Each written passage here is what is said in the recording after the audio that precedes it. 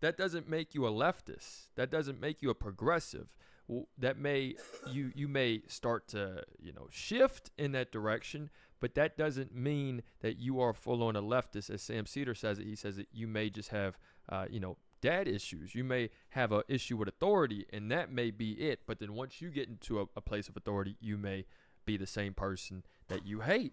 That's what Emma Vigeland's saying as well. And they're really calling out that even though you aren't, with the program right now, that doesn't make you a leftist. That doesn't make you any different from a regular conservative. That you can still, if you have conservative values still, you are still a conservative. There's no need to get into this gray area. There's no need to say, oh well, they're starting to see the light. They're starting to no. Let's still look at it for what it is. And obviously, Anna Kasparian and Cenk Uygur have something different to say. Let's look at that clip now. The era of inflation during the Biden administration has played a huge role in making it more difficult for Americans to afford basic items that they need for their households. And so, yeah, this is a huge issue. And I understand that rage. It doesn't matter like what your political identity is. If you're a working class American, you know exactly where the anger and frustration is coming from, and you know that it's justified. It's hard for someone like Hannity, who makes millions of dollars anchoring on Fox News, to understand it because he's not hungry for anything. Okay, he's good.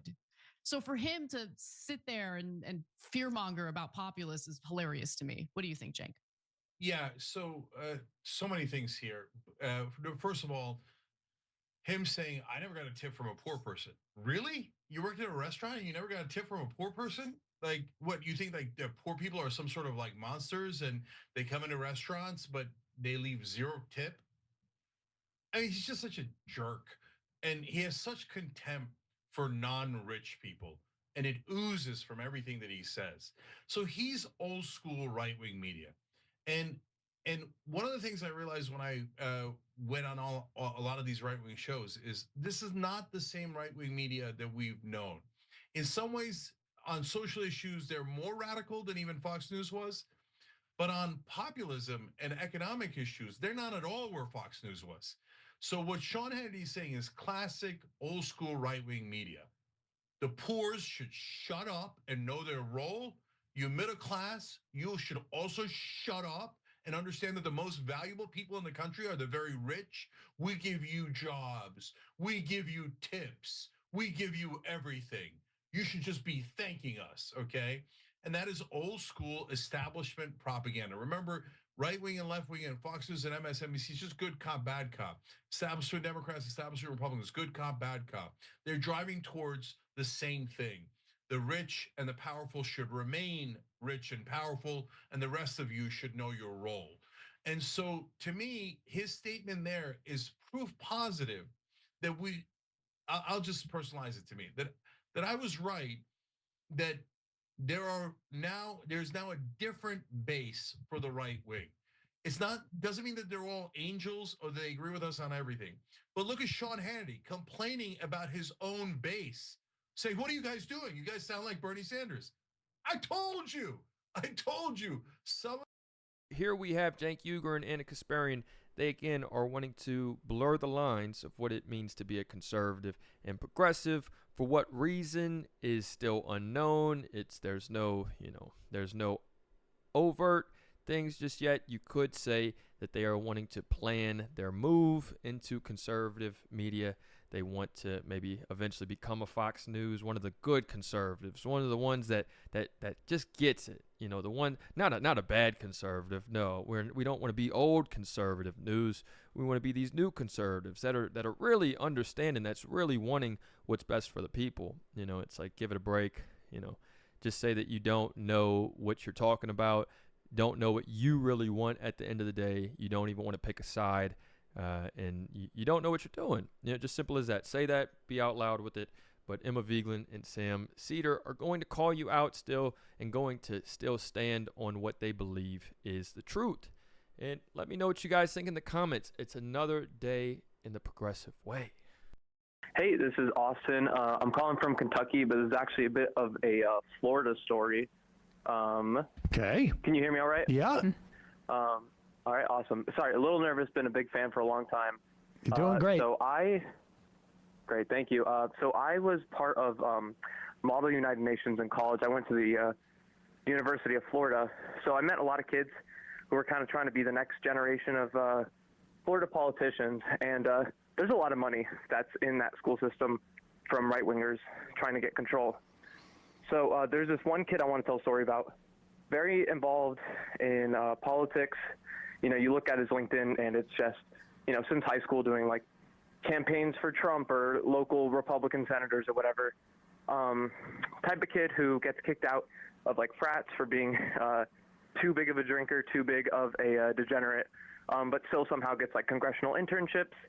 But long story short, I've known this kid, do not like him. He posted an article that he got on the Miami Herald, and he's talking, you know, why economic issues turned like the median voter away from Kamala Harris. And he kind of cosplays as this centrist, I'm just a dude, my gas is too expensive, and that's why I didn't vote for Kamala. And so I know this kid, so I called him out on it in the DMs, being like, hey, why are you like lying? Like, we know who you are.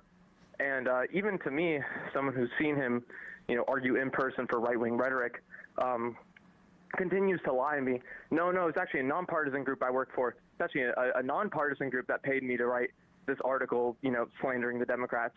So I kind of wanted to use that story as a jumping off point to see if you think it's a good strategy that right-wingers are using to kind of hide their affiliation, lie about their affiliation. Oh, no, we're just common sense. Oh, you know, of course. I'm a centrist.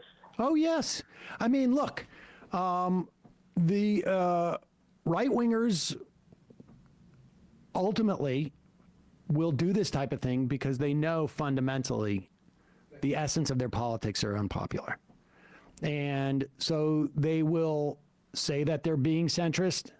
They will hide much of their agenda. They will validate their agenda by sort of using sometimes like, liberals and centrists as cover. This is what you do, without a doubt. And caller, when you brought up nepotism or like that kind of, maybe it wasn't nepotism that you said, but I thought you were going to refer to. It's nepotism, yeah. Yeah, I thought you were talking about the story of University of Florida from over the weekend was, I didn't know, so Marco Rubio's son is on the team there, right? I guess it's like a six string running back or something like that. Marco played too. Marco, he did play. Apparently that's a thing where a lot of these college football programs, deep on the depth chart, they'll hire the sons of people that they want favorable treatment for from the university. But anyway, that's a bit of an aside to what you were saying. No, yeah, I mean, it's a good point. I mean, I have so much experience with that kind of money running into like Florida. Like, I don't know if any of you saw the story. This was when I was in school, like 2 years ago.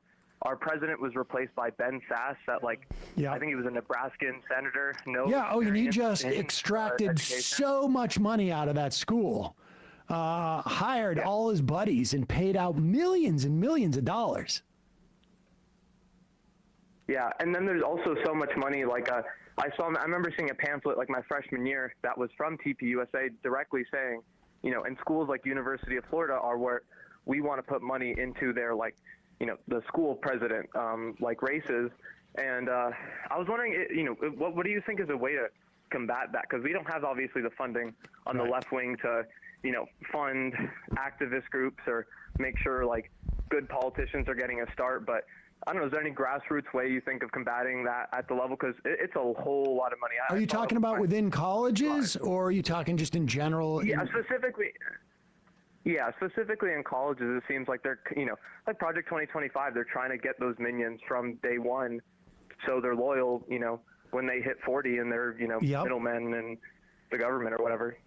Well, I mean, I think starting organizations and Young DSA is and joining those organizations. I mean, starting if there isn't one there, joining them if they're not, and then, you know, in some ways you can, if you can't come up with other ways of getting your message out, whether it's, I don't know, like I don't know what happens on college campuses anymore these days, but Yeah, because your head's in the sand. I'm not hanging out on college campuses as much as I used to, although more than I have been recently, obviously, because my daughter's going. But parties, speakers, you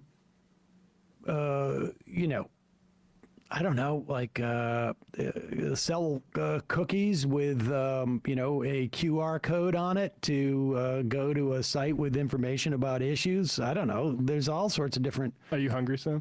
I am now. Yeah. You know, all of Yeah, that kind of stuff. Yeah, I mean, like I agree with what you're saying, but it seems almost like pointless when there's a whole system of money that's going to churn out. When the kids flip 4 years, you know, you may radicalize a junior to, you know, not join something or whatever, but when there's money that's going to go and there's a new fresh set of faces, like Listen, I could talk about like the intricacies of this. If it was for a while, if money was going to be the determinant factor, this fight would have been over a long time ago. Yeah, they need the money to for the enthusiasm to gender the enthusiasm. The advantage that you will have is that fundamentally your ideology is to the benefit of more people, and their money is to make up for that deficit that they have in their ideology. yeah. And so you can't get discouraged by that. It is without a doubt, it is a 2-step forward, 1 step back, sometimes 1.5 steps back. So happy if that is what happened. I would be incredibly happy. I would still say I wish the other person won. Like, I mean, that's just how I'm gonna be. Mhm. Like, we are a partisan nation. We can unify in moments, and we can do those things. I have deep reservations about what we're about to hear in this speech and what we're about to hear announced. I would love in my core to feel wrong about the movements of both corporate America, our tech overlords, and the world of Donald Trump. But Donald Trump himself has been telling us a lot of really bad ideas, in my opinion, that he is planning on doing, that I know from reading history and from being alive and from graduating from school before No Child Left Behind took power, that this is not going to work. And so if it does, guess what? Then congratulations. I'll be super happy. But I don't think it will. And so I'll be the first one. Mea culpa, sure, great. Yeah. But I've worked under bosses like him before, and those companies don't exist anymore. Well, so sorry. So, Wait, so is America done? Is that your prediction? Done. No, I don't think it's done. I think that we just listen. We're doing something different. I just don't know what it is. Like again, you were talking about Mike Johnson and Tom Cotton stepping forward and being like, no, there's a law about TikTok. So I will say this is I think this is like the safe test of the executive power this term, right? It's something that is very, very popular, that flies in the face of a law. And I think it's going to be that'll be either something where we see like, oh, those are the limits, or that's the canary in the coal mine sort of situation, because it is something that I think I need to look around for polls, because I know that I end up in pro TikTok bubbles a lot of people just excited about the platform. But I think the majority of people want it. They want TikTok to be around. And it's like a situation of like, well, if people don't mind this overreach, then what is the next step? I think that's going to be very telling. Yeah, a corner cut to get it done faster. Oh yeah, that's fine. We can cut a couple corners here, or we can roll back a safety regulation here and there. Most of these senators and congressmen are usually okay with that, overlooking those things. Something this majorly that 80% of them voted for, that 100% of the Supreme Court. So that's what, 180% of 2 other branches. Now I'm not bad at math. I'm doing Steiner math now, but 33 plus 3. But the that meme works only for a very specific audience.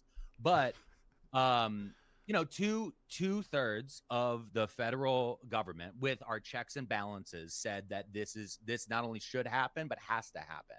Right. And one man who is on one branch has said no. And that option, while again, monetarily for me, if I don't even know right now if the creator fund is actually turned back on legally, and is TikTok allowed to send me a payment through PayPal? Will PayPal on February 15th be allowed to send us money through the creator fund? Right now, you can't download TikTok on the App Store. You can't download any ByteDance controlled app on the Apple App Store. So no new users can join.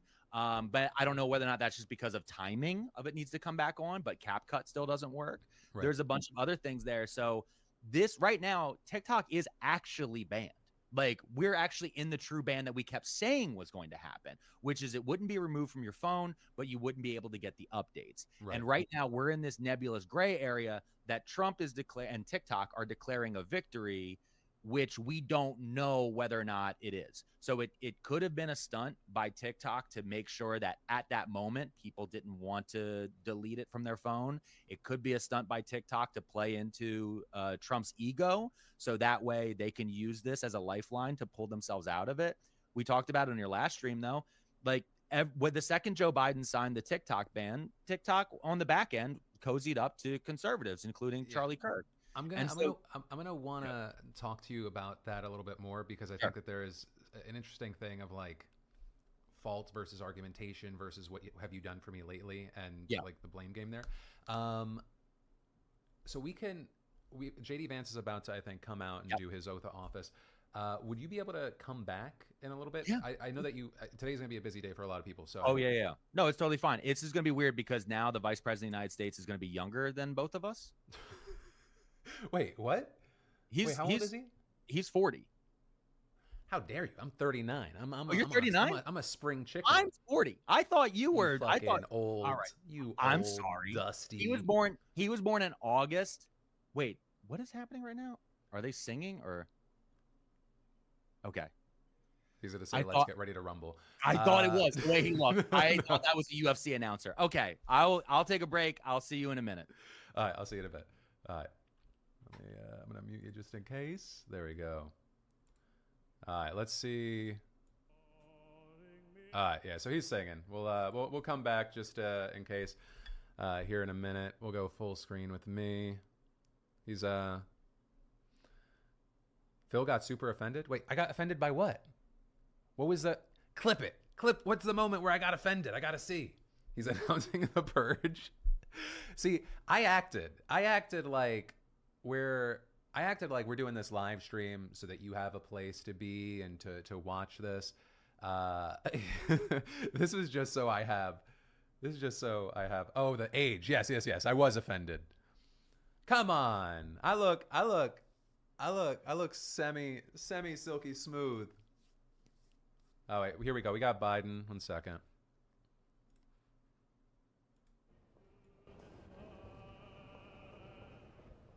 Man, oh man. Biden just dropped the executive orders. Now he's strolling through. This is interesting seeing it play out inside. Man. Also, to look through some of the super chats. Khalif, thank you for the 10. You asked, do you think Elon rigged the Pennsylvania voting machines like Trump said?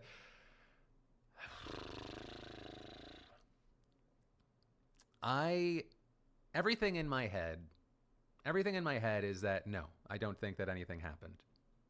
I feel like Trump is loose with language. I know that that's not going to be a popular statement with this existing chat. I don't think anything happened. I think that people voted how they wanted to vote, and like as far as like what they believed in at the time of the election. I think that's what it is. Like, Donald Trump is about to become the president of the United States, I think, through legitimate means. Like, I don't know what to say to you. You know what I mean? You think of Russian bot farms in the chat? I don't think. No, that's the thing. They're just there are bot farms and stuff and things that happen online and like whole fucking crazy campaigns and people get manipulated by things. But there are also just some people that disagree with us, right? And I mean that in every aspect of life, whether it be politics, whether a fucking thing happened in a sporting event, whether that thing in the sky is a drone or a fucking alien, whether the earth is flat or not. However legitimate or illegitimate, there are people that agree and disagree. You know, it's and yeah, I mean, to your point, there are some people that are trolling that'll see like any sort of thing. They'll be like, I'm drinking tears, and it's like that. Everything gets like overblown in those moments. But yeah. Oh, there you go. There you go. Someone goes, I'm gonna unsubscribe. You Trump apologist. I think that he got elected through legitimate means. If you think that is crazy, yeah, you can unsubscribe. It's a free country. Let's see. Thoughts on Sweet Tea? Is Sweet Tea a person, or do you mean just like being back in the South? Oh, wait, here we go. Is the karaoke done?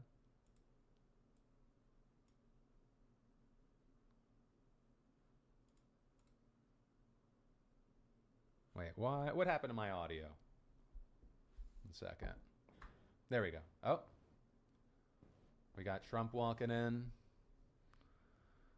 Very serious. He almost looks sad that he has to be president. He's like, if you guys, here we go.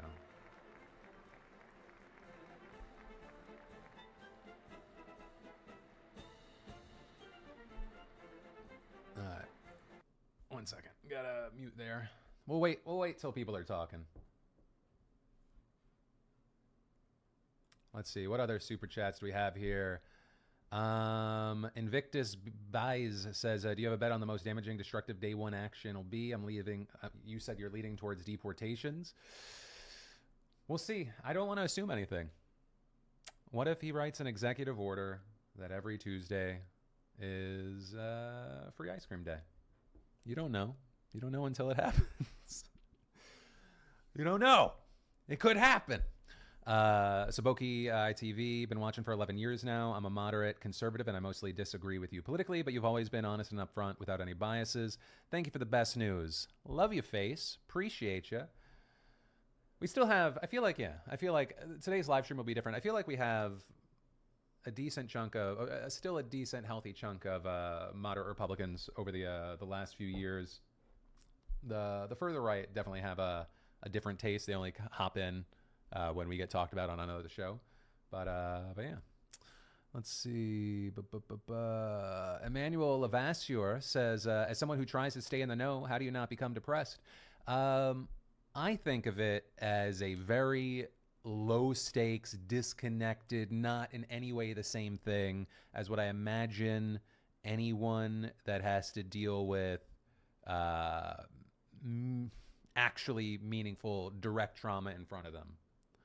Oh, wait, we have Biden and Harris walking out. They're going to say, psych, I'm still president. 1% of the chat maybe believes that. But no, you just, I have become pretty great at, and this is separate from just like this situation, just anything politically when you're talking about the bad stuff every day. I just put it, I put it in a box. I've been doing it long enough. And maybe it's also, anyone else have a fucking crazy childhood where you have to just like put something up? Let's see. Hey, Phil, 2028 presidential run isn't looking too bad right now. Nick, no, still music. I would never fucking run for office. I used to joke about it a million years ago because it seemed ludicrous. And then influencers started actually doing it. It's whatchamacallit. No, you know what I think, and this is gonna be a stupid hot take because I don't even know how she would poll nationally. I think that if you had an AOC feels more like a populist than a Democrat actually not get shouted down by the Democratic establishment, I think the Democrats would maybe have a better shot than whatever unless massive pain is felt by a number of people that voted for Donald Trump this cycle. I don't see any massive shifts. You know, I think, oh, here we go. We have JD Vance coming out about to take the oath of office. I think that people are saying Jon Stewart and stuff like that. I think that if you're talking about like an existing politician, the fact that you have people that voted for Donald Trump and AOC, I think it speaks to the idea of the establishment versus outsider. I think it speaks to the perception of someone that exists outside of the or tries to exist outside of the norms of the status quo. Because it's like, to think that there are people that are voting for Donald Trump and AOC, like when you first hear that, until you start like listening to more of it, it seems crazy. But wait, here we go. Let me see. We still got music playing. Let's see. Ginger Sassy dropping a $5 super chat to say, if Biden kicks it in like 15 minutes, they have a chance to ruin all the 47 merch. You demented son of a bitch. Just the ultimate troll. The ultimate troll is to just die. And they're like, and then Harris, and then boom. Here we go. Elizabeth Farrell. Oh, here we go. House Sergeant at Arms, the Honorable William P. McFarland. Senate Sergeant at Arms, House Democratic Leader, the Honorable Hakeem Jeffries. House Majority Leader, the Honorable Steve Scalise. Speaker of the House of Representatives, the Honorable Mike Johnson. I don't just hate Senate music for no Democratic reason. Leader, I just don't want to the get Honorable randomly hit. Charles E. Schumer. Ranking Member of the Joint Congressional Committee on Inaugural Ceremonies, the Honorable Deb Fischer. And Chairwoman of the Joint Congressional Committee on Inaugural Ceremonies, His eyeliner's the on Honorable point. Amy You gotta Klobuchar. have those baby blues popping.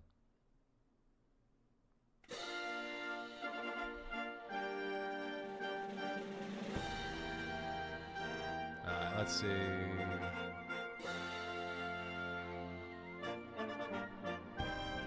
All right. Let's look to the chat again while we wait for this to go through. Lucky Pat says, what about Trump's request for a third term? Kaylee Fredericks, are there captions on the stream? Okay, I clicked it. We'll see how accurate they are. We have, Donald Trump walking out. We have Schlo Curl saying, as someone who went from voting for Trump in 2016 to Biden in 2020 to Trump again last year, I just want to say, no, I'm just playing. How dare you have different opinions than me and say a nice thing? Wait, the kiss. Oh, I missed the kiss.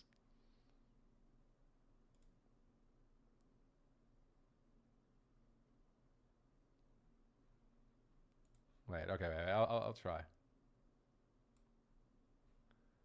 And then we'll double speed so we can get back to it.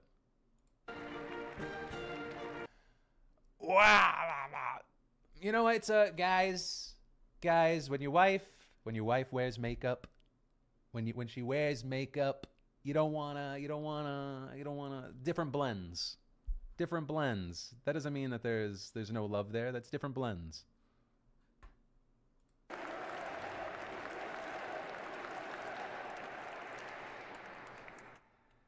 Yeah, I mean, look at it, the man's fucking neck to his face. He didn't want to get please be seated. a Trump stain on her.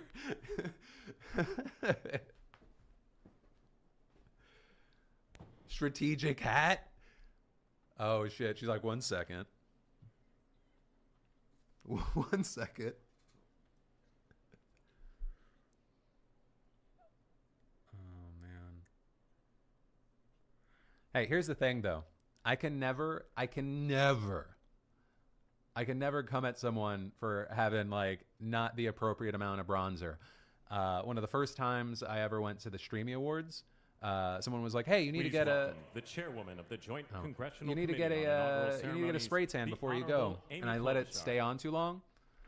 It looks like I was trying to be not Philip Good DeFranco. morning, It everyone. was like Philip. Welcome to Hernandez. the 60th presidential inauguration. Today, So, you know, President-elect sometimes it Trump happens. and Vice President-elect Vance will take their oaths of office, and we will witness the peaceful transfer of power at the heart of our democracy. Here's the thing, though. Do we think that we get the presidential speech? For the past year, Or I've do we chaired get the inaugural retribution ceremony talk? committee, which includes the leadership of Congress from both parties.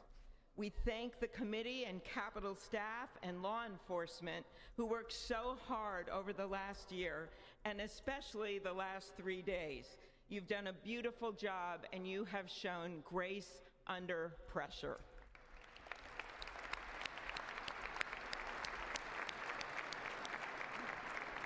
Our theme this year is our enduring democracy.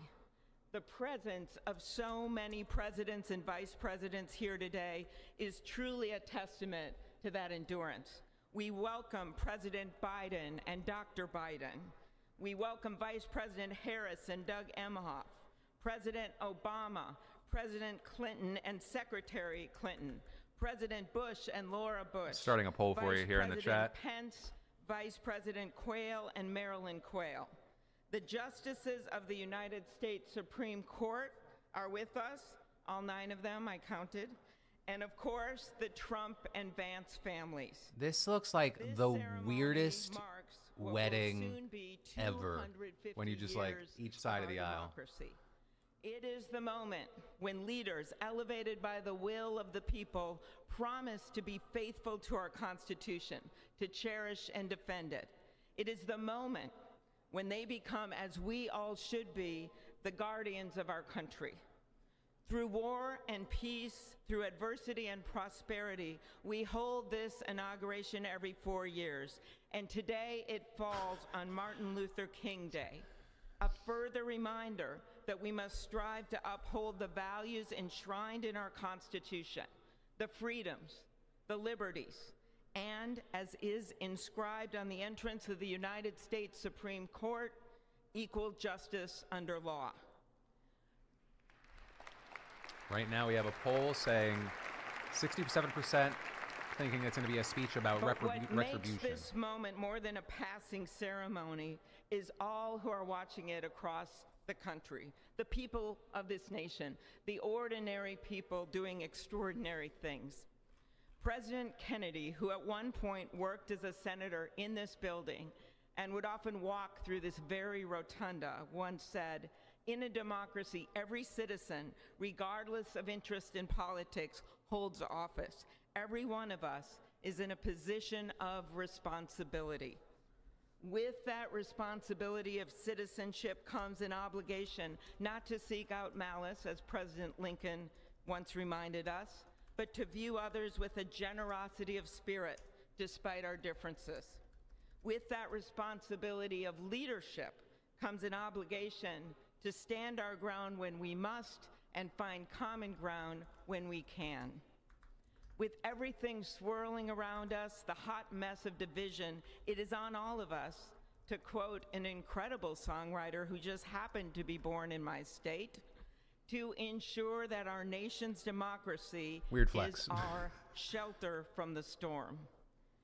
There's a reason this ceremony takes place at the Capitol. In other countries, it might be in a presidential palace or a gilded executive office building. Here, it is traditionally held at the Capitol, the People's House. It is a fitting reminder of the system of checks and balances that is the very foundation Who's that? of our government. Who's that Mortal Three Kombat character who equal throws their branches hat? of government. That is how, for nearly 250 years, our great American experiment, grounded in the rule of law, Who am I has thinking of? endured.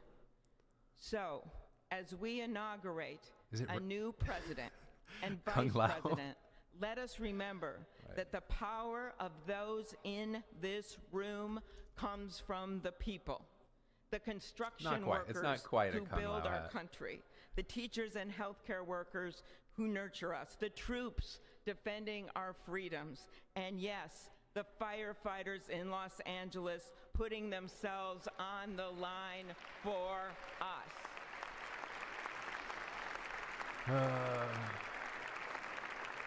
Sorry, when I think about the fires, I get really nervous about the Our democracy's attached strength and grit must match theirs. May God bless our nation. Thank you.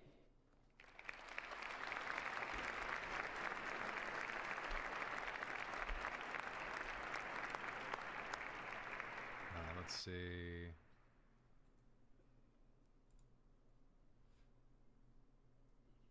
Oh, here we go. Okay, now she's walking up. Good afternoon. Endurance through the years is the ultimate test. Good morning. Sorry, To it took me a while persevere to through get here. time is the truest measure of an idea. We have the poll ending at 67% thinking retribution. Our founders wrote the Constitution so that America could withstand I'm at all the 75% twists that he's and going to go turns of time. They even wrote it to keel, guide us and blasé, to preserve He's presidential. forever He's not. our Why would he? right of Might be life, wrong. liberty, Why I'm not saying he's and not the going pursuit to of say something happiness. that could be deemed But insane as much as on the Twitter later. truths and principles But we'll see. enshrined in our Why would he Constitution not know? remain the same, our democracy promises the Why would he not American make people the power to change, Say it's a crazy to ass chart because he their doesn't feel own like destiny. he has to say anything else. That's the beauty. That is the importance of democracy. That would be my guess. It allows the endurance, the permanence of a nation through change. It allows nations like our United States both to avoid the obstacles. Ooh, actually, the question is, does he make last-minute changes because of the pardons? Does he throw a jab around that? All while staying true to our founding principles. Today is our country's 60th inauguration ceremony. Like all the others before it, it is a celebration of our right to set. For the people asking, this is the first time tasting it. I just needed some kettle corn. Boom, chicka pop. It's a little salty sweet. Like me? No, not really. No one Yeah. Strive to lead. Had to have snacks. In November, Americans chose again to steer this nation towards greatness, the secure, safe, and prosperous future that our founders envisioned for all of us. And today, we celebrate not only their decision to do so, but also the simple right and wisdom. Yeah, for those asking, the pardons were preemptive pardons for like Liz Cheney, Fauci, Milley, and there were different takes on it. I know that like when Kinzinger a month ago said he didn't want a General George Patton's instructions to his soldiers as they began the Battle of the Bulge 8 decades ago: pray. Pray when fighting, pray alone, pray with others, pray by night, pray by day. Observing the birthday of the Reverend Martin Luther King, who warned, without God, our efforts turn to ashes. We, blessed citizens of this one nation under God, humbled by our claim that in God we trust, gather indeed this inauguration day to pray for our President Donald J. Trump, his family, his advisors, his cabinet, his aspirations, his vice president, for the Lord's blessings upon Joseph Biden, for our men and women in uniform, for each other whose hopes are stoked this new year, this inauguration day. We cannot err in relying upon that prayer from the Bible, upon which our president will soon place his hand and oath, as we make our own the supplications of King Solomon for wisdom as he began his governance. God of our fathers, in your wisdom you set man to govern your creatures, to govern in holiness and justice, to render justice with integrity. Give our leader wisdom, for he is your servant, aware of his own weakness and brevity of life. If wisdom which comes not from you be not with him, he shall be held in no esteem. Send wisdom from heavens that she may be with him, that he may know your designs. Please, God, bless America. Please mend her every flaw. You are the God in whom we trust, who lives and reigns forever and ever. Amen. We got to get religion out of this stuff. That's my main takeaway. Mr. President, the last 4 years, there are times I'm sure you thought it was pretty dark. But look what God has done. We praise him and give him glory.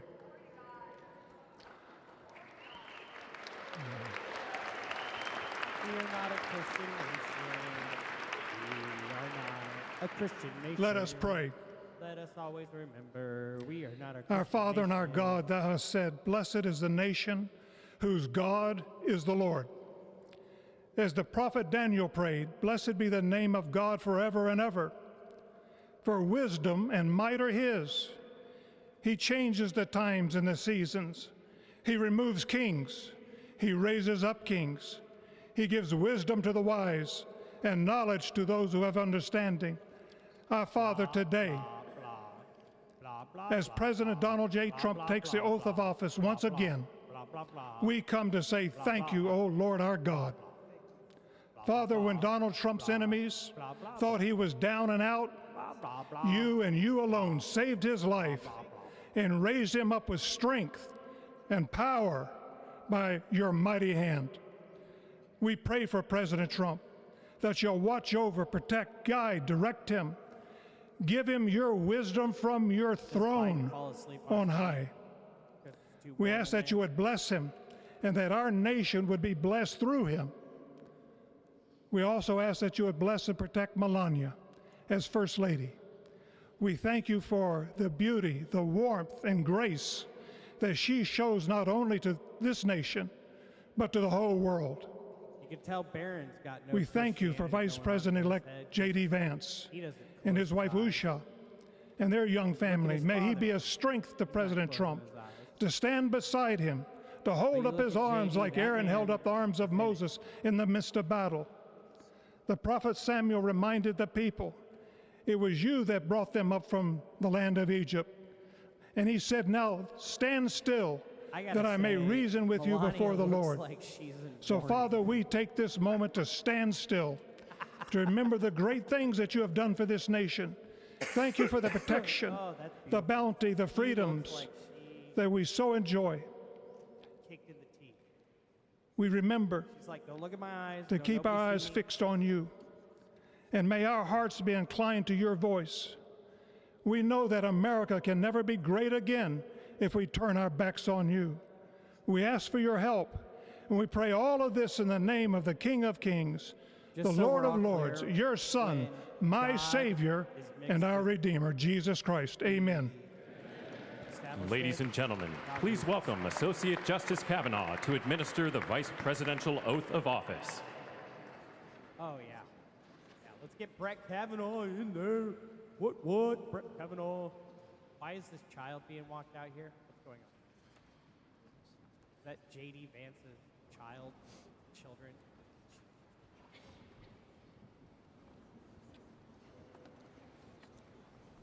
Oh my God. What kind of bullshit pageantry is this? This is disgusting. This is disgusting. What are we doing?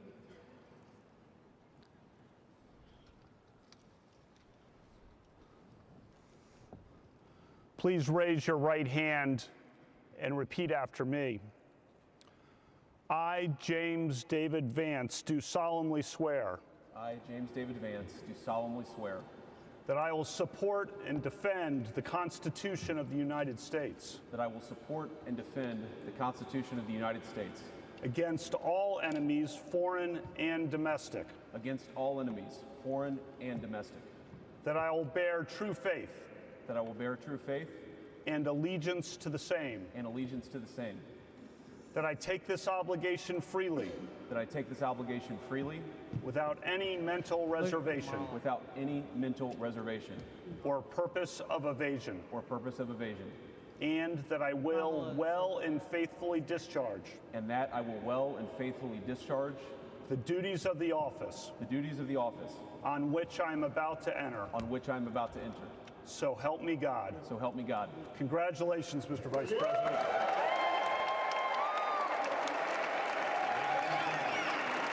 Why are you smiling, Trevor? Why? Why are you smiling?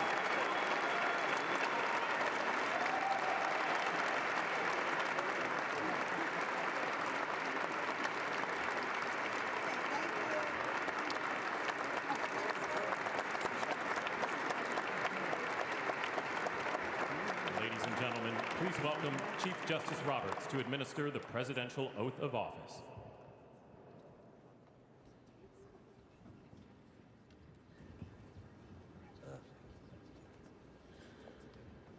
Can't even with this shit.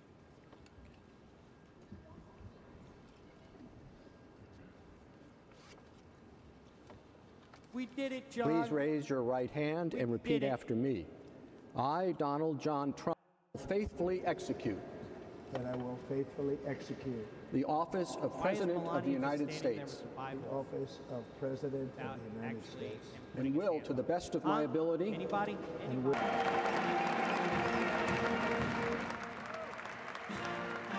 Anybody else want to pay attention to the fact that that motherfucker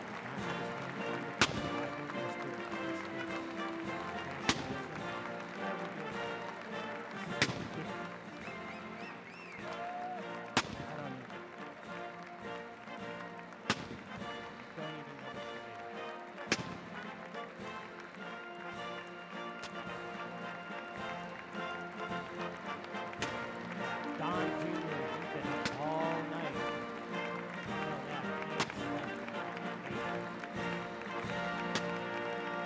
Where's Jared? Where's Jared Kushner? I don't see him over there. He got to go collect money from Saudi. Yeah, Melania looks like she's a straight woman. I'm telling you.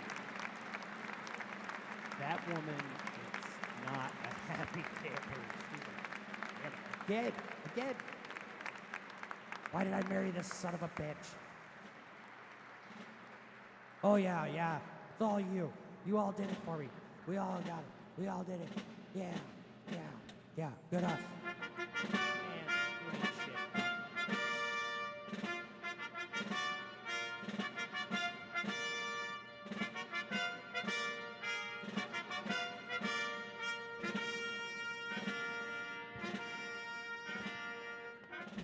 Yep, get those teleprompters up there.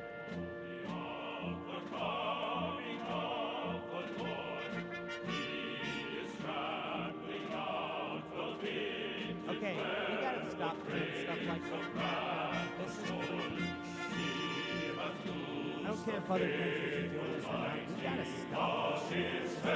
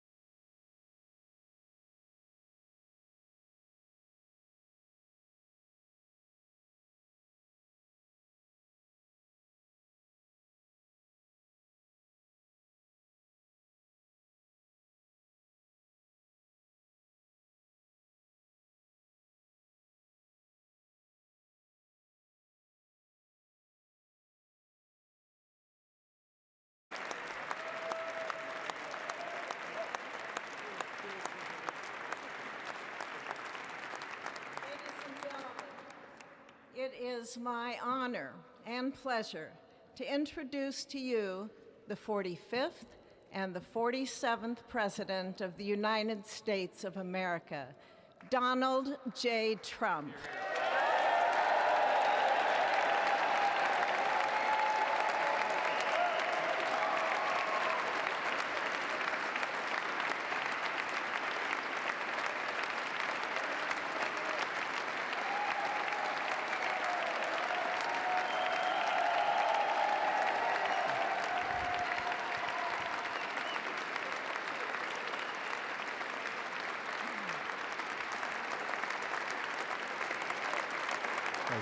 Thank you very much, everybody. Well, thank you very, very much.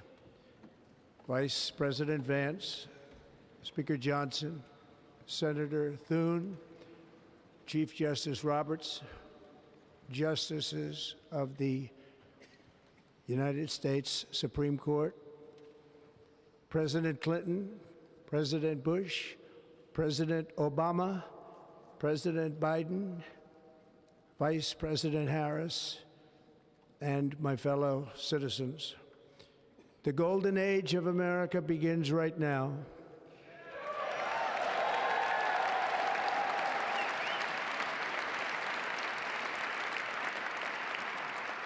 From this day forward, our country will flourish and be respected again all over the world. We will be the envy of every nation, and we will not allow ourselves to be taken advantage of any longer. During every single day of the Trump administration, I will very simply put America first.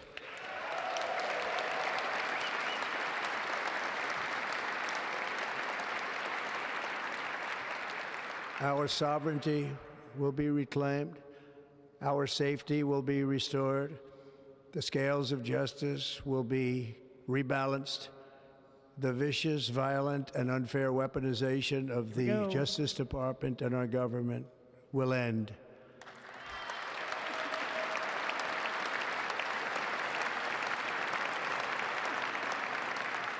And our top priority will be to create a nation that is proud, prosperous, and free.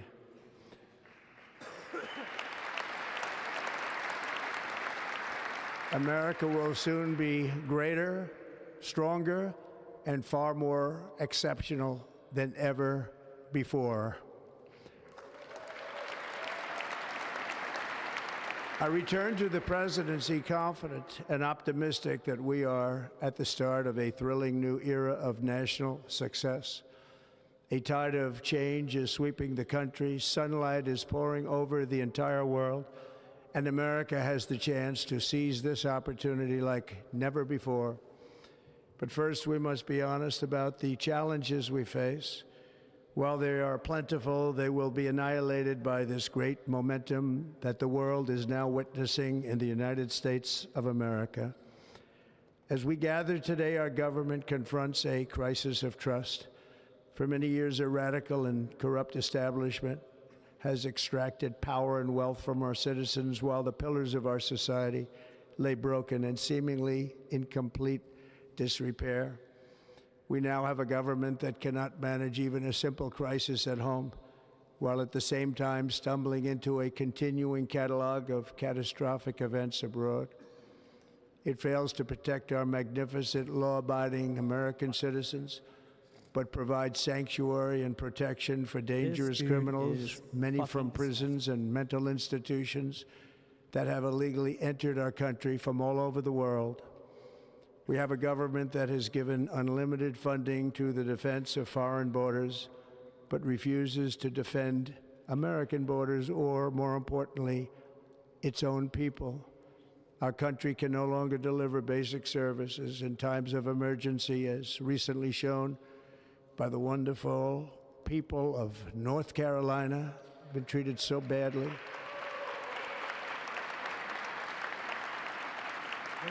And other states who are still suffering from a hurricane that took place many months ago.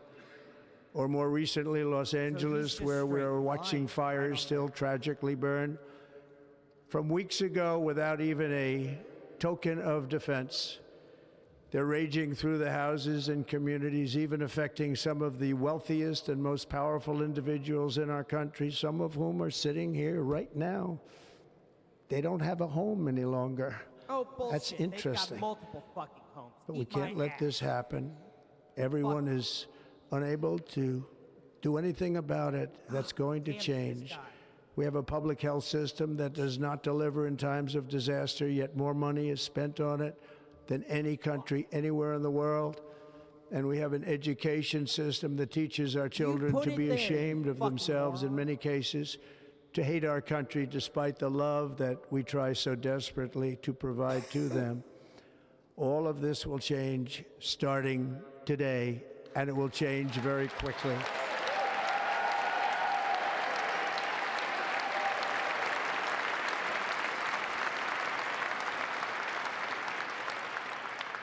My recent election is a mandate to completely and totally reverse a horrible betrayal and all of these many betrayals that have taken place, and to give the people back their faith, their wealth, their democracy, and indeed their freedom. From this moment on, America's decline is over.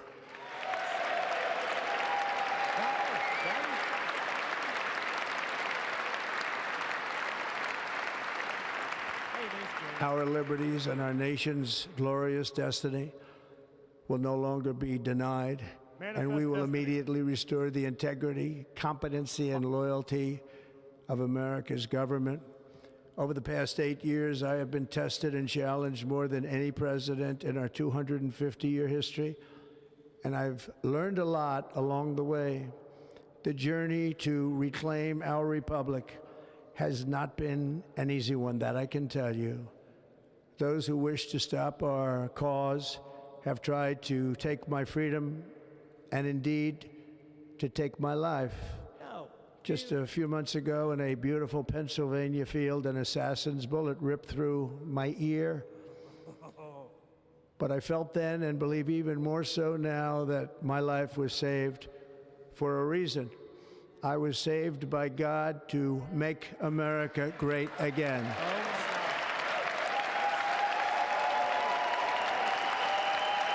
Disgusting.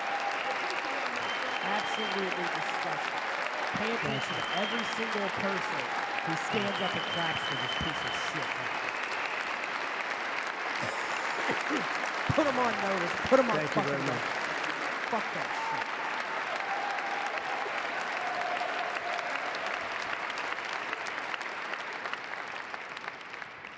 That is why each day under our administration of American patriots, we will be working to meet every crisis with dignity and power and strength.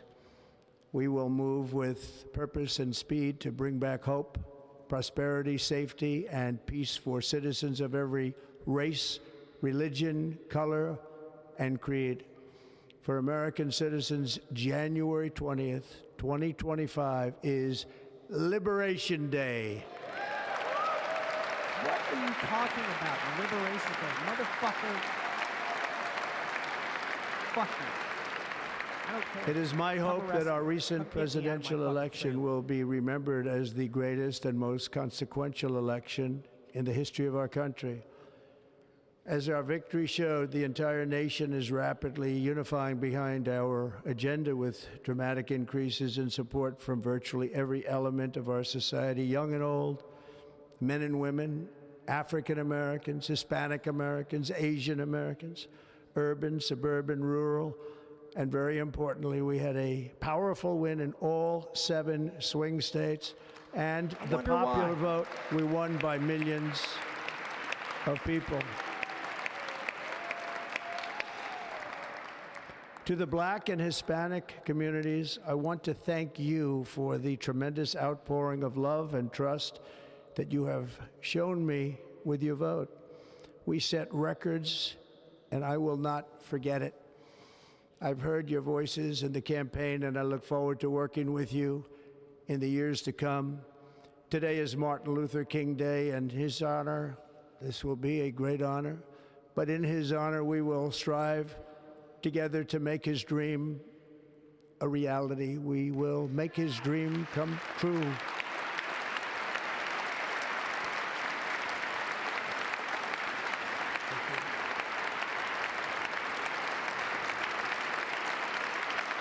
Thank you. Thank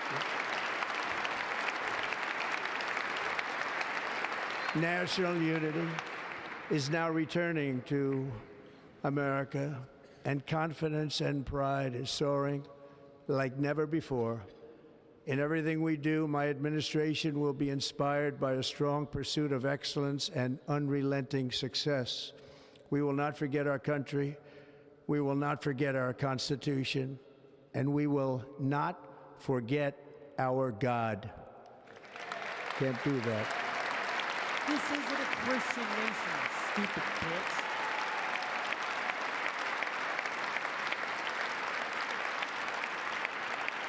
Today, I will sign a series of Why doesn't historic God executive orders. Go ahead and make With these fucking actions, Jim we will Abbott begin fucking the stand up. complete restoration of America and the revolution Right now, on of fucking common camera, on sense. live fucking It's all TV. about Why common doesn't God make sense. them stand up? Huh? First, I will declare a national emergency at our southern border.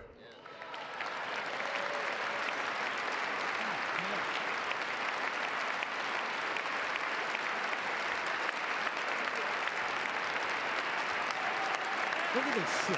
Hold every one of those motherfuckers accountable. Anybody who is standing up, hold these pieces of shit accountable and make them fucking disappear. All illegal entry power, will immediately be strength as a halted, people, and we will as begin the this nation. process of returning millions and millions of criminal aliens back to the places from which they came. We will reinstate my Remain in Mexico policy.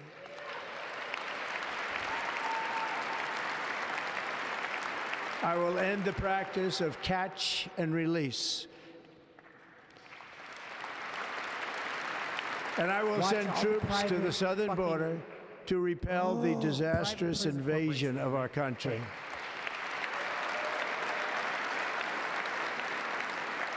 Under the orders I signed today, we will also be designating the cartels as foreign terrorist organizations.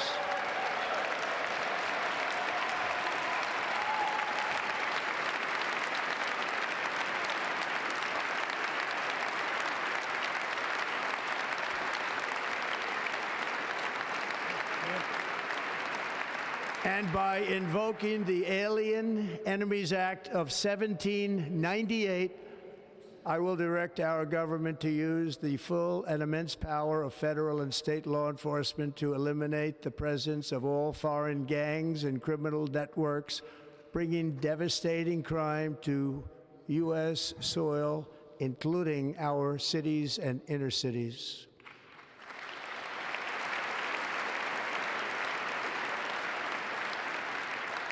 As Commander-in-Chief, I have no higher responsibility than to defend our country from threats and invasions, and that is exactly what I am going to do. We will do it at a level that nobody's ever seen before. Next, I will direct all members of my cabinet to marshal the vast powers at their disposal to defeat what was record inflation and rapidly bring down costs and prices.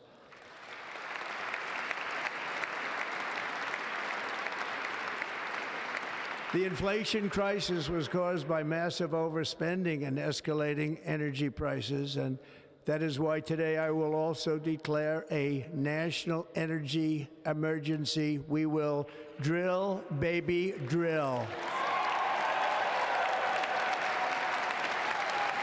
What is he talking about?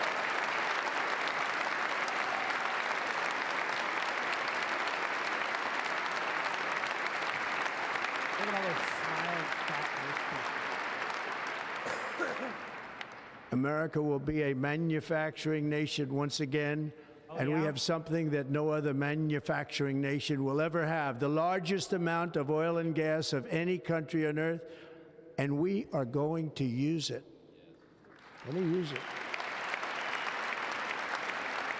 We will bring prices down, fill our strategic reserves up again, right to the top, and export American energy all over the world. We will be a rich nation again, and it is that liquid gold under our feet that will help to do it. With my actions today, we will end the Green New Deal and we will revoke the electric vehicle mandate, saving our auto industry and keeping my sacred pledge to our great American auto workers.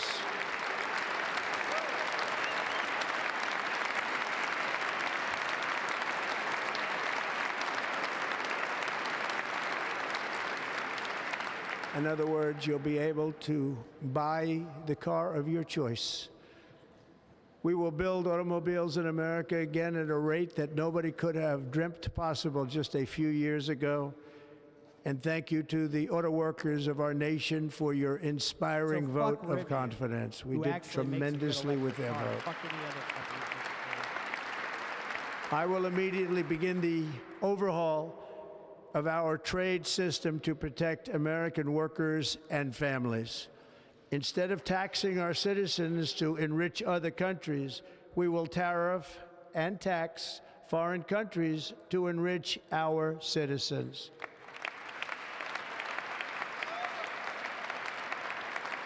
For this purpose, we are establishing the External Revenue Service to collect all tariffs, duties, and revenues. It will be massive amounts of money pouring into our treasury, coming from foreign sources. The American dream will soon be back and thriving like never before to restore competence and effectiveness to our federal government. My administration will establish the brand new Department of Government Efficiency.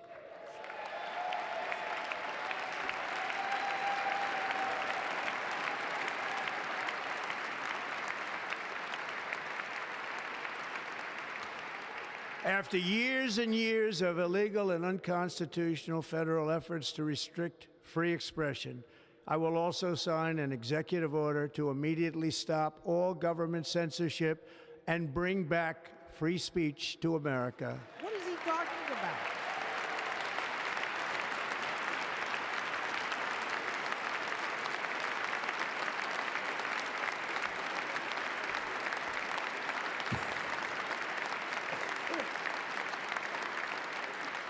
Never again will the immense power of the state be weaponized to persecute political opponents, something I know something about.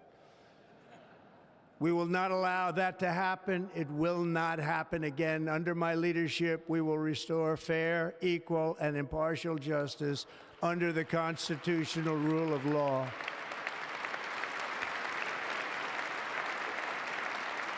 And we are going to bring law and order back to our cities. This week, I will also end the government policy of trying to socially engineer race and gender into every aspect of public and private life.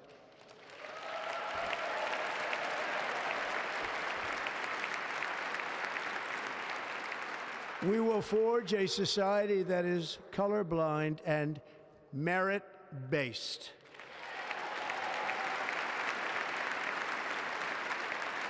As of today, 2 seconds.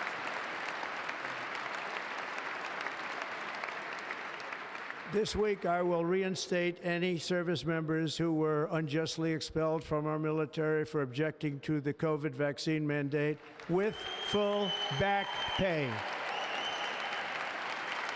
what? What?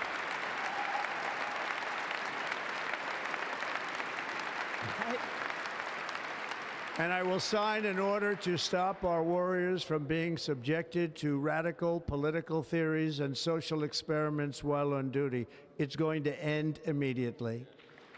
What is he talking about? Our armed forces will be freed to focus on their sole mission, defeating America's enemies.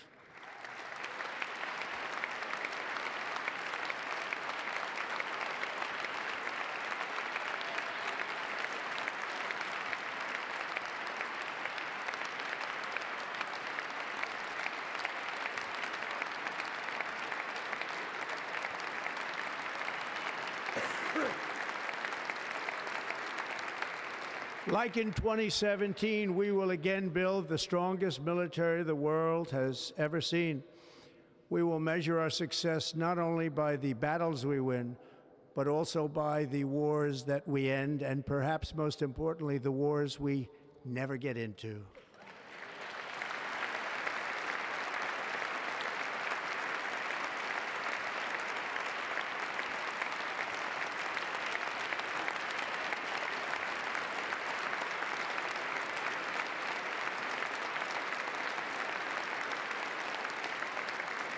My proudest legacy will be that of a peacemaker and unifier. That's what I want to be, a peacemaker and a unifier. I'm pleased to say that as of yesterday, one day before I assumed office, the hostages in the Middle East are coming back home to their families.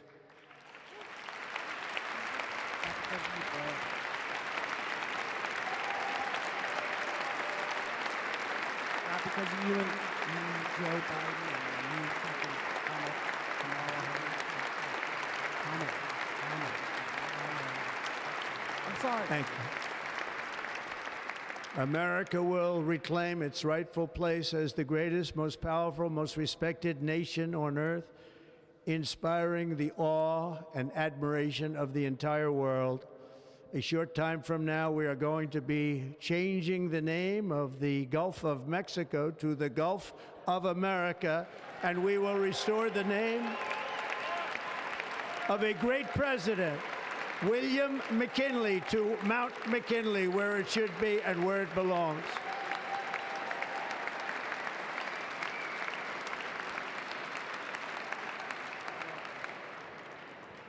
President McKinley made our country very rich through tariffs and through talent. He was a natural businessman and gave Teddy Roosevelt the money for many of the great things he did, including the Panama Canal, which has foolishly been given to the country of Panama after the United States.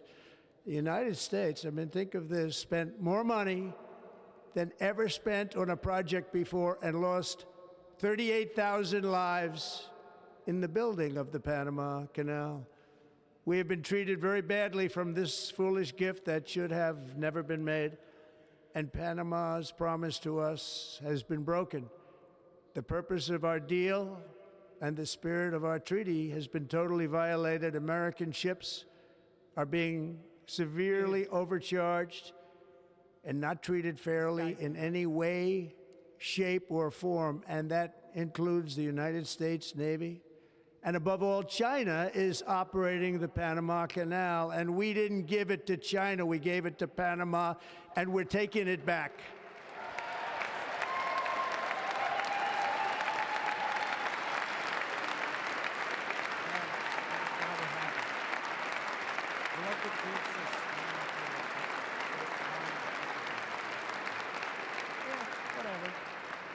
Above all, my message to Americans today is that it is time for us to once again act with courage, vigor, and the vitality of history's greatest civilization. So as we liberate our nation, we will lead it to new heights of victory and success. We will not be deterred. Together we will end the chronic disease epidemic and keep our children safe, healthy, and disease-free. The United States will once again consider itself a growing nation, one that increases our wealth, expands our territory, builds our cities, raises our expectations, and carries our flag into new and beautiful horizons.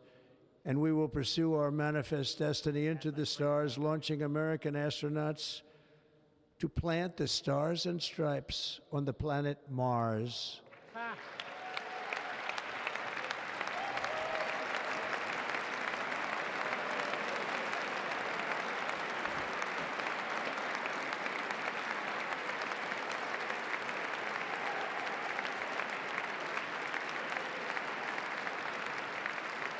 Ambition is the lifeblood of a great nation.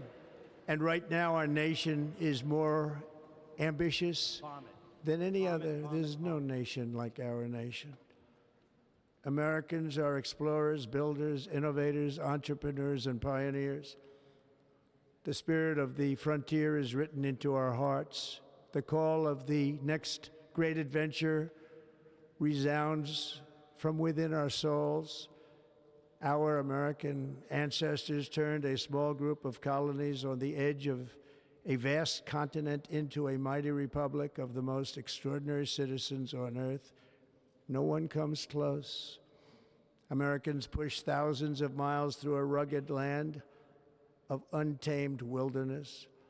They crossed deserts, scaled mountains, braved untold dangers, won the Wild West, ended slavery, rescued millions from tyranny, lifted billions from poverty, harnessed electricity, split the atom, launched mankind into the heavens, and put the universe of human knowledge into the palm of the human hand. If we work together, there is nothing we cannot do and no dream we cannot achieve. Many people thought it was impossible for me to stage such a historic political comeback. But as you see today, here I am. The American people have spoken.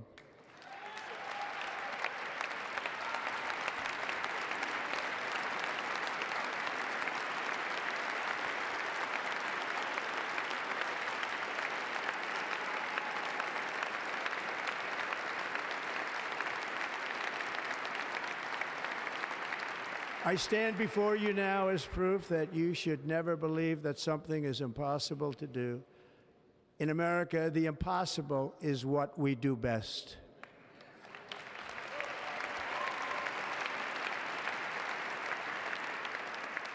From New York to Los Angeles, from Philadelphia to Phoenix, from Chicago to Miami, from Houston to right here in Washington, D.C., our country was forged and built by the generations of patriots who gave everything they had for our rights and for our freedom. They were farmers and soldiers, cowboys and factory workers, steel workers and coal miners, police officers and pioneers who pushed onward, marched forward, and let no obstacle defeat their spirit or their pride. Together they laid down the railroads, raised up the skyscrapers, built great highways, won 2 world wars, defeated fascism and communism, and triumphed over every single challenge that they faced. After all we have been through together, we stand on the verge of the 4 greatest years in American history. With your help, we will restore America promise, and we will rebuild the nation that we love, and we love it so much. We are one people, one family, and one glorious nation under God. So to every parent who dreams for their child, and every child who dreams for their future, I am with you, I will fight for you, and I will win for you. We are going to win like never before.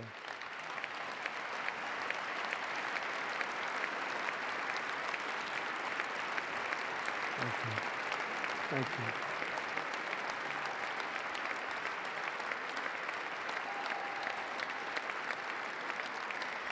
Thank you. Thank you. In recent years, our nation has suffered greatly, but we are going to bring it back and make it great again, greater than ever before.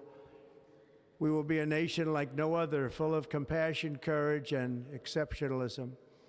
Our power will stop all wars and bring a new spirit of unity to a world that has been angry, violent, and totally unpredictable.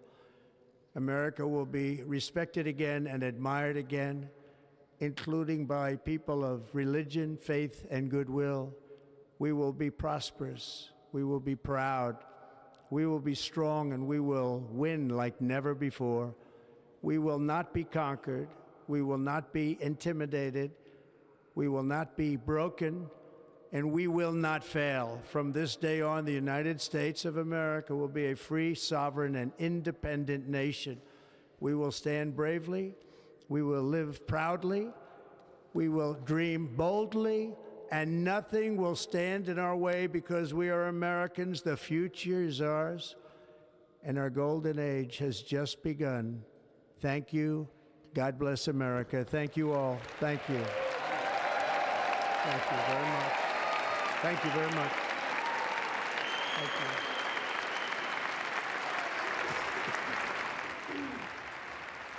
that is newly sworn in. Now, President Trump speaking to the American people for the first time as the 47th President of the United States, promising what he called a golden age of America beginning today, and repeating many of the messages he often says in his rally speeches and campaign remarks along the way over the last couple of years. Also noting this is, for himself, a remarkable political comeback and promising a new age for America ahead. We're waiting now for, I believe, Carrie Underwood to make her way to the podium to perform America the Beautiful.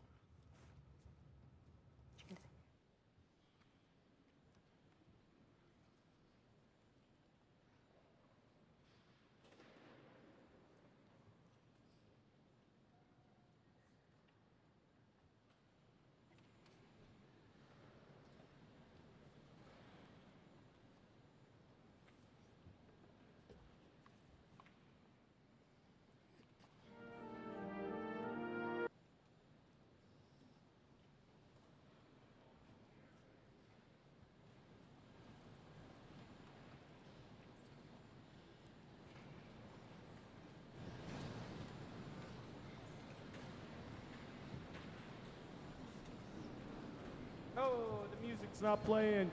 Oh, looks like somebody's not gonna get paid. We're standing by to await the music. I believe Carrie Underwood will perform America the Beautiful in just a moment. Until then, Judy, I apologize if we need to cut you off, but your reaction to what we just heard from President Trump.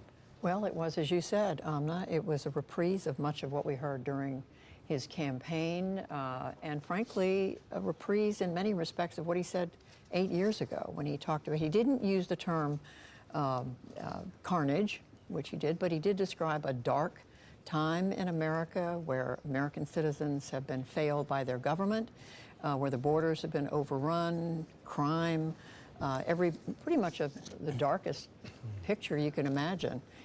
But he said all that is going to change. It's going to be drill, baby, drill. The golden age has begun. You know the words, help me out here. That's how I would sum it up. Let's listen in now. For spacious skies, for amber waves of grain, for purple mountain majesties above the fruited plain. America, America, God shed his grace on thee and crown thy good with brotherhood from sea to shining sea.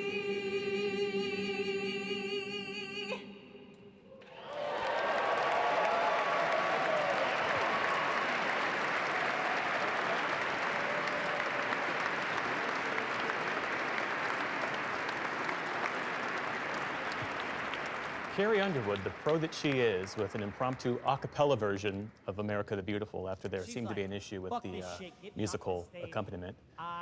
Tiffany, when you heard President Trump there say that this Ladies is... and gentlemen, Senator Fisher will now introduce the benediction clergy.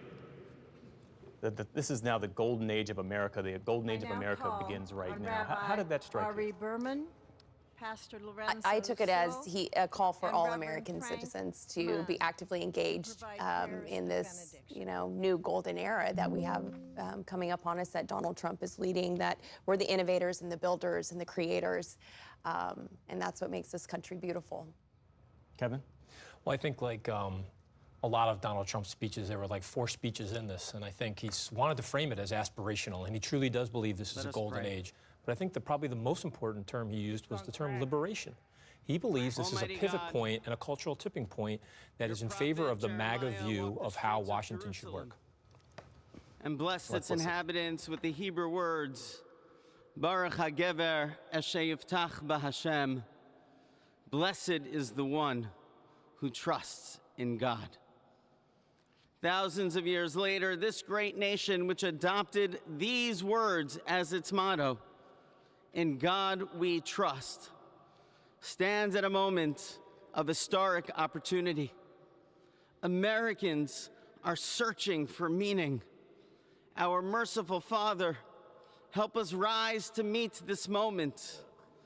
Bless President Donald J. Trump and Vice President J.D. Vance with the strength and courage to choose the right and the good. Unite us around our foundational biblical values of life and liberty, of service and sacrifice, and especially of faith and morality, which George Washington called the indispensable supports of American prosperity. Guide our schools and college campuses, which have been experiencing such unrest, to inspire the next generation to pair progress with purpose, knowledge with wisdom, and truth with virtue. Hear the cry of the hostages, both American and Israeli, whose pain our president so acutely feels. We are so thankful for the 3 young women who yesterday returned home, and pray that the next 4 years brings peace to Israel and throughout the Middle East. Almighty God, grant all Americans the opportunity to realize our shared dream of a life filled with peace and plenty, health and happiness, compassion and contribution. Stir within us the confidence to rise to this moment. For while we trust in God, God's trust is in us, the American people. America is called to greatness, to be a beacon of light and a mover of history. May our nation merit the fulfillment of Jeremiah's blessing, that like a tree planted by water, we shall not cease to bear fruit. May all of humanity experience your love and your blessing. May it be thy will, and let us say, Amen. Be they of any religion. Let us pray for our 47th president. Heavenly Father, we're so grateful that you gave our 45th and now our 47th president a millimeter miracle. We are grateful that you are the one that have called him for such a time as this, that America would begin to dream again. We pray that we would fulfill the true meaning of our creed, that we hold these truths to be self-evident, that all men are created equal. We pray that you use our president, that we will live in a nation where we will not be judged by the color of our skin, but by the content of our character. Heavenly Father, in the name of Jesus, we are so grateful today that you will use our 47th president so we would sing with new meaning, my country, 'tis of thee. Sweet land of liberty, of thee I sing. Land where my fathers died, land of the pilgrim's pride, from every mountainside. Let freedom ring, and because America is called to be a great nation, we believe that you will make this come true. So let freedom ring. From the prodigious hilltops of New Hampshire, let freedom ring. From the mighty mountains of New York, let freedom ring. From the heightening Alleghenies of Pennsylvania, let freedom ring. From the snow-capped Rockies of Colorado, let freedom ring. This is From the curvaceous hilltops of California, but God, we're asking you not only that, let freedom ring from Stone Mountain, Georgia. Let freedom ring from Lookout Mountain of Tennessee. Let freedom ring from every hill and every molehill in Mississippi, from every state, every city, every village, and every hamlet. And when we let freedom ring, we will be able to speed up that day where all of your children, black men and white men, Protestant and Catholic, Jew and Gentile, will be able to sing in the meaning of that old Negro spiritual, free at last, free at last. Thank you, God Almighty. We are free at last. If you believe where the Spirit of the Lord is, there is liberty. Come on, put your hands together and give your great God great glory.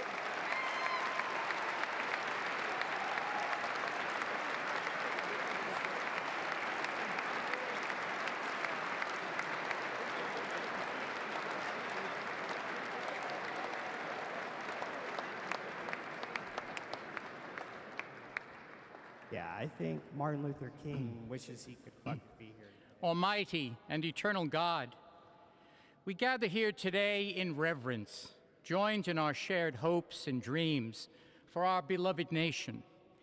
In this sacred moment of the inauguration of President Donald J. Trump and Vice President J.D. Vance, we turn our hearts to you, seeking your divine assistance and abundant blessings upon this pivotal moment in history. We come before you with profound gratitude for the many gifts you have bestowed upon our land. Thank you for the freedoms we cherish, for the strength of our communities, and for the resilience of our spirit. As our President and Vice President embrace their newly appointed roles, we humbly implore that your everlasting love and wisdom will envelop them. Grant them the clarity of mind to navigate the challenges that lie ahead, and the compassion to serve all citizens with fairness and integrity. May their hearts be filled with a giving spirit and sincere understanding for those whom they represent. May they be beacons of hope in times of uncertainty and prophetic voices in defending the dignity of all created life. We pray for a spirit of collaboration to flourish in our government and across our nation, fostering an environment where dialogue and heartfelt listening will prevail over division or discord. May each decision made by our President and Vice President reflect the values of justice and peace. As we embark on this new chapter, we also seek your comfort, O God, for those who feel lost or disheartened.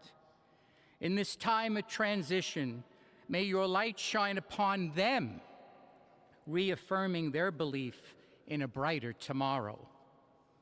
May we all strive to lift one another, supporting our fellow citizens with kindness and empathy, recognizing that together we can overcome any adversity.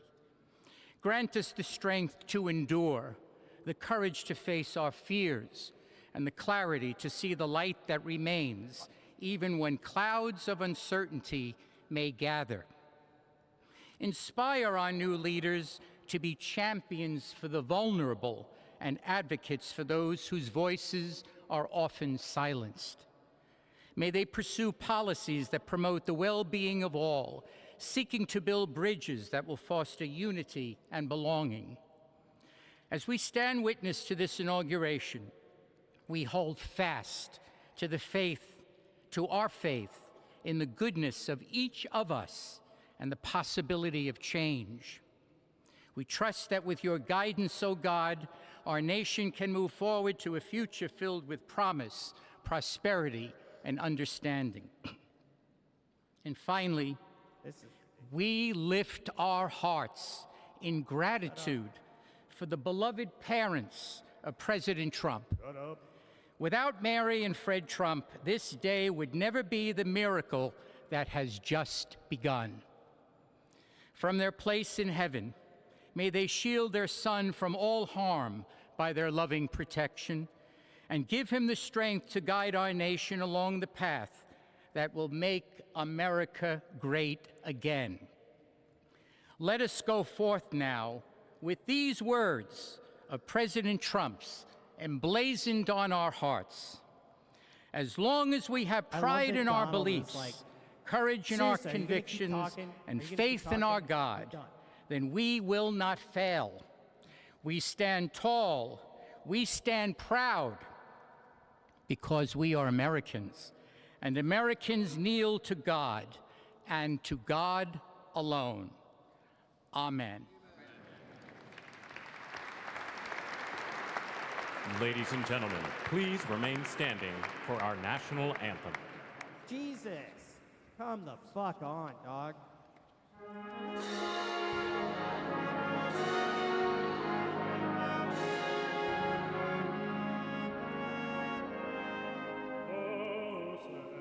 Can you say, by the dawn's early light, what so proudly we hailed at the twilight's last gleaming, whose broad stripes and bright stars through the perilous fight of the ramparts we watched were so gallantly streaming, and the rockets in glee, the bombs bursting in earth, gave proof through the night that our flag was still there.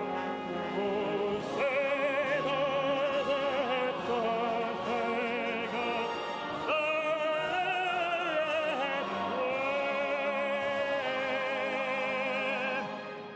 Why is he saluting this? What is he doing? Is he totally insane? What is going on here? and the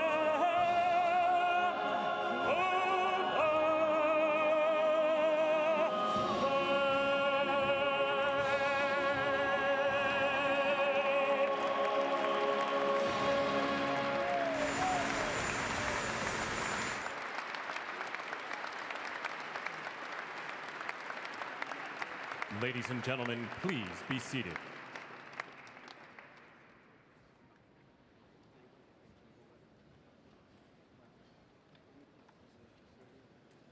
Ladies and gentlemen, please remain at your seats while the President and official party depart the platform.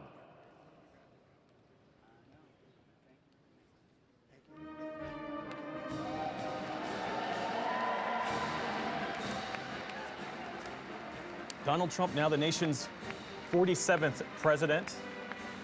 The end of his inaugural here as he and other members of the new administration make their way out. David Brooks, inaugural addresses are typically heavy on poetry, light on prose. This one was fairly heavy on prose. I mean, specifics about just the series of actions he intends to take. It almost had the sense of a preemptive State of the Union address in many ways. What do you make of it? Took the words from my mouth. It was the most State of the Union-y inauguration address. You think of pay any price, bear any burden. That's usually the kind of stuff we hear. Yep, Instead, I've got 6 executive orders on protecting the southern border. Not stupid, not a stupid strategy. Americans are distrustful. I think they may be fed up with lofty words, and a lot of the policies are more popular than Donald Trump is. And so if you're facing a distrustful country, giving them concrete things that they can applaud at, that's probably the right thing to do. I would say when he did get lofty, it was a little 19th century-ish. Manifest Destiny, railroads, settling the frontier, William McKinley gets a name check. Like, that's a lot of 19th century. But that's a little Donald Trump's mentality. That was the years we became a big superpower. Those were the years we were not yet global. It was also, I would point out to Donald Trump, the year of massive immigration that made this country what it was. The final thing I'll say is that the one word that was not mentioned, which could be what this whole administration turns out to be about, is China. That right today, DeepSeek, the Chinese AI company, released a model that's apparently as good as the American models. If they win the AI race, that's a big, big deal. China's getting more aggressive in the Philippines. I really think that whether Taiwan gets invaded or not in the next 4 years really sets the tenor for the American trajectory over the next 4 years. And that part, the foreign policy part, I think Donald Trump doesn't want to be that kind of president, but I think he's going to be that kind of president. Jonathan, he mentioned the government facing a crisis of trust. He's not wrong, right? American institutions have long seen a decline in public trust. What did you make of the rest of his speech in terms of the context of what we were all expecting to hear as well? Well, he said this was going to be a message, this was going to be a speech of unity. I didn't hear the word unity. I would say that most of his speech, maybe 70-30, was centered around him. I'm used to inaugural addresses in these moments where you're bringing together a country. In this case, half the country did not vote for you. And so this is where the unity message would have been great. And I looked for moments of unity to see if it was coming through. And you find those moments when you get the presidents from former presidents from both parties applauding. And yet George W. Bush did not clap in key places where his fellow Republicans were standing up in ovation. President Trump missed an opportunity to, at least in one moment, show the unity he said he was talking about. And that was when he talked about the ceasefire deal. And he said, days before I became president, that would have been the perfect opportunity to give a nod to then the former president who worked his butt off into the very last hours of his presidency to help get it done. Yes, with help from the now president and people on his team, but that would have been the opportunity to show the unity he said he was going to deliver today. Indeed, lots to unpack in that speech, and we should say that our partners at PolitiFact have a live fact check on our website, pbs.org/newshour, for anyone who wants to go back and see how the many things that President Trump outlined in his speech, how it comports with the facts. Amy Walter, there was a Wall Street Journal poll that showed that Americans support what the Journal, how they characterized it as MAGA light. So, for instance, that yes, they do support his immigration stance, for instance, but they don't necessarily support the mass deportation of millions of undocumented immigrants in this country. For an American public that might hold that view, what would they make of the speech that we heard this morning? Well, I don't know that there were the exact specifics on what this mass deportation would look like. I think he talks a lot about, and his administration talks a lot about, criminal elements. And I think if it is really limited to people who are here, who have committed violent crimes, and they are deported, I think he would have overwhelming support for doing that. It's certainly true in the polls. Once you start getting into the more sort of vague territory of what is considered a violent crime or who's considered to be somebody that is a risk in this country, I think that's where you might see the challenges. The thing that really stuck out to me too is where we talk about a crisis. Amna noted the crisis of trust, and the reality is, no matter how great of a speech you give or what we hear from his first State of the Union, a president is tested by crisis, and it was the crisis of COVID that ultimately was Donald Trump's undoing. That the frustration with how the administration handled that really brought Joe Biden to where he was today.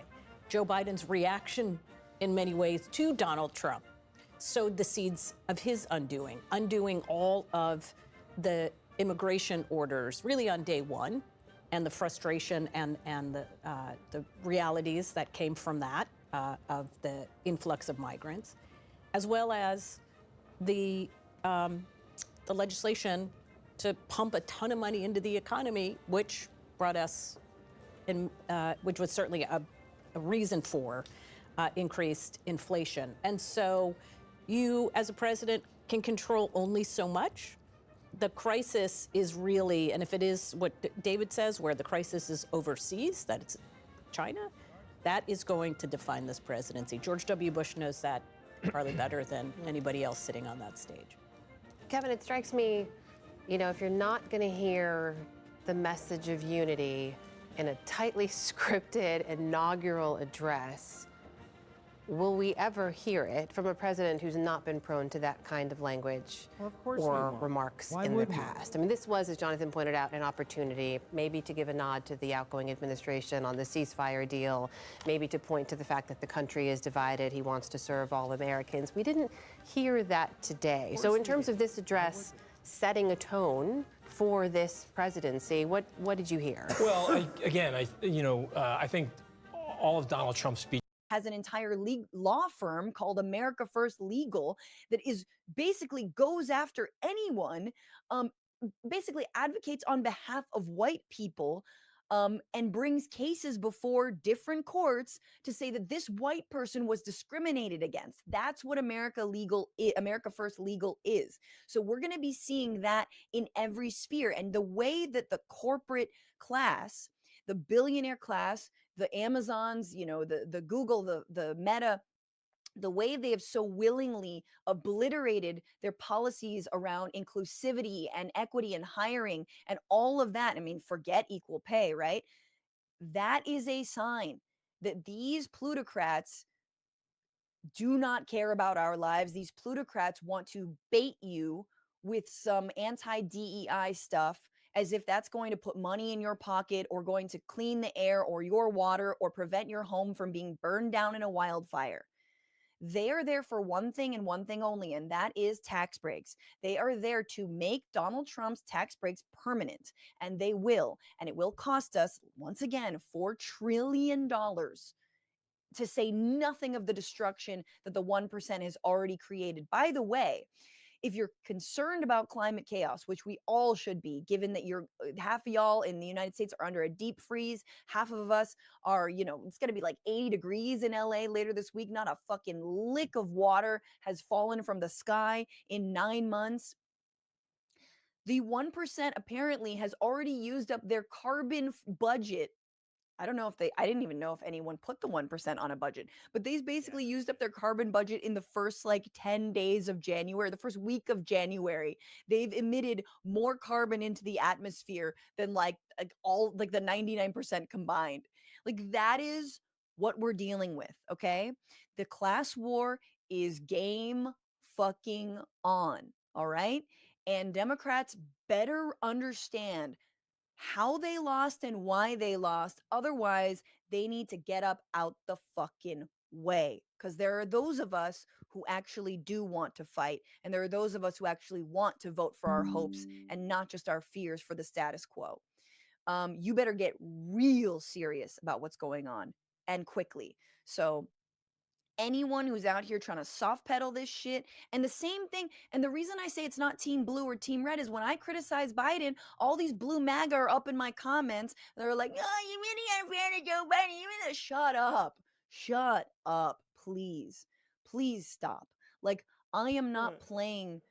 We are getting nowhere if we go easy on Democrats. We are also getting nowhere if we flatten them and say Biden is the exact same as Donald Trump. I've never said that, and I don't believe that. However, I will be honest, when he's continued all of Trump's policies, it's hard to see how we even drill more. It's hard to see how we even get more militarized on the border, considering Biden continued all of the same policies of Donald Trump. I do want to talk about the ceasefire tomorrow with Emma. I want to excited to talk to Bill Fletcher, who is a movement thinker and analyst, can talk to us about this broader fight against fascism, how he situates the moment we're into the long arc of history that, as MLK Jr. said, bends towards justice. But my God, it's feeling like a straight line lately, isn't it? It doesn't bend without us pulling it. And yes, we have to take on, as MLK Jr. said, extreme militarism, extreme consumerism and capitalism, and extreme racism. And these are the pillars of this American so-called democracy. And we live in, as my mentor Max Elbaum is constantly reminding us, and I think again Reverend William Barber III, when he talks about the Third Reconstruction, let's never forget we still live in the shadow of the backlash to the civil rights movement. Nixon was a backlash. Reagan was a backlash. Yep. You could even argue that Bill Clinton and welfare reform were a backlash. We still live in a backlash to the idea that Black Americans, who really are a stand-in for all Americans, any minority group, anyone who's been historically wronged, that they would even deserve full citizenship, full rights, full access to institutional support or housing or health care, that they would be treated equally under the law. That is the backlash that we are in. So when we make fun of the anti-DEI, the anti-woke, the anti-CRT, remember that those are simply they're, DEI and CRT. I mean, CRT is like literally an academic study, but DEI has been a stand-in to try to nibble around the edges of our incredibly unjust system, so that there can be more inclusion of people of color, of women and whatnot. It's not nearly enough, and it's not structural. So let's go for more. Let's go for more. Let's go for a political revolution. Let's go, and let's take these billionaires down a peg. Or many, many, many pegs. Thank you, Dragoon Dragon. Love you, Franny. As hard as it can be, don't stop, please. Can't stop, won't stop.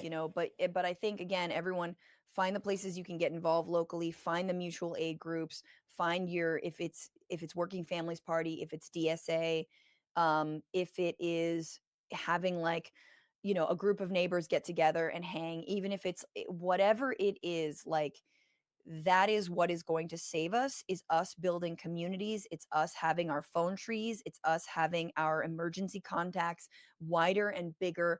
The worst you can do in the next 4 years is to isolate, is to shut people out of your lives. Open your doors, open the lines of communication, welcome people into your life. And I say that no Charlie Kirk shit here. This is not about opening your doors to people who would harm you or who don't, believe in your full humanity. I just mean in terms of your communities. Find your people. They are there. They're next to you. They're near you. They are suffering as well. You see the kinds of, singular acts of desperation in these times, whether they be violent or not, or just, whatever they are, because people don't feel they have community. They don't feel they have one another. This can be a community, let's do some live shows. Y'all come out, tell me what city you want me to come to. Let's make it happen. Let's have some fun in the meantime as we, commentate and, whatever the fucking sports term is when you talk about all the horrors as well.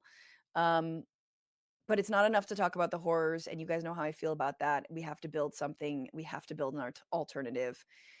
We are the ones we've been waiting for, and all of the other things. Guys, that has been the inaugural live stream. I apologize, and you're welcome. Thank you for all the support. Again, patreon.com/bitchuationroom is how you can do so.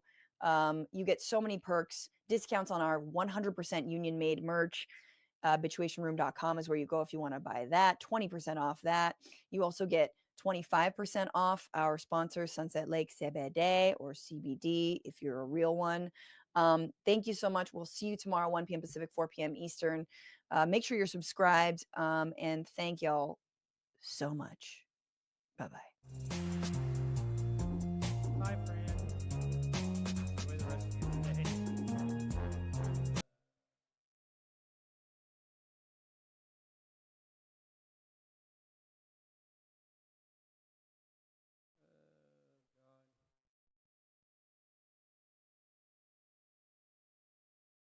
It's all right to tell a man to lift himself by his own bootstraps, but it is a cruel jest to say to a bootless man that he ought to lift himself by his own bootstraps. Poor people are forced to pay more for less, living in conditions day in and day out where their whole area is constantly drained without being replenished. It becomes a kind of domestic colony. And the tragedy is so often these 40 million people are invisible. Because America is so affluent, so rich, because our expressways carry us away from the ghetto, we don't see the poor. This is America's opportunity to help bridge the gulf between the haves and the have-nots. And the question is whether America will do it. There's nothing new about poverty. What is new is that we now have the techniques and the resources to get rid of poverty. But the real question is whether we have the will. We hold these truths to be self-evident, that all men are created equal, that they are endowed by their Creator with certain inalienable rights, that among these are life, liberty, and the pursuit of happiness. But if a man doesn't have a job or an income, Can't pursue that happiness. he has neither life nor liberty and the possibility for the pursuit of happiness. He merely exists. And we have difficult days ahead in the struggle for justice and peace. But I will not yield to a politic of despair. I'm going to maintain hope. God grants that we will be that David of truth set out against the Goliath of injustice, the Goliath of neglect, the Goliath of refusing to deal with the problems, and go on with a determination to make America the truly great America that it is called to be. And this magnificent development, if we will but do it, we will bring about a new day of justice and brotherhood and peace. And that day the morning stars will sing together, and the sons of God will shout for joy. God bless you.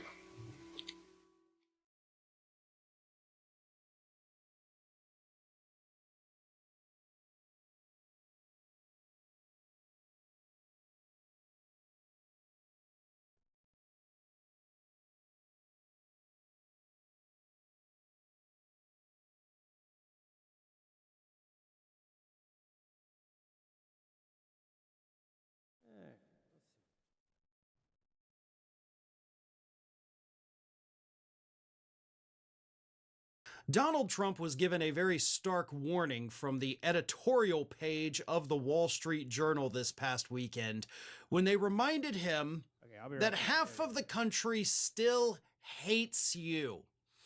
The Wall Street Journal editorial board pointed out in this editorial that you didn't even get 50% of the popular vote. So the majority of the country, which they only say half, but let's be real, it's actually the majority, they don't like you. So you'd better tread carefully for the next 4 years. Otherwise, they say, you're going to hand the Democratic Party the biggest gift they have ever received. Here's what the Wall Street Journal wrote. First of all, of course, they said half the country still dislikes you. But then they said, Mr. Trump has political running room, though it's not unlimited. His victory was solid, but no landslide. The GOP majority in the House is so narrow that a couple of willful members can kill anything.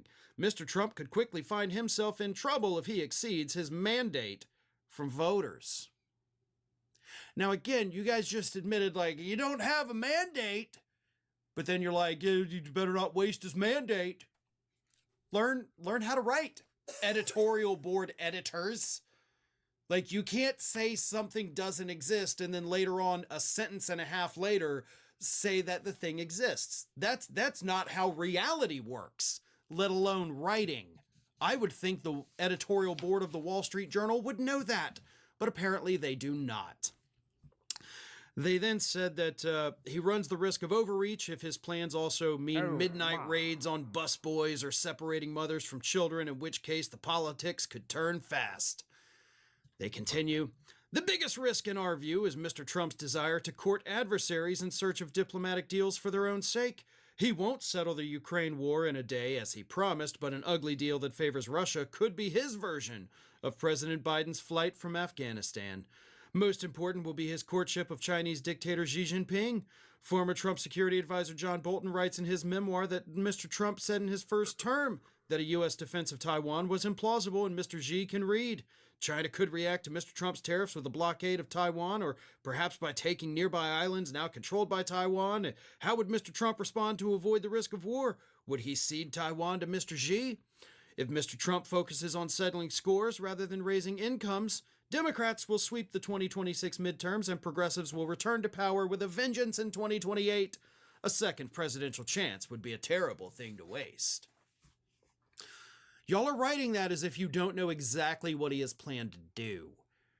There is not a single plan in place that Donald Trump has, which he has admitted, by the way, to raise incomes for average Americans. No, the only thing that his allies and he have said that would help the middle class is cutting taxes for the rich, which everybody that is not wealthy, in fact, even the wealthy people know this, doesn't help the middle class, doesn't help the working class, doesn't help the lowest among us in the income brackets. Doesn't help any of us. So he literally has no plans to bring down prices or raise our incomes, and that's what voters allegedly went to the polls and voted on this past November. Yeah, exactly. So you're saying, like, if he doesn't do this, he's kind of screwed. Okay, so he's kind of screwed then, because we all know damn well he's not going to do any of that. They're already promising the raids on the bus boys. It's literally supposed to happen tomorrow.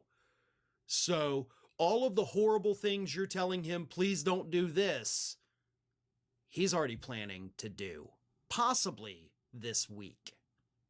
With Trump's upcoming inauguration, the stakes couldn't be higher for the next 4 years. And let's not kid ourselves, things are already looking grim. One of the first things Trump's planning? An overhaul of AI policies that throw Biden's safeguards out the window, calling them, quote, radical leftist roadblocks to innovation. But let's be real, this is about stripping away protections and opening the floodgates for unchecked surveillance, manipulation, and corporate control. So of course the right is going to frame this as freedom for technology, while the left waves red flags about fewer rules, more spyware, and zero regard for human rights. Factor in Elon Musk and Trump's corner, and you don't have to stretch your imagination to see how dangerous this gets. The line between truth, opinion, and propaganda will blur completely. And that's exactly why I've been partners with Ground News for a while now.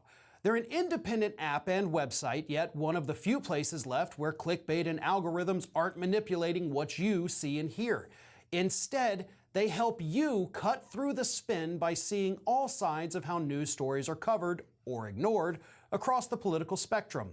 And with their new daily briefing, Ground News makes diving in deep easier than ever. It's quick, no-nonsense rundowns of the day's most important stories from every angle. This isn't just about staying informed. We're staying ready.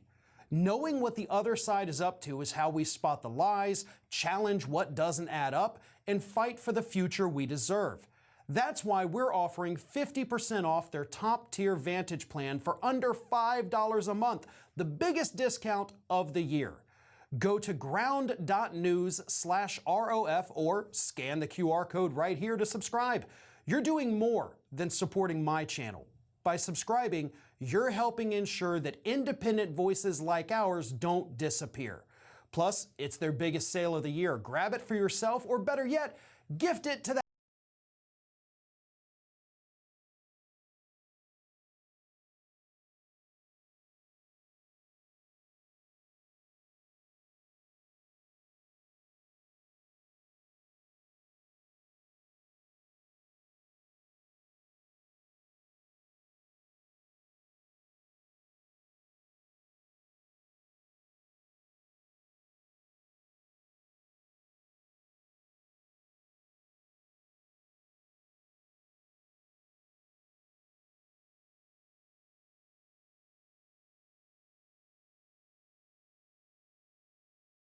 Actually, more along the lines of, I think it's the Monroe Doctrine.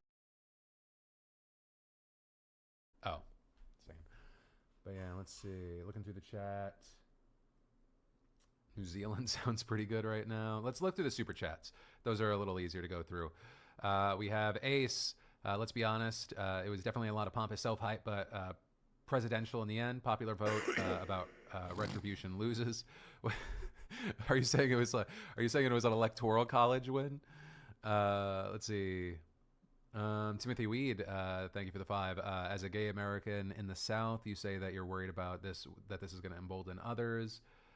Reno, have you seen anything in regards to the increase of tax on single parents? I'll have to look into it a little bit more. There's going to be, I think it was something that Alex touched on earlier, and we're going to try and come back to him here in a minute, because I definitely want to know his take. What was that? Let's see. We got some Whoop Magas. Put under the influence as an option. Oh, for reactions. Oh no, you're day drinking? You day drinking? Ken Bosak said, I wonder how many disgruntled Secret Service members there who lost their life savings in Trump coin. What is Trump coin at right now? I saw that shit go up to 70, and then Melania coin dropped, and then it went down to 40, and then did it go back up during his speech? Let's see, coin market cap. God, I can't even see. Let's see, Melania's at 597, and then the official Trump coin is $40. So some people got, if they bought late, they got their ass handed to them. But you don't lose money until you sell. That's what they always say with stocks and shit. But man, I stay away from all that. Not stocks, but with the other stuff. Guys, before I bring Alex in, I'm gonna mention this on the show later today. What a weird time! I meant to do this at the top of the fucking stream, and not while everyone's digesting what we just fucking watched and we're communicating it. So I'll make it very fast. Right now, let me close this. Right now, over, I don't know how long we're gonna keep this up.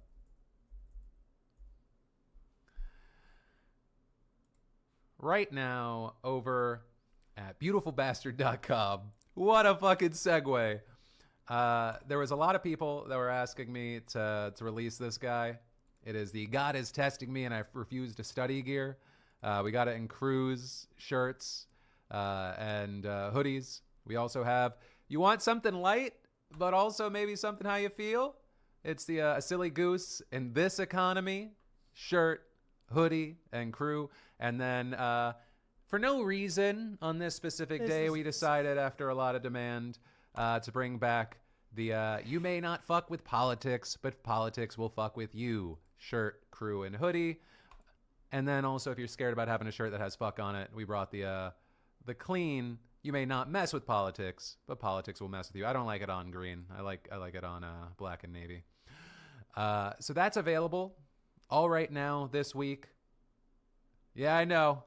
I meant to do this plug at the beginning, but I promised my team I'd do it fucking somewhere. So, you know, worst timing ever. But also everything else on site is 20% off. Okay, back to news. Let's keep going through these chats. Let's see. Jonathan Edwards dropped 10 of the speech. He said, so he cares only about the rich and powerful? How shocking. Thank God he only has one term left and can't be elected a third time. And thank God we got SXE Phil to get us through these tough times. SXE Phil, you're showing your age, my friend. You're showing your age.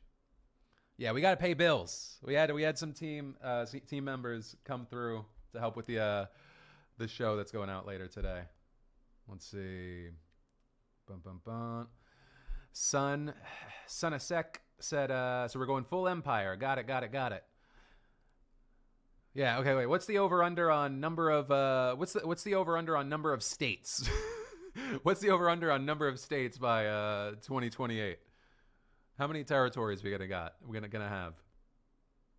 Because it's not gonna be states. They're not gonna, if we add anything, it's not gonna be a state. They're gonna be like, they don't get to vote in the national election. They don't get to do that. Davy said, the writers of The Onion are having a day right now. Oh, man. Let's see. Sonasek, another 5, thank you. Can we look into getting tall sizes of Beautiful Bastard? Maybe eventually. We gotta keep things pretty clean. Zagabster says, will this rug pull be an impeachable offense? Information No, there's no rules anymore. Guys, there's no rules anymore. There's no rules. No, we'll see what happens with anything. I mean, the timing of the release was very interesting. I've seen a number of crypto people obviously jump on it, but I've also seen a number of prominent crypto people go, what the fuck is this? This is crazy. There's a lot of mixed signals there. Yeah, very interesting. Let's see. All this. Wow, Max said, all this speech made me feel is free Luigi. My goodness. My goodness. Oh, wow. To everyone that's buying at beautifulbastard.com, see you. I appreciate you. Enjoy your stuff. Error Code Joe saying about the poll and general feelings. Phil, I feel hopeless. Here's what I got to say.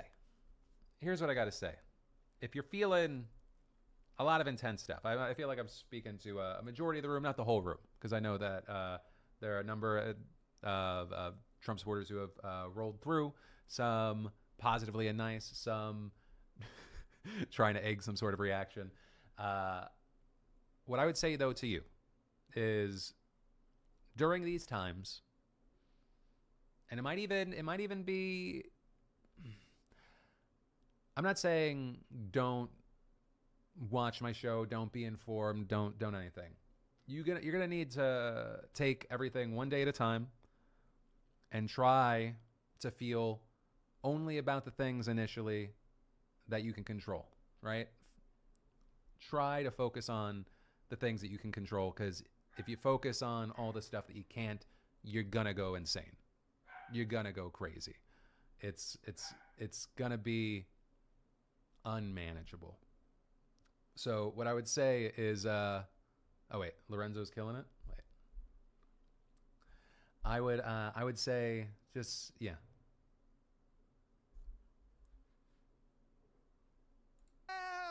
Thank you, God Almighty. We are free at last. If you believe where the Spirit of the Lord is, there is liberty. Come on, put your hands together and give your great God great glory.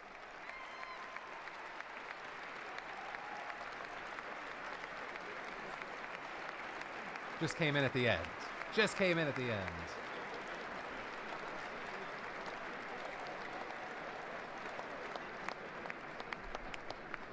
All right, back to chat.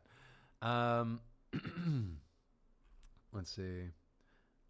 So I'm getting messages right now in both super chats and people that are making purchases on beautifulbastard.com sending notes there as if they're almost super chats.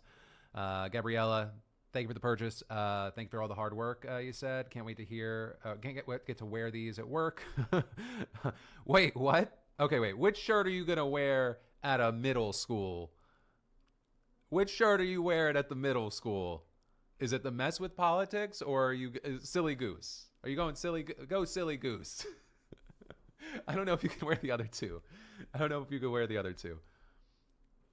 Let's see. We have Gavin. Thank you for the 20 Canadian. Love from Canada, Phil. Looking forward to see how this season of Clown World US trademark will affect us up here. Our politics tend to be affected heavily by the US. Hopefully we don't get too Trumpian. Well, I mean, isn't the vibe, isn't the polling and isn't the vibe shift right now seeming like Canada is gonna go more conservative in this next round?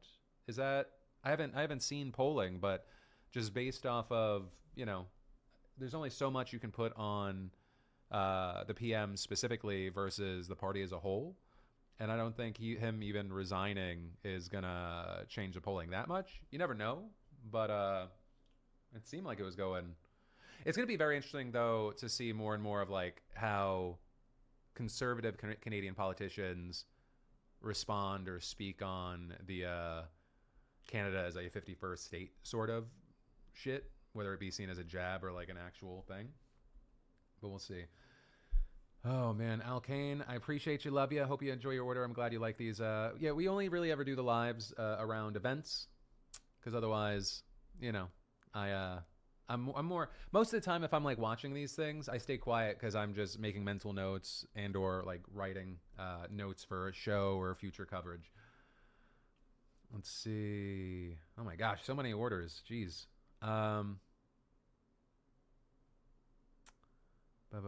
Ace said, "You're gonna hate me. If I can't afford beautiful bastard drops in this economy merch in my country."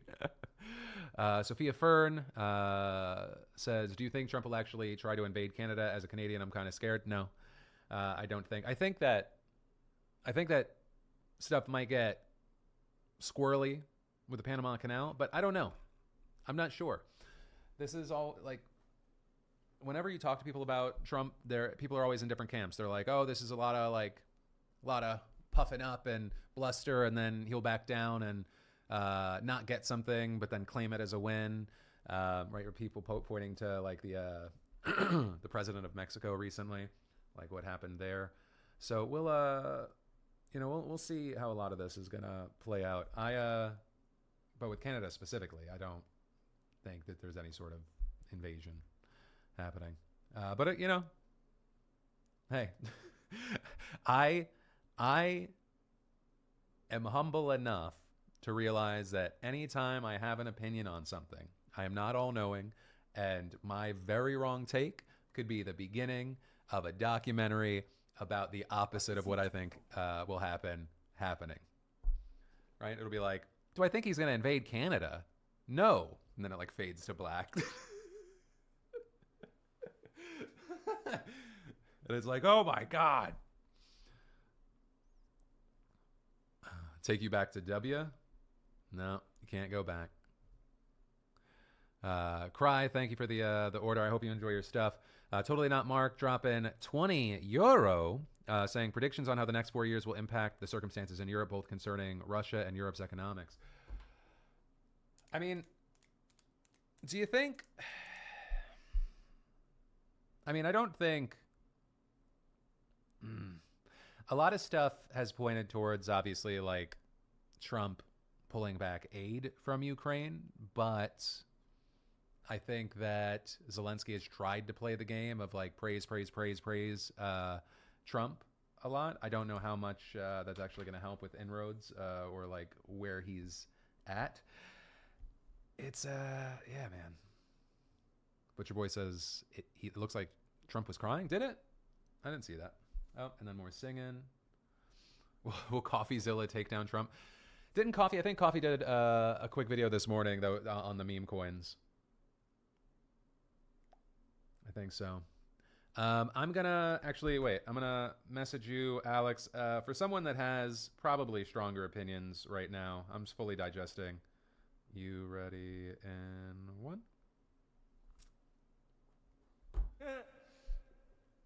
What did you miss? So new president, new vice president.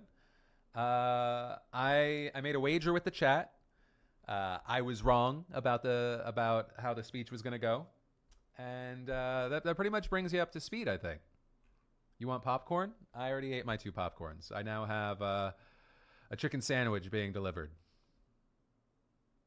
Kronos, thank you for the order. You said, watching the live inauguration with you, I need a mental health day at this point. Your show has never burnt me out. Well, I'm glad to hear that the show has never burnt you out. There's going to be a new one for you this afternoon. A lot of it, some of it is going to be about TikTok. Some of it is going to be about the stuff leading up to the inauguration. And then we have like a 18-minute deep dive that I really want people to watch on the insurance industry. Specifically around both cancer treatments and specifically about mental health care and how these insurance companies are fucking people. I think it's a really, really important thing that we need to talk about. Let's see.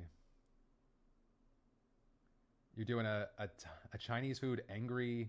What are you talking about? What are you talking about? Thanks for the live stream, Cassidy. Cassidy, enjoy your order. I appreciate you. We have Livy. Thank you for the order, saying, I'm terrified for the LGBTQ community, but as a single parent who works full-time, this presidency is genuinely terrifying. Jessica saying, I'm Canadian. Discourse in the United States has leaked over, and there's been anger since the convoy. But I also noticed when TikTok was down and all the PP for PM bot comments stopped. Anyone but PP.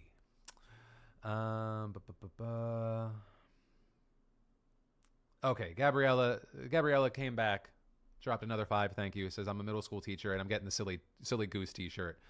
But also God is testing me. Ooh, let's see. Don't end up in the news, Gabriella. Do not end up in the news wearing my shirt. It'll be great for my sales. Will be bad for your life. I love your face. I want you guys to be smart and safe out there. Wait, let me see. All right, Alex, 10-second warning. Let me mute this. He's giving a little wave there. Cam 180. We are gonna. Oh wait, that's me. I'm doubling. I accidentally doubled my audio. 1 second. Interview full screen. Oh wait, he's not there. 1 second. I'm gonna get you back. Show on stream. We got a rogue Alex. I'm gonna have to get your audio. 1 second. We have Alex back. No. Oh no, Alex, you're not back. Wait. I know what it is. I doubled my audio again because I'm a fucking idiot. Here we go. We should have Alex back now. Do you hear me now? Oh yeah, there's that. You hear me now? Voice. There we go. I know I have the bass way up on my soundboard. So That's Alex, how you do it. were you with the people that voted against me in that poll? Yeah. I had my feelings. I had my feelings about. I'll tell you what. Let me tell you how much of a pessimist I was. I was convinced that he would announce that the arrest of Nancy Pelosi during his live on speech. TV. Oh, that would have been. Yeah, I was like, telling down him, for I'm like, if he starts black bagging Congress people like on the steps of the Capitol. He's like, there's a reason we were inside, and it wasn't the weather. And the thing is some of the quotes in here were pretty close to that in pretty weird ways. And so I took furious notes. And the first thing I want to let you know while I was off your stream and you were enjoying your super chats and the speeches is I updated your Wikipedia. You are now 43 years old. Get over it. Oh, fuck you. Did you really? No, or are I'm you kidding. fucking okay? I'm I was like, I don't know how much he's going to commit to the bit. It's happening now. It's I know. 100% happening now. I know. Everybody just that's the world it is. They're like, he's 43 years old and he's not 6 foot anymore. Yeah. He's not. And he's CIA. That's no, but it was I've been sitting off. The first thing you said that one of the executive orders that every Tuesday would be free ice cream day. I did notice you said that. I was gonna go with Taco Tuesday, but then it sounded racially motivated. Yeah, I know, and that's the note I have here. I'm like, very interesting that you are already self-censoring away from the Taco Tuesday. Yeah. You know? Yep. You- Wait, but I'm allowed to say that now. Look at Phil. Yeah. We're allowed to say everything again. You did mention during that about people asked if you were going to run for office, and you said you had no interest in that. But I will say that unless somebody else steps forward, I will primary John Fetterman. So that's just throwing that out here now, making the announcement now. Next, when JD Vance was getting ready to swear in on the C-SPAN feed, Jeff Bezos' head was right in between JD Vance and his wife, right? And Jeff Bezos ripped a booger out of his ear for like 30 seconds live on. He was just digging in there for like a minute. Really? Yeah, it was in there for a little bit, like right before they do the swearing in. He's getting deep in there. Let's talk about Melania's hat because we're all thinking it. All right. First thing, the first note I wrote down was that Melania looked like Melania reminded me of how the Grim Reaper would be shown in a David Lynch movie. Like that is the way she's dressed, and never acknowledged it's officially the Grim Reaper. But you know what I mean? But it's like, but somebody on Blue Sky, which you can all follow me on, pearlmania500.bluesky.social. Somebody mentioned We also have Pearlmania's YouTube link in the description, and also I'm going to use this opportunity to say any and all opinions and statements by Pearlmania do not reflect the Philip DeFranco show or Philip DeFranco. Yeah, no, that's a great idea. And should not be used as the reason he enters some sort of list or camp. Oh yeah. Also, I have this button. I don't know if you guys can hear it. Allegedly. Just in case I need to hit it. Allegedly? Yes, allegedly. Just in case. If you're just hit the button, and I'll hit that allegedly button. There we go. Next, somebody pointed out that the Melania hat is the Hamburglar hat. The same hat. I had, for my pre-down, I had a bet that he was going to go 37 minutes for his speech. His speech is actually almost 30 minutes on the dot. Okay. During that, my guesses for the executive orders. I knew about the declare national emergency, shutting the southern border, and I wrote down invasion of Panama. Like official, he kind of got to that a little bit. Before he got to his speeches, though, we did have the Catholic Archbishop The Archbishop of New York got up there, and Franklin Graham, who's the son of Billy Graham, so a pastor nepo baby to the stars, he got up and he immediately insulted Joe Biden and Kamala Harris by saying that the dark 4 years are over. So I missed that. Okay. Yeah, that's what he was. You had it on mute there because you were worried about the music, but like his speech really leaned into like everything's better, everything sucked, we're getting all over this. God is great, God is backed, God is protected, Donald Trump, all the different stuff. And then he mentioned how Melania as first lady brings such warmth to the people, and then they cut to her, like, again, you can't even see her eyes because of the hat. After that, that was the moment Biden started frowning and looking at the floor, and then off and on he's basically frowns and looks at the floor from there on out. JD Vance's mom was up there, who you might remember, who he wrote about heavily in his book Hillbilly Elegy. I would have a joke there, but that will get me arrested. Oh my God. After that, Maybe. I noticed in this part with the audience being indoors, they talked about it being in the crowd, and this was really good stage management by them. Because if it was outside on the steps, as we've seen in the past, you would have gotten a better look at what people were agreeing and disagreeing with. By it being in this smaller room, there were some Democrats. From this, go to my man.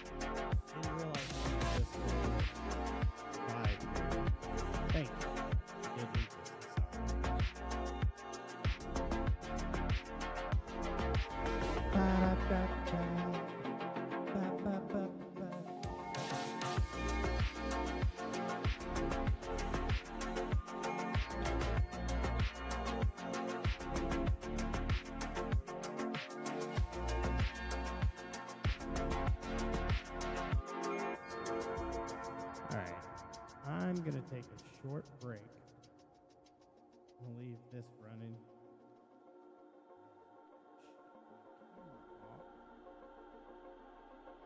But I will be back shortly.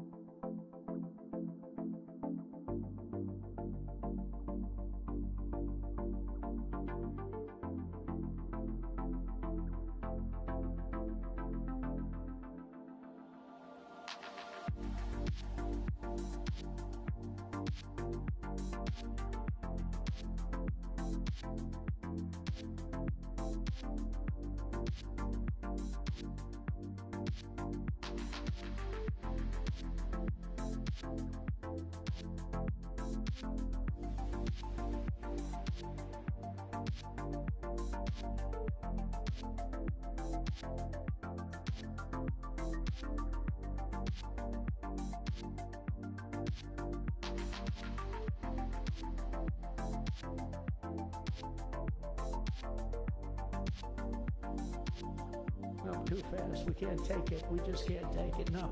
I think you'll be very happy if the wall goes up too fast, right? But we'll get that dude and we'll work with you on that. But it was a great decision by a great Texas judge, right? And it was beautiful. Beautiful to watch. He stopped them right in their track. I mean, they were literally loading the stuff onto trucks. It was terrible. Honestly, it was terrible. And he wouldn't take it. So I'm so glad I mentioned that they have a really good governor in Texas. And I swear, I didn't know he was here. I swear to you, it sounds like a setup. I didn't know you would end. Did I get lucky? I said the right thing. Because there have been moments when I wasn't so happy with him, you know? But not too many, I can tell you that. So anyway, it's good to see you too, Governor. Great. But I just want to thank everybody. You've been incredible. I recognize so many of you. It's so crazy. But this has been a long journey. This was a journey that started in 2015, probably started 20 years before that. People used to say, you're going to run for president? You're going to run? And I always said, no. And then one day I said, let's give it a shot. And what I talked about then was the border too. I think it probably was the number one issue for me. Back in 2015, 2016, I talked about the border. And now I talked about the border, but this border is much worse. We fixed the border. It was totally fixed. There was nothing to talk about. 2020, by the way, that election was totally rigged. That's okay.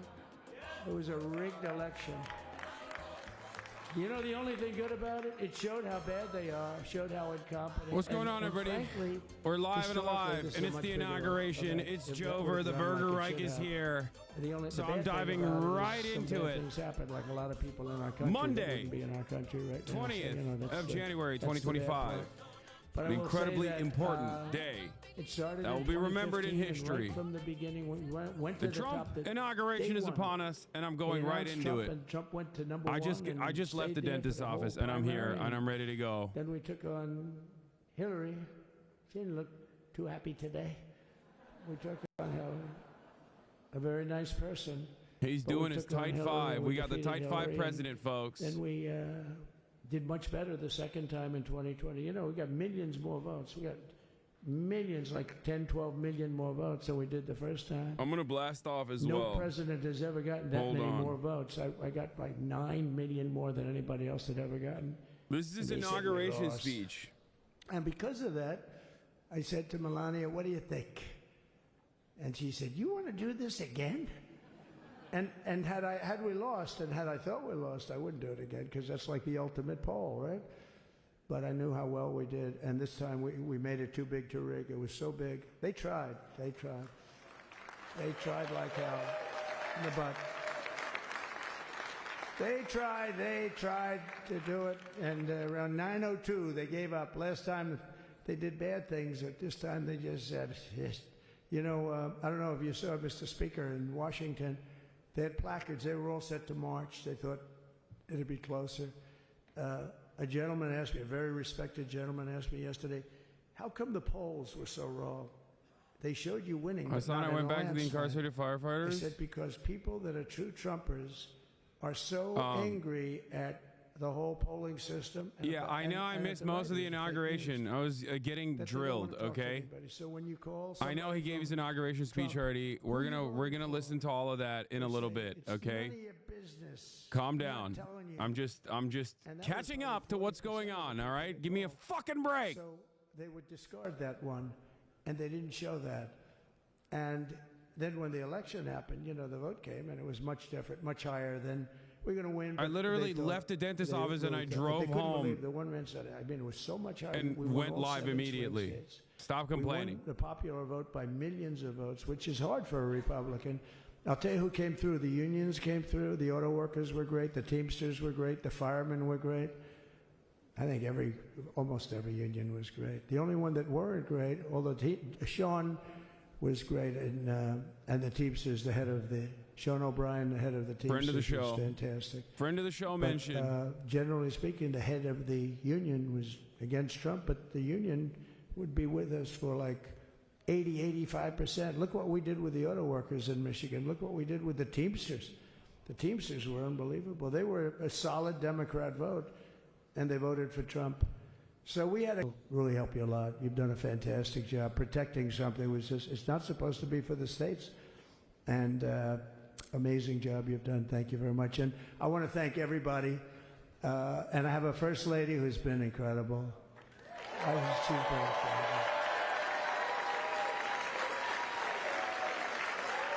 I shouldn't say this.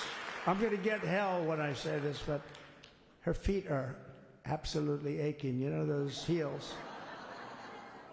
And we thought we were leaving. We were going home. Sir, would you be able to go down and say hello to some of your other fans that are here? I said, oh, I didn't know that. Wow.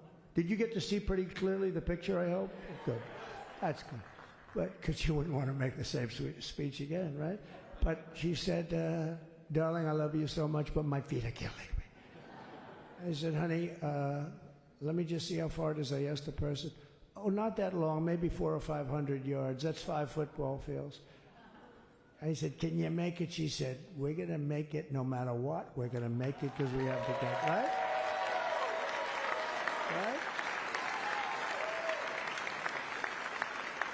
And then we went out to the helicopter, though, just prior to this and said goodbye. And it's a custom, and the wind is blowing like crazy. And with the hat that she's wearing, she almost blew away. We almost lost off her.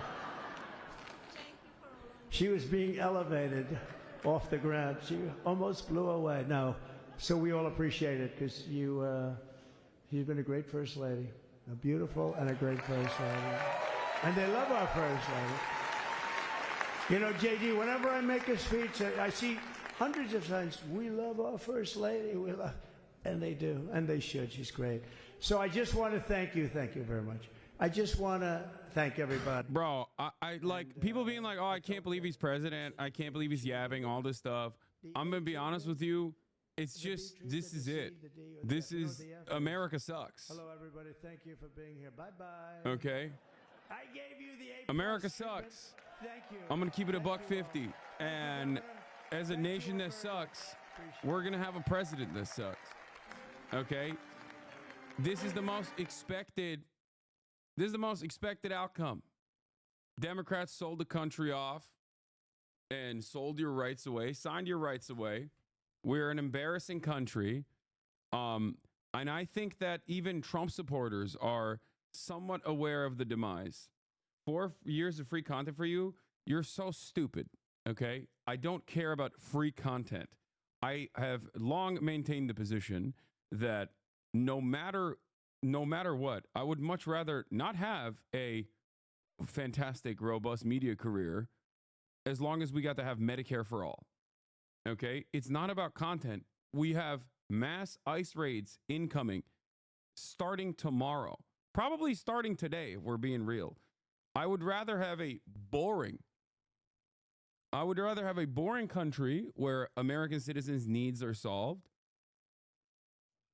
instead of a, content-filled 4 years where horrifying, cruel things are happening with regular frequency.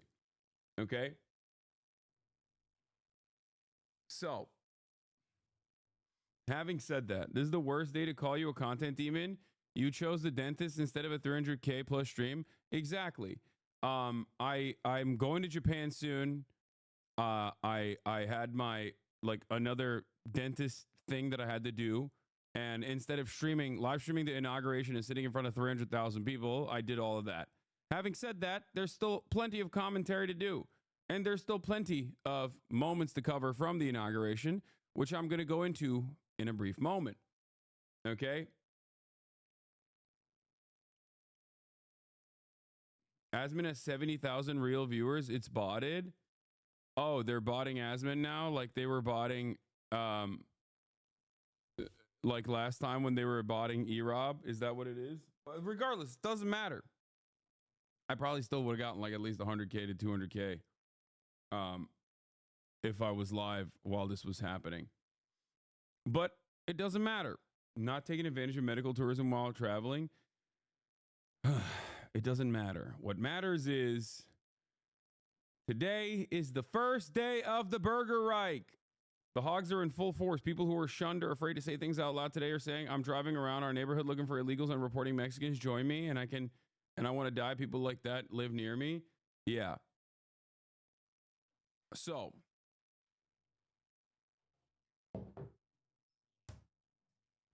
I'm not going to be on camera right now. I think he was making fun of me, maybe. I don't know what happened there. But they were saying Hassan on Hassan violence. Oh, here it is. Then the far left will hate on the pundits. Oh, they fucking nuts. Simultaneously, MAGA will then hate on the lefties and the pundits. Okay, only 30K viewers in here. The world is finally healing. Well, most of your viewers are probably still asleep. God knows they ain't work, lol. Dude. I like that people's political analysis on twitch.tv revolves around how many viewers I have at any given time. That's cool. Yeah. I mean, I'm live. First of all, it's MLK Day. Secondly, it's I'm live for 10 minutes. So yeah, I've been live for 15 minutes. Calm down. All right. Last but not least. Fair point.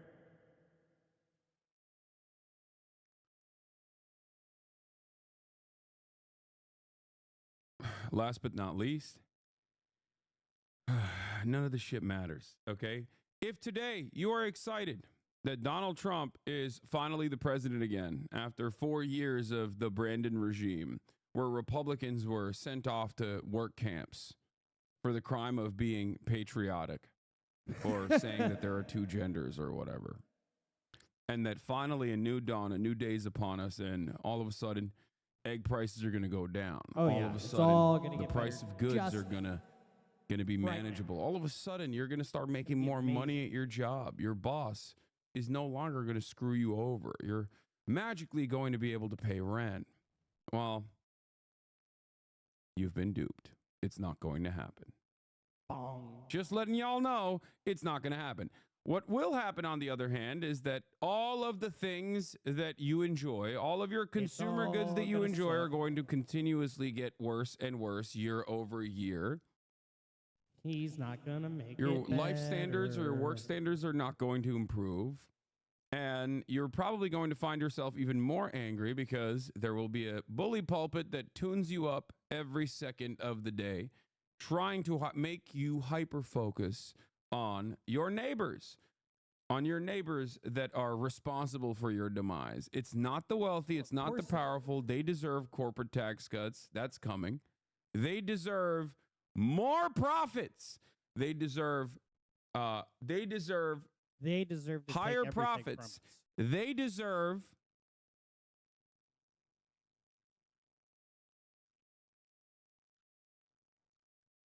to pay less in taxes. All. And slowly but surely, I think the American war machine will continue tuning up as it has. In many ways, nothing will change. In some very meaningful ways, things only stand to get worse.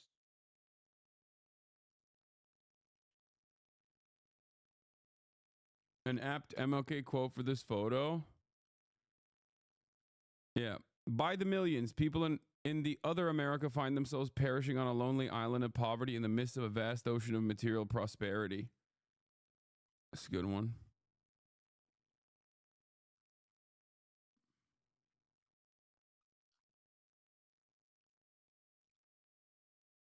Trump said he wanted to take Panama Canal again. Yeah. Do you think we will see an improvement in things like price of core goods to appease the proles before they start putting pressure in? Or do you think it'll be full steam ahead? We'll see. Well, I don't know.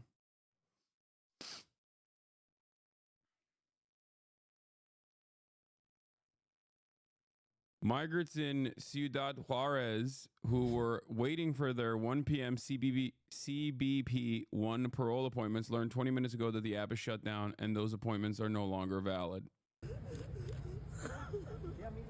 Oh, yay.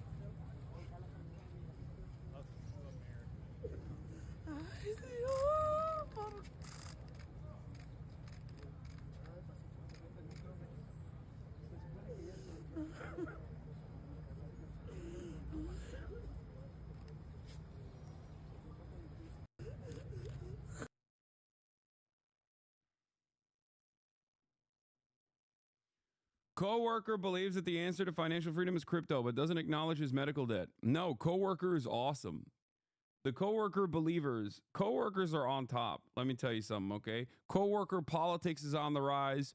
Coworker interests are on the rise. we are now living in the coworker dystopia. And the coworker is not wrong technically when he says, oh, the future of money is crypto. We had not one, not two, but 3 different people in Trump's immediate orbit, including Trump himself, pull off crypto rug pulls sequentially in the last 48 hours. You understand? Do you understand? Donald Trump, Melania Trump, and then the Students for Trump guy, all 3 of them pulled crypto rug pulls to the tune of multiple hundreds of millions of dollars right before Donald Trump was inaugurated, right before he became the president. That is the future of America. Exactly. The future of America is cons, quick schemes, cons for rubes and suckers. Everyone joining in on the fun, thinking that they will not be the bag holders, but will actually grab the bag and pass it down the line. Reagan, during his first inauguration day, signed executive orders in this room, as did President Johnson, signed the Voting Rights Act What with about Martin black Luther people, King Hassan? Jr. in that room. So it's very historic. Oh, by the way, I have a hair trigger today. I'm probably going to ban a lot more people. Like, I'm just letting you know, if you come in here to try to derail specifically, just by saying like, what about black people, Hassan? You're wrong, you're wrong, you're wrong. I'm going to ban you. I'm going to permanently ban you, and you will never get unbanned. And 2 words for you for what we've just seen so far in the last couple of moments here. Number 1, historic. There has been no other president that has made inaugural remarks inside the Capitol Visitor Center because it didn't exist a very long time ago. So this was the first time we saw, if you want to call it an inaugural speech or an inaugural chat, this was the first time a president did this. And I'm sure everyone in Congress is really glad they built the Capitol Visitor Center because it came in handy today on a very cold day. The second word to think about, electric. This is the word that was used when I was texting lawmakers inside the Capitol Rotunda during the swearing-in ceremony. I asked them, how does it feel in there? Because when you're watching on TV, you kind of feel that moment, but what does it feel like in there? And they said it was electric, not just because of the moment, but the people that President Trump has curated in just the last year over this campaign. Like you mentioned, Jeff Bezos of the world, Joe Rogan was in there, who helped him reach an entirely new audience, and also Miriam Adelson, who helped him reach the Jewish American vote. So all of these people that sort of helped him come to this moment, he in a way thanked them for being there, and some new friends as well, like the Mark Zuckerbergs that he hopes to work with in the future. So all very new things for us to watch here, and a really exciting time right now.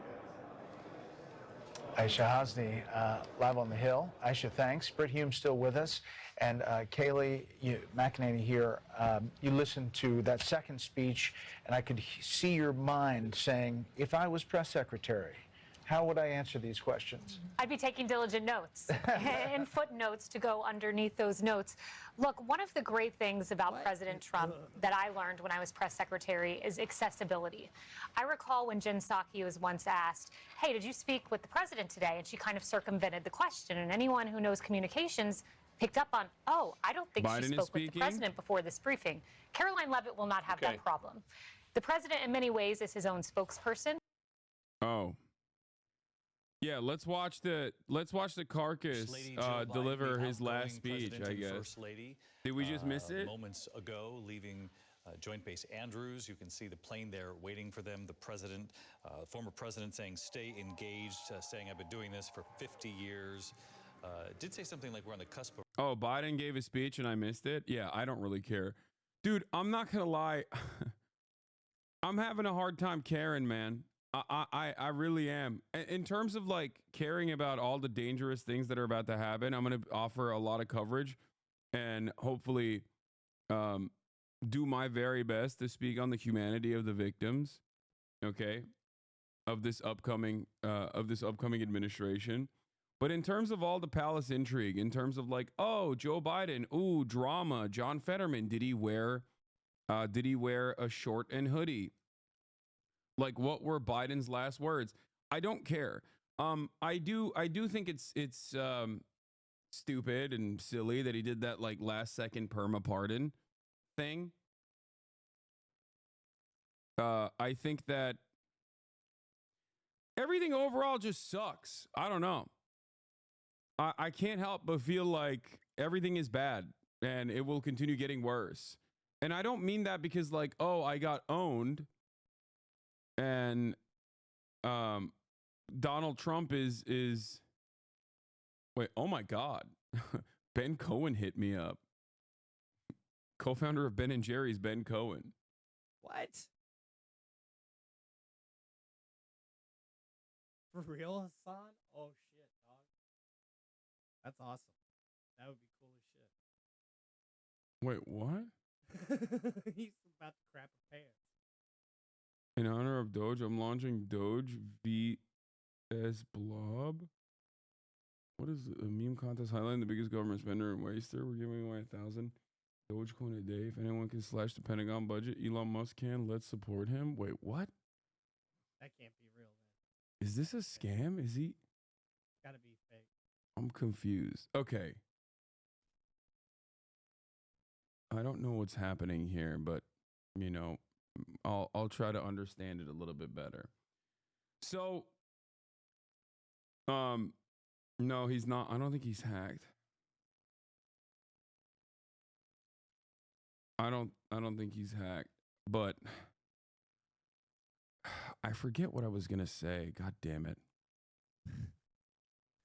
Got derailed. Ken Klippenstein is already on it. Border Patrol has already been given a list of new intelligence collection priorities today. Homeland Security source tells me it's already beginning. Well, so, of course it's already gonna begin. What do you fucking expect? Fuck. as far as like me saying, oh, I think everything is just bad. The Trump supporter will hear me say that and go, oh, get wrecked, liberal. You're only saying that because Donald Trump is president and you feel bad because your party lost. But I've maintained this not so cheery attitude since before the election season ended. I have been on a relatively cynical, relatively pessimistic path since I would say the aftermath of the DNC. Vibes have been bad. And I don't think necessarily that the Trump administration is, in the grand scheme of things, the Trump administration is not going to make America's demise. How do I describe this? Like, I think we're fucked regardless of whether it was Kamala Harris or Donald Trump winning the presidency. Like, I think America, the American project, is coming to a close. But I do think that Trump will make it faster. If that makes sense. He's putting the gas on the pedal for sure. That's the way I look at it. Like, I think that our demise is inevitable. And I also think that Trump supporters themselves kind of see it too. Maybe last time around, maybe in 2016, not really. They had an environment of hope and change, ironically enough. White man's Obama had taken over the government, and it was the first time around, so they were excited. This time it's more about vengeance upon their enemies, right? Enforcing cruel and unusual punishments upon those who they feel have betrayed them.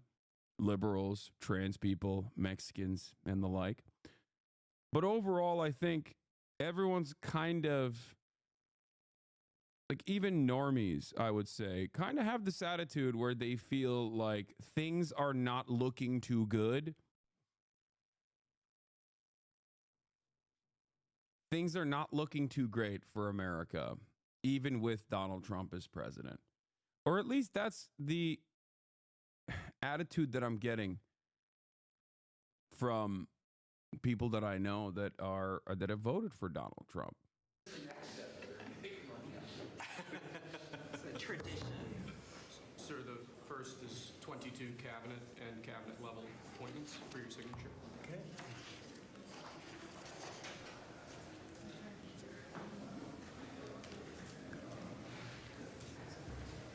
It's the truth. You vote for division, you get it. What do you mean vote for division? Who votes for unity? What is the unity vote? There's a duopoly, my man. I don't know what kind of silliness this is. Like you think you're making like an adult take or something, but 47 sub-cabinet level appointments, sir? I have no idea what the hell Melania's wearing, by the way. I don't know what's going on there, but I'm sure Americans really love that. Like the real Americans today look at that and go, that's a real fit, Madam First Lady. Why does she look like Oppenheimer? Why is everything with him signed with a shark? Now 31 acting designations and appointments to effectively... I know what a zoot suit is. Are you kidding me? I think zoot suits are fucking amazing. Yeah. Zoot suits are the proletarian's garb. I want to get a zoot suit. Don't give her that. Don't give her that. Don't tell her that it's the zoot suit. Commission chairman, acting chairman.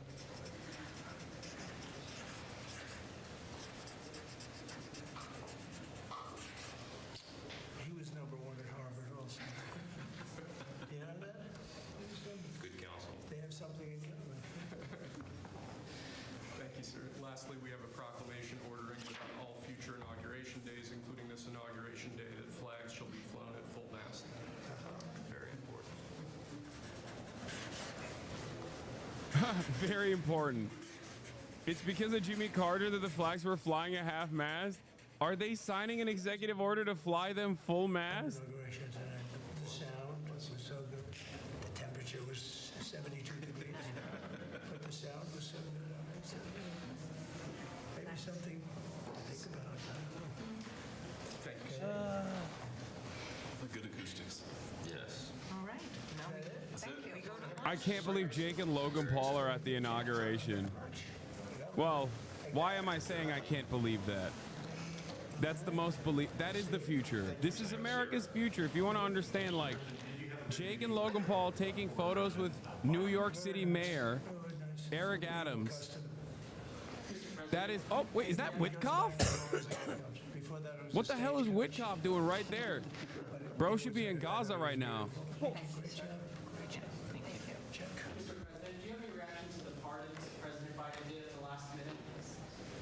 Why didn't you go? Chat.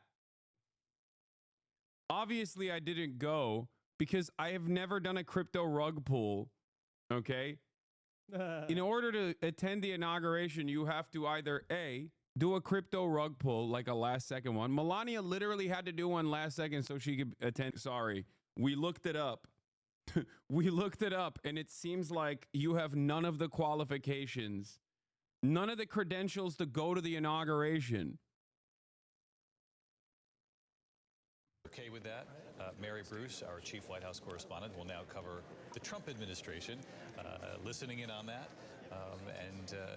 I've talked about this yesterday. There's a whole thesis that can be written about the fact that fashion houses are now open to dressing both Usha and Melania as opposed to not dressing anyone during the Trump first term. There's a normalization that's happening.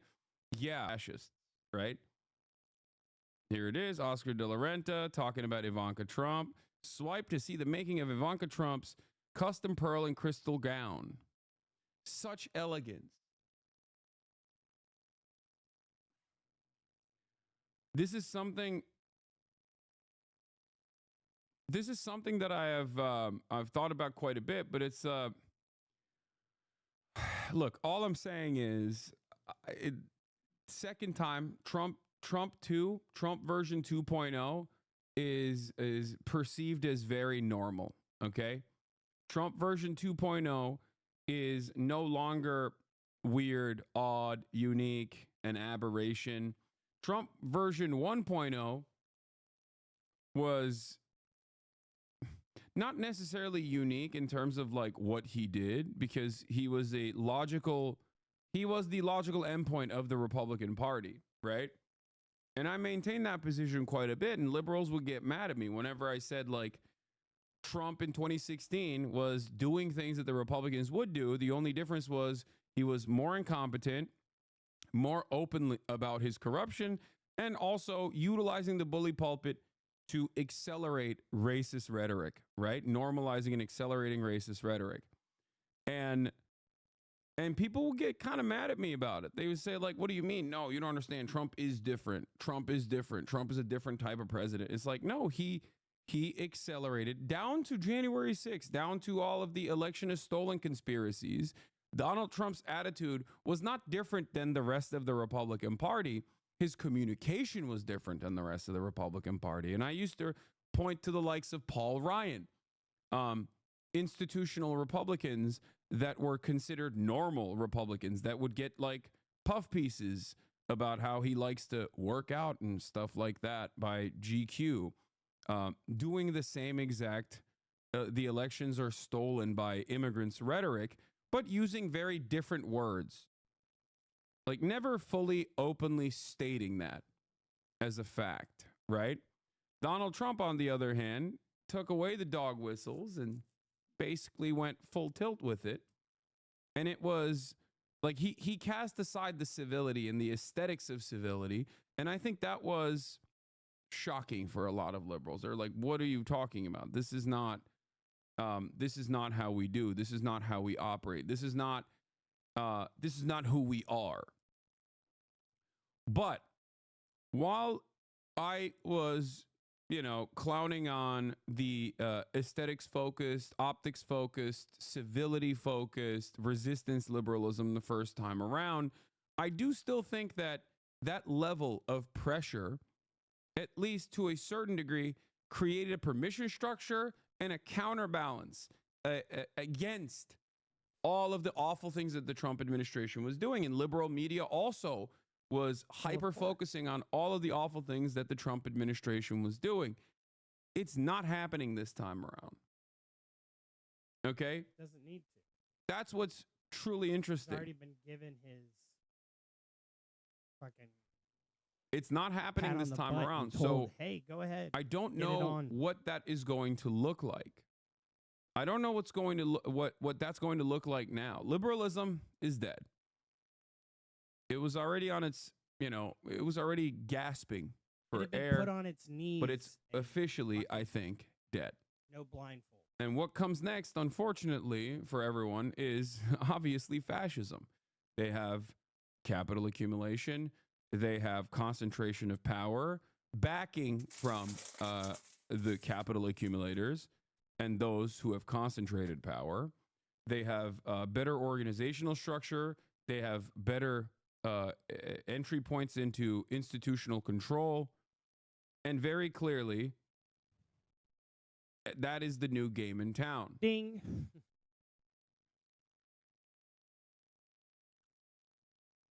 Yeah, we got to keep Hassan safe, everyone. So we'll see what happens next. Don't forget, keep Hassan. But as you look at all of these like wealthy aristocrats and politicians smiling and dining together, when you look at our elites enjoying the show,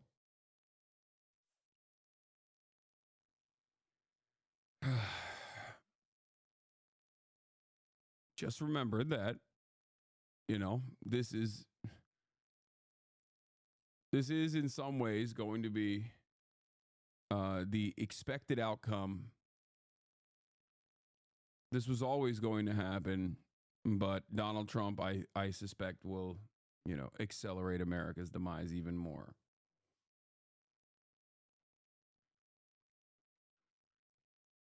Times. The caveat here is everything does appear to be fluid, but Catherine is reporting there is a very good chance this will be far more sweeping in nature. But Dan, you're always so good at just helping us understand the difference between an actual pardon and a commutation, and they're two very different things here. Very different. A pardon basically means you're erasing any conviction. Okay, they're talking about Brandon's last second pardons. CNN, while pointing out all the tech billionaires and CEOs, President Trump's inauguration just glosses over the millions said billionaires and CEOs funneled to Trump, and instead treating it as a branding and aesthetics exercise. But these folks And then just scattered throughout are these tech CEOs. Yeah. I mean, the exclusivity of this room is incredible. I mean, there are governors and high-level elected officials who are in the overflow. Like, if you're a Republican today and you're watching me right now, or you're watching CNN, you go, what's the problem? Every other previous Democratic administration has enjoyed all of this glazing from our tech overlords. Why is it a problem when we finally have that, right?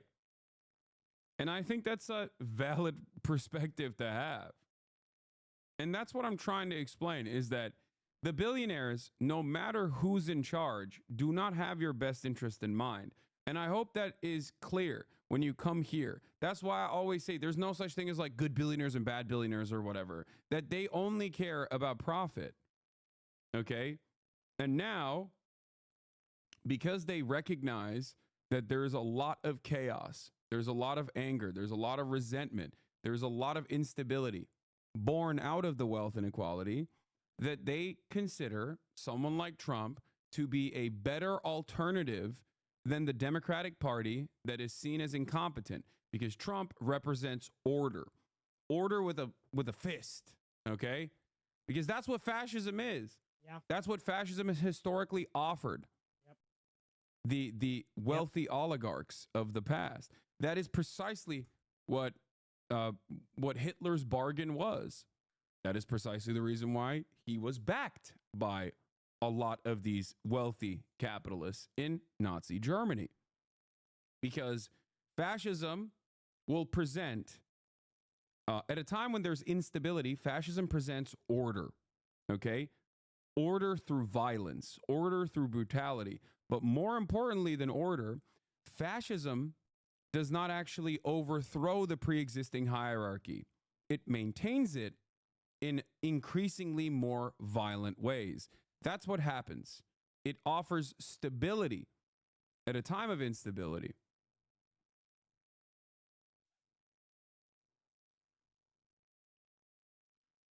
Why did Kamala have more billionaire donors then? See, this is what I'm saying. Like, I don't care. I don't like Kamala Harris. I don't like that she was cozying up to billionaires either.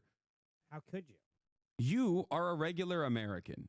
You are not a billionaire. You are not an oligarch.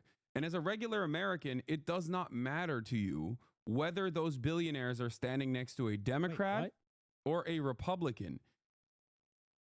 Okay? Both parties in this duopoly will serve their interests. Key sectors like oil and gas will hedge their bets more in favor of the Republican Party. And in the past, tech sector billionaires were oftentimes hedging their bets with the liberal mechanisms of control. Seems like they feel pretty comfortable with both parties. Of course they do, because they are. Because at the end of the day, Democrat or Republican, both parties, with some exceptions, at least on the Democratic side with like the likes of Bernie Sanders or whatever, both parties are there to serve their interests. Both parties are there to manage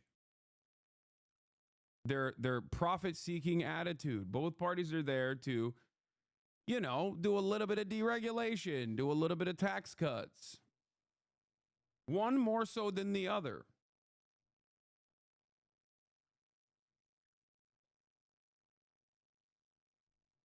That is my point. My point is that both parties under our duopoly serve the interests of capital.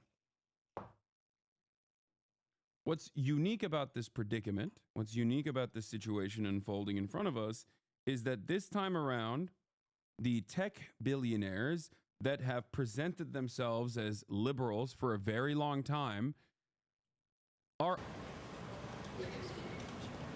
It's not weird or unique to see, you know, oil barons at the inauguration. It's not unique or weird to see the likes of Miriam Adelson at the inauguration standing next to the Republican Party. What's unique is seeing Zuckerberg and the Google CEO and those guys. That's unique. Their presence at the Republican inauguration is unique because they have historically presented themselves as liberals. They've historically sided with the Democratic Party as their preferred way of getting their interests across. But the question I have remains, which is, why are we servile to their interests? Why do we have to sit back and let them dominate the conversation? 150 years ago. It doesn't seem, is that Amy Klobuchar speaking? It doesn't seem like a democracy, does it? House wing of the Capitol was built, and in the midst of the Civil War, Congress dedicated this chamber to host statues chosen by every state. Walking into the hall, we all passed under the arch, holding the marble car of history clock. The statue shows Cleo, the Greek muse of history, holding a book to record events as they happen. And as you can see, she's heard a lot of stuff. And as she rides her chariot forward into the future, she looks behind her to remember the past. She remains here as she has for hundreds of years, a reminder that history will remember the events of the present, and it is on us to write that history right now. All I'm doing right now is Speaking of talking a whole art, lot of the shit painting on right here before you. websites. I chose What this is painting Amy for this Klobuchar lunch doing? this What summer, is and that? it's titled American Horizon. I don't care about this stuff, Ugh, dude. Oh my God. This stuff is so stupid. Hassan, watch. More like silly aesthetic focus nonsense. Congressional luncheon time. Watch him. All right, let's see what the CNN, what the good people over at CNN had to say about all these tech billionaires sitting side by side, standing side by side with the Trump And then just admin, scattered incoming throughout admin. are these tech CEOs. Yeah. I mean, the exclusivity of this room is incredible. I mean, there are governors and high-level elected officials who are in the overflow. But these folks, we should also remind people, they paid money into the Donald Trump inaugural fund. Mark Zuckerberg and Meta, they wrote $1 million checks. And $1 million check, I suppose, gets you in the room where it happens. I agree with you, Abby, but this is about as mutually beneficial as it gets. Because, as I think you said earlier, Donald Trump is the ultimate producer, and he understands branding and marketing and imagery as well as, or better than most. And then just scattered throughout. Yeah, this isn't branding and marketing and imagery. This is, they're not wrong when they say it's a mutually beneficial relationship. They're not wrong about that. They're right about that. It is mutually beneficial. Wealthy members of the oligarchy purchase politicians, purchase Congress in order to ensure that they never get regulated when regulation is a necessity. Okay. And also, Trump simultaneously takes advantage of any outlet, any mode of communication that will give him a benefit, that will boost him, that will accelerate the right wing, the right wing attitude, like that will serve the purpose of pushing right wing messaging. Okay. Jeff Bezos owns a newspaper. Jeff Bezos owns Washington Post. Elon Musk owns Twitter. Google owns YouTube, and obviously Google as well, and numerous other properties. Mark Zuckerberg owns Facebook. And the last part of that equation, Tim Cook obviously owns Apple. The last part of that equation was TikTok. And we know, and as I've covered this before, TikTok basically wanted to get in the good graces of the Trump administration, or at least like the Republican Party, because they thought if we actually glaze Donald Trump, they won't get us banned. And we can continue having TikTok.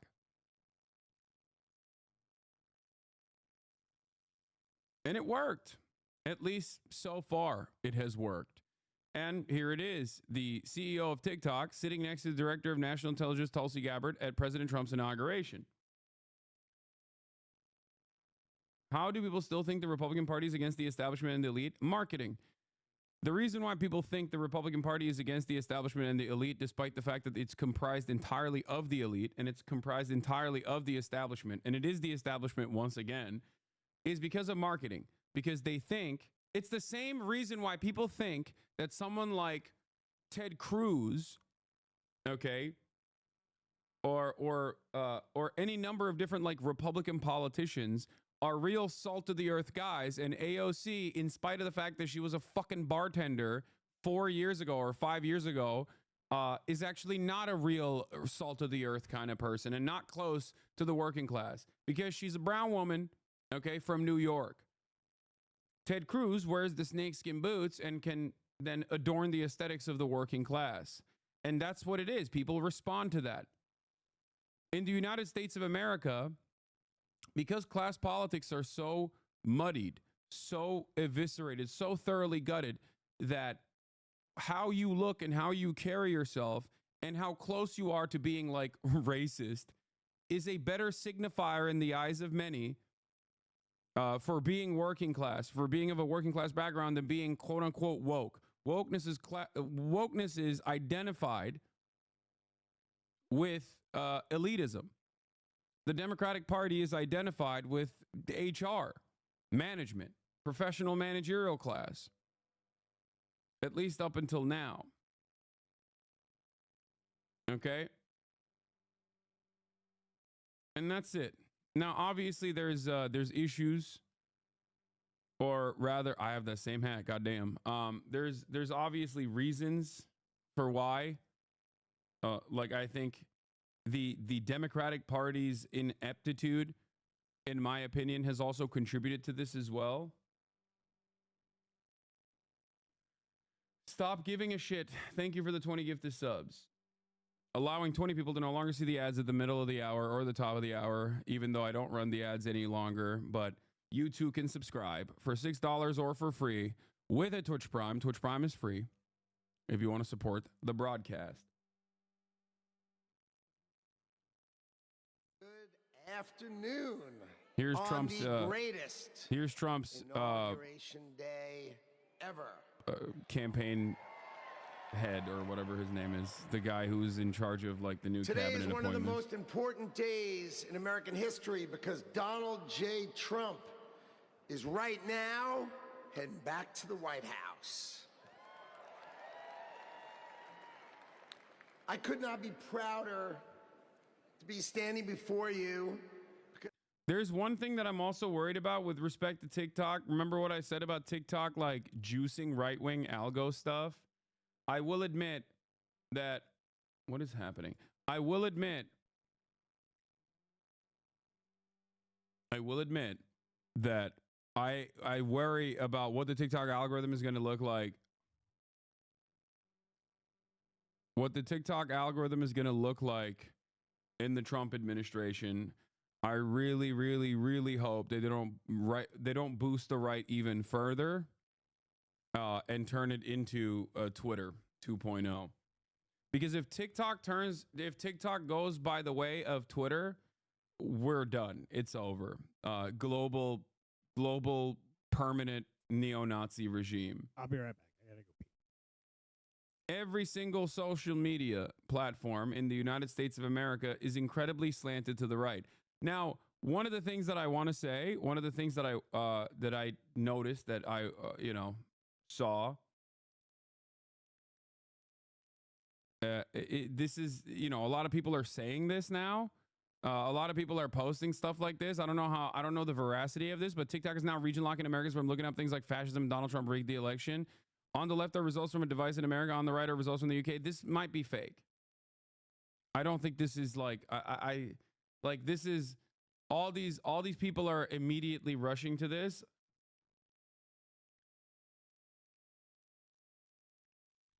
Like, I don't know if that's a real thing or not.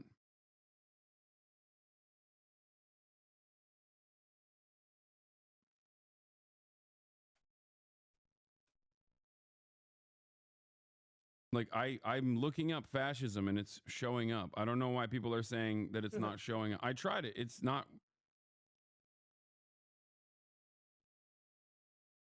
Donald Trump rigged election. Yeah, it's working. Oh, it says the Donald Trump rigged election. The phrase may be associated with behavior or content that violates our guidelines. Okay, that's new. Wait, let me see. Donald Trump sucks. Okay, you can still look that up. Yeah, no, I hold on. Let me go on TikTok desktop. Let's see if the TikTok desktop is working in a similar way. Donald Trump rigged election is no longer allowed. That's weird. Hold on. Oh my God. Yeah. Donald Trump rigged election. When you search, it says this phrase may be associated with behavior or content that violates our guidelines. Promoting a safe and positive experience is TikTok's top priority. Oh my God, we're turning into the fucking Republicans. Let's see. Joe Biden rigged election. No, it's not. Yeah, rigged election is not allowed. No. See, it won't let you do Joe Biden. Let's see. Rigged election. Yeah, rigged election is not working. No, fascism comes up with stuff. I looked it up before. Yeah, fascism still shows up. Trump Epstein.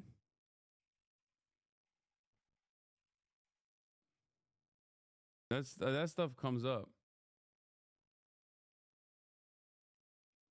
And I'm pretty sure like Gaza or genocide and things like that still, yeah, there's no deboosting on that stuff. Okay, I don't think it's I think this is just like a rigged election thing, maybe to comply with, like, I'm telling you right now, I think the rigged election one might be the rigged election might be to just like, at a time when they were getting yelled at quite a bit by everyone with you know, suspicions that TikTok might rig the election or whatever, they might have just like they might have simply added this extra precaution.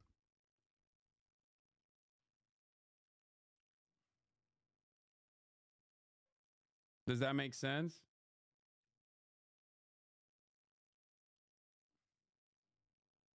Because there was obviously an election that took place in America, and considering that people were very upset, or people were very suspicious about TikTok potentially, you know, rigging the outcome of the election or whatever. Free Palestine is being censored? No, it's not. No, it's not.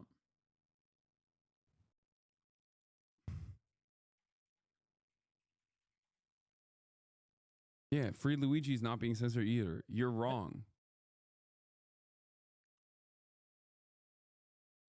I don't know why people are just doing that. Anyway, people are kind of latching on to anything right now. Yeah, I think that Yeah, that's a huge part of it. it is important for you in this time to not immediately jump to certain conclusions.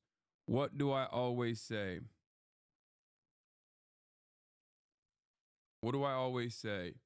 If a narrative seems too good to be true, okay, there is a likelihood that it might be false. Just whenever you see something online that corresponds to your existing biases, okay, the first thing you should do, instead of immediately adopting that as the truth, the first thing you should do, and sometimes it might be true, but the first thing you should do always is to go, wait a minute, let me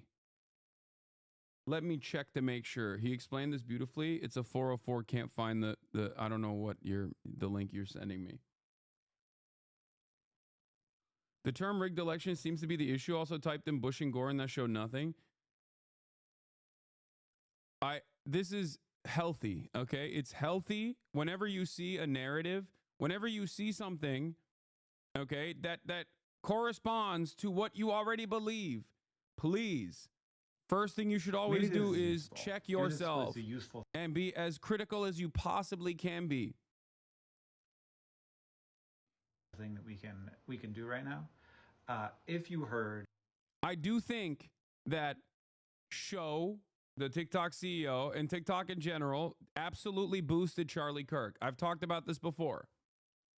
And I think the reason why they did that is because they thought if they boost Charlie Kirk has Trump's ear, and he will say nice things about TikTok, and he will talk about how TikTok is wonderful for making the youth more right wing. I do believe that. This is something that I have talked about quite a bit. And actually, as far as it stands, it was a successful gambit. Now, having said that, will they continue doing that? Probably. I don't know.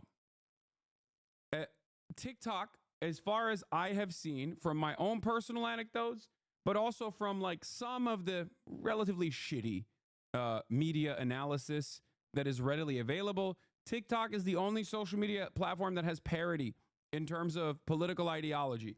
Every other platform is dominated and slanted to the right. Every single one, right?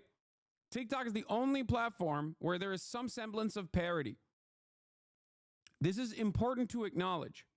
But that doesn't mean that there isn't right-wing content on that platform. Of course there is. Of course there is, right? And I think one of the best arguments that I saw about this, one of the best warnings that I saw came from, what's his name? Is it Garrett Hayes? Or Garrison Hayes?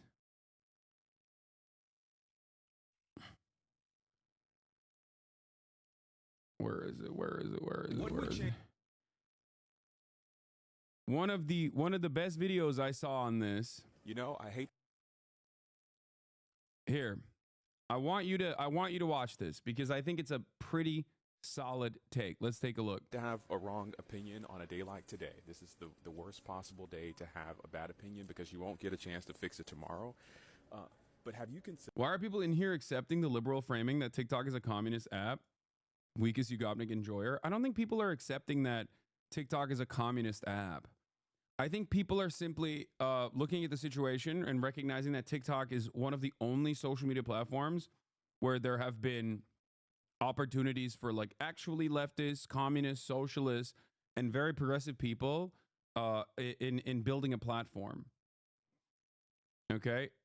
And I think that is part of the reason why people think that, you know, here, just let my man, I'm going to let my man Garrison do the talking, okay? Consider that a lot of your political enemies want to save TikTok. Like the right-wing propaganda machine known as Turning Point USA bragged that they were doing 60 million views a day leading up to the election, like this just this past election cycle on TikTok alone. If there is anyone who understands the impact of getting that many views per day, it is your soon-to-be president, Donald J. Trump, the man who actively lobbied the Supreme Court to save this app. If you were one of the many people who were wondering why so many young people were turning toward the right, especially in this past election, it is at least in part because while your side of the algorithm is gender justice and free Palestine, there is another side of the algorithm. And it isn't made up of a small number of people. There are a ton of people on that other side of the algorithm. It is essentially a full-blown hate crime factory. Like, it's just convincing people to hate other people constantly. And I think the political enemies of the marginalized know this. They did the calculations and are trying to preserve this thing, this app, because they think it provides them with a strategic advantage in the long run. Maybe just in general. Clearly, it was some strategic advantage just this past cycle. Listen, I love TikTok. This app literally changed my life. I met some amazing people through this app. You all who follow me are incredible, and I hope you'll come subscribe on YouTube. But this is just something to consider, like who stands to benefit the most from a power perspective from this place. And so I don't disagree with this. I think that it's important to also recognize this aspect of it, because on the one hand, while TikTok still has some semblance of parity, ideological parity, that still means that there is a steady flow of insane right-wing nonsense on there. Okay. And I do think that right-wingers understand the value that TikTok gives them in terms of propaganda, the value that TikTok offers them in terms of yet another platform where they can supercharge their right-wing propaganda, reactionary content that creates loyal soldiers for the Republican Party and creates loyal soldiers for the reactionary movement in general. Okay. It doesn't have to immediately, it doesn't have to actually make, for example, young men, right, into people that are card-carrying Republican Party voters. That's not the project. The project is, as long as they are apolitical but right-wing in a lot of these like key issues, they can be captured. Their attention can always be captured, and their anger and resentment can always be weaponized. And I do think that is, I do think that that's important to recognize, and it goes along with something that I've been warning about quite a bit in terms of like how right-wing young male spaces look like nowadays. And TikTok, just like every other platform, TikTok is not alone in this, and TikTok is far from the worst platform on this issue. YouTube is terrible for this. Okay. Twitter is obviously the worst one out of all of them. Facebook doesn't really have a lot of young people, but Facebook is also very right wing as well. Like all of the social media platforms that we use that are seen as like the only places where people can gather and communicate with one another are incredibly slanted to the right. That is devastating. Okay. This was part of the reason why I maintained the position that TikTok was while still churning out right-wing propaganda at an alarming rate, still had some semblance of leftist commentary on it as well. And I know that people will say, Hassan, this is just like silly social media platform stuff. Like, why do you care about this so much? But in an environment where we do not have any sort of organizational tools, and that our production capacities, our forces of production are basically moving away from the assembly line, so that we are more alienated from our labor and we're more isolated from one another, which makes it harder to organize, which makes it harder to recognize solidarity, class solidarity specifically amongst workers. The only place where people actually gather in groups are online. And online spaces can be easily manipulated. Online spaces can be easily manipulated, easily brigaded, change people's attitudes over certain things. And the more time we spend online and away from other people,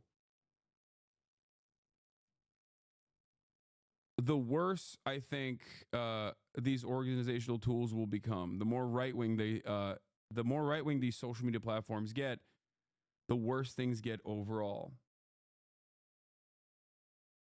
Yes, but isn't TikTok most views for progressive content versus other social platforms? I know, that's why I'm saying that like TikTok has been both a benefit and a burden at the same time, but in comparison to all the other content platforms out there, it's certainly not the worst. It's definitely better than the other ones. And that is part of the reason why I maintain the position that TikTok shouldn't get banned. That's the reason why I think people wanted TikTok to get banned. That's what carried it over the finish line. This one really mattered. And I just want to say thank you. Anyway, let's look at one of these tech billionaire oligarchs speaking at the inauguration. My heart goes out to you. Did he just Sig Heil? It is thanks to you that the future of civilization is assured. Thanks to you. We're going to have safe cities, finally, safe cities. Secure borders, sensible spending, basic stuff. And we're going to take Doge to Mars.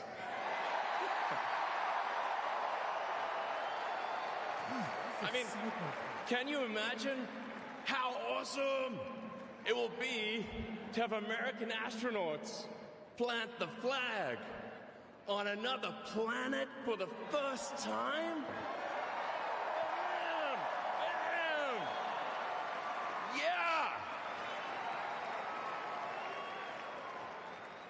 How inspiring would that be? You know, there's always problems in life. You know, there's this problem, solve that problem. But you know, there need to be things that inspire you. There need to be things that make you glad to wake up in the morning and say, I'm looking forward to the future. Yeah. And I love you guys.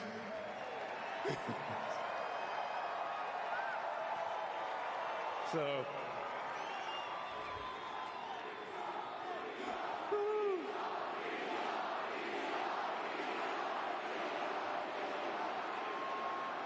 And let me tell you, I'm gonna work my ass off for you guys. So,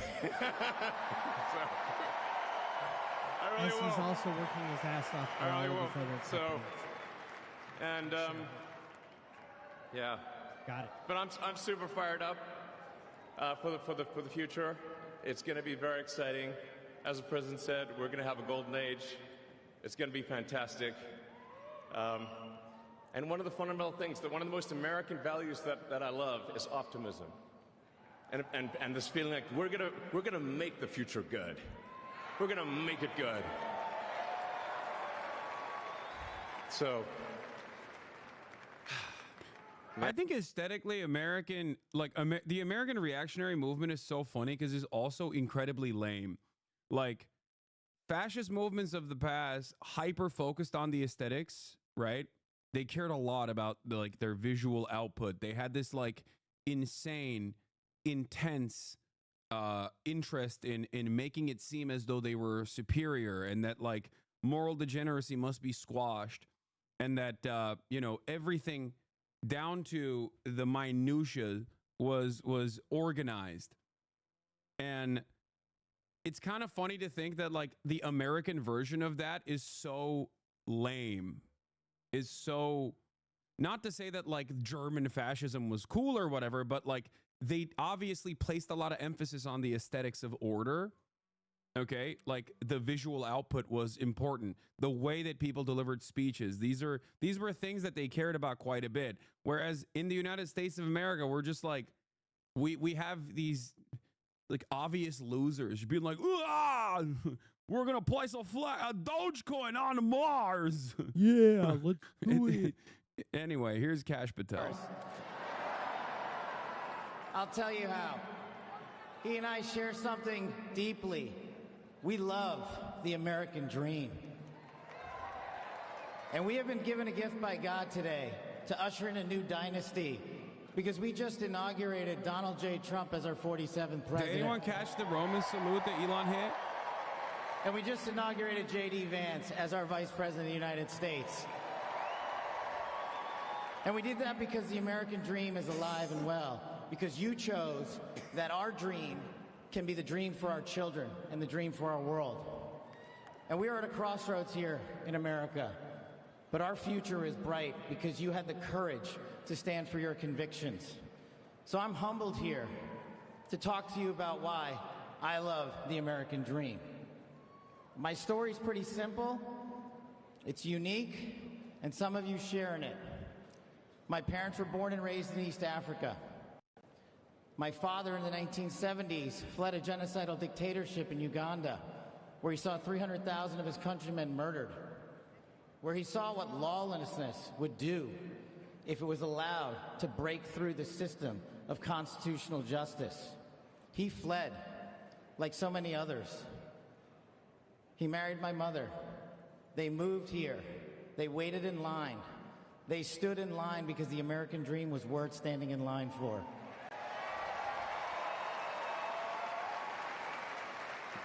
That dream is woven into the fabric of this nation, and our immigration policy is the greatest policy in the world. And now that we have Donald J. Trump and J.D. Vance, it will become the greatest policy in the world again.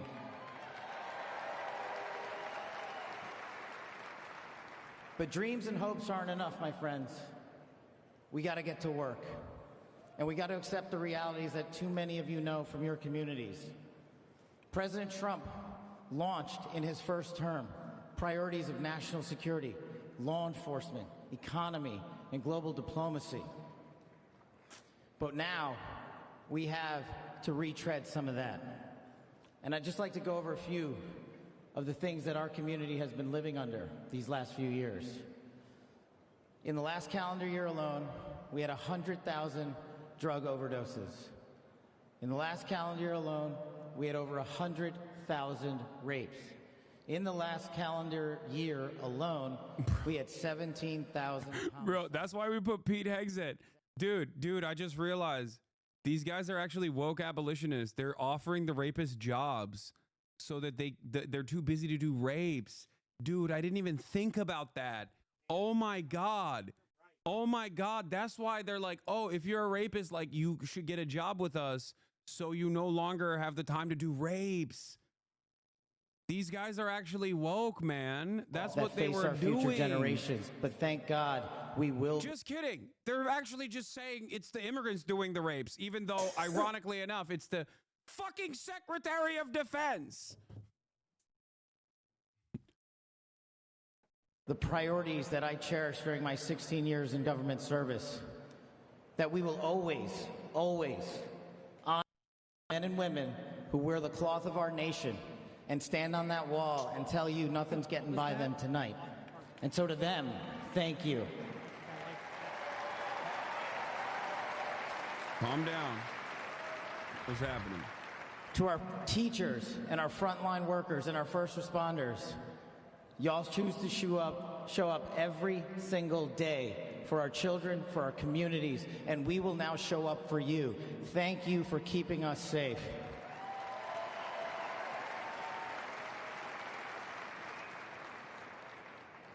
To the men and women in law enforcement, and maybe I'm biased on this one, our police officers, our sheriffs, our federal agents are some of the greatest warriors that God has ever created. And we will put them first because they have our backs, and now we will have your backs.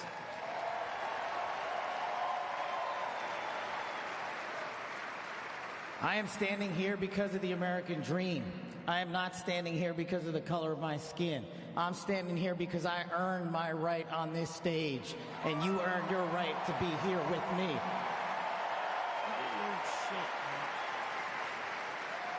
And I promise you this, with every fiber of my being, that our law enforcement, that our teachers, that our first responders, that our veterans, that our men and women in uniform who dare to serve this country and put themselves below the rest of our needs will be reprioritized to the top of the heap because they are standing on that wall, and we will not let that light go dark on them.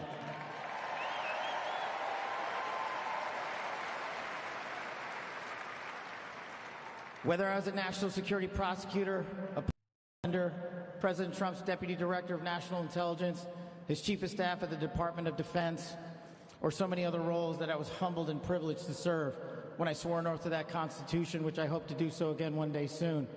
You have my word that you have ushered in a dynasty of change. You have ushered in a dynasty that will allow our children to live this American dream. My American dream. I am living the world's American dream. I am the son of lawful immigrants. We worked our tails off just like you all do, and I'm going to make you a deal. I promise you I will never quit on your children. I will never quit on their children, because this American dream does not belong to me. It does not belong to them. This American dream belongs to the world.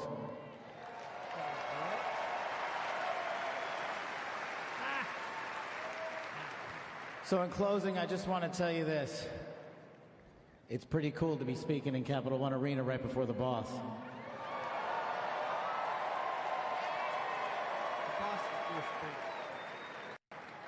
You've inspired me beyond words. Your love, your devotion, your commitment to our country, everywhere I go, shows us that we are not only the beacon of hope, but we are the land of constitutional justice. We are the land under Donald J. Trump and J.D. Vance, where we are going to end the two-tier system of justice. We are going to remove the weaponization of the intelligence community for political purposes. And we are going to put the men and women of America first.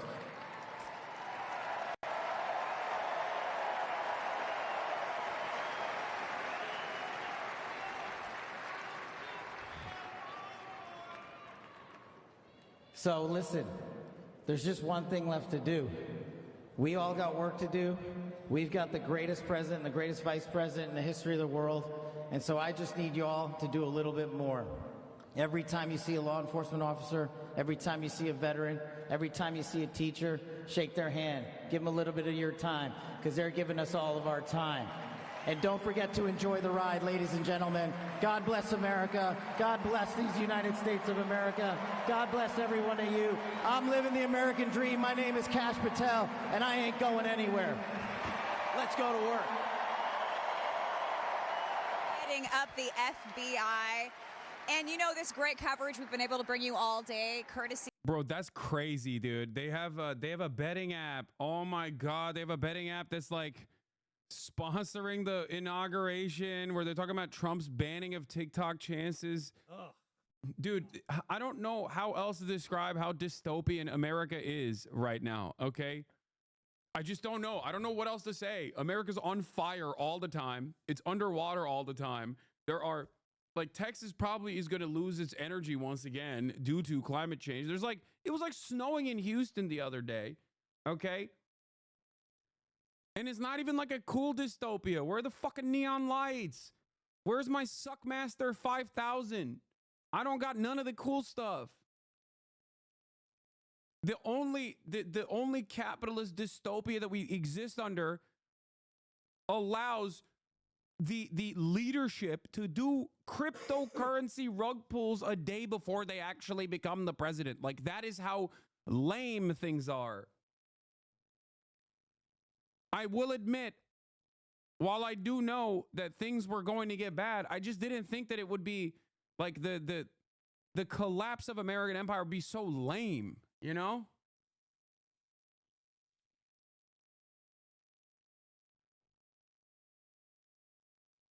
It's crazy, man. It's crazy to think.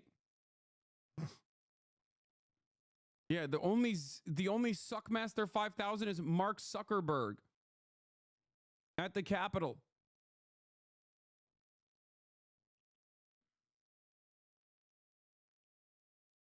As your Houston chatter, the snow is supposed to come in at like dinner time tonight. Something stupid like 5 inches of it. Oh, Jesus.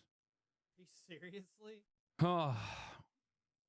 Anyway, now that I have a little bit of moment, an opportunity, I got my permanent crown put in today. That's why I'm late. And that's why I didn't get to stream the entirety of the inauguration. Okay. I woke up early in the morning and I had to go do that before I fly out to Japan in a couple days. I also got my teeth cleaned for the first time ever in my life. And let me tell you, fantastic experience, 10/10, absolutely recommend. Teeth cleaning, I never thought I would experience it. Yeah, I've never gotten a teeth cleaning before. It's an amazing feeling. Yeah. I've never gotten it done before. And let me tell you, oh my God, it's so good. But they feel weird? Nah, it feels amazing. I'm a huge flosser. I love flossing. I'm Mr. Floss. Okay, I'm Mr. Floss. The teeth cleaning is so good because it basically it feels, oh, the gaps, dude, the gaps. Like, it feels like I got a new mouth. I got a new lease on life, okay? That's what it feels like. It feels amazing. A lot of people get upset. Who are you, Asmongold? No, I mean, no, not at all. Like I said, I do love flossing, but I'm just saying that, like, it has elevated my floss game to the next level. It feels so good. So good. So freaking good. Bro, those expensive electric toothbrushes and water flossers are so good. I love them. I love the goddamn tooth gaps, man. They're the best. Do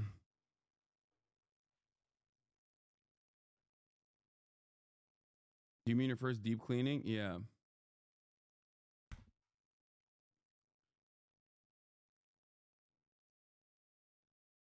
Anyway, just wanted to point to that and urge you guys to go do that as well. You love diastema? I don't know what that means. Is that the tooth gap?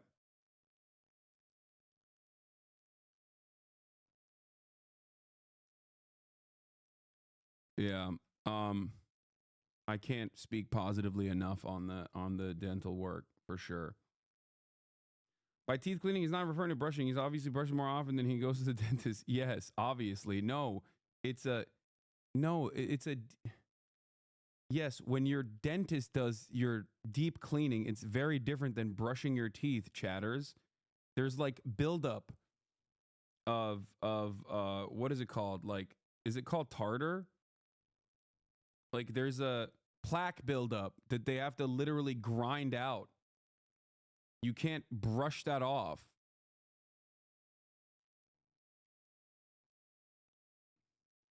And considering that I have never done it before, there was 33 years of plaque buildup that they just grinded out of my mouth, and it was amazing. It feels amazing. And that's not your dentist, a dental hygienist? No, but my dentist's office has a dental hygienist as well.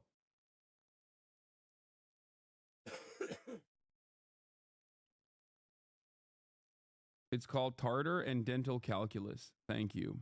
Was it painful? No.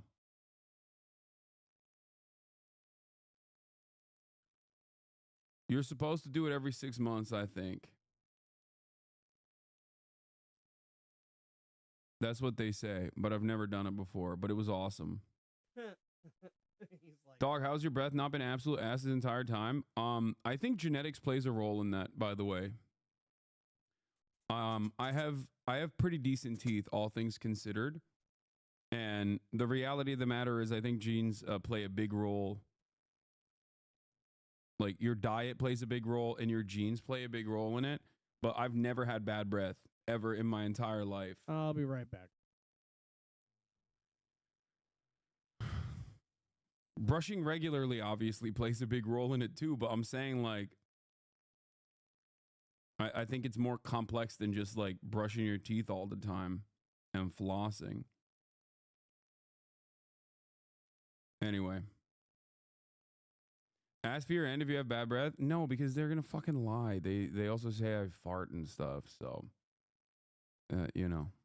And then that's gonna be the new meta and it's gonna break me.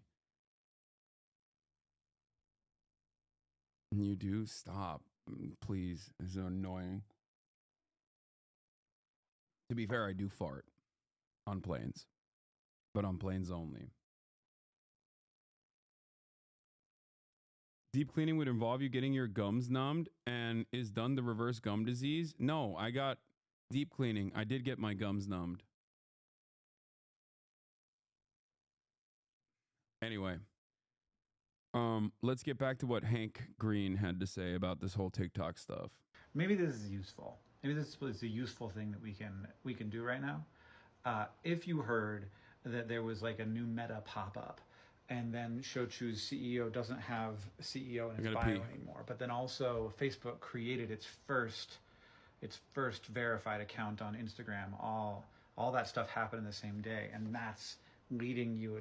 It's a bunch of puzzle pieces that you get to put together into Metabot TikTok. This is how conspiracy influencers work. They present you with a bunch of puzzle pieces, and then they have you put them together, and you feel like you've done the work.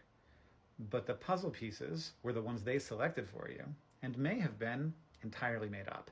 For example, CEO of TikTok never was in Shochu's bio, so nothing actually changed. For example, that thing that allows you to use Facebook to pick up some of your TikTok friends, that's always existed. That's not new.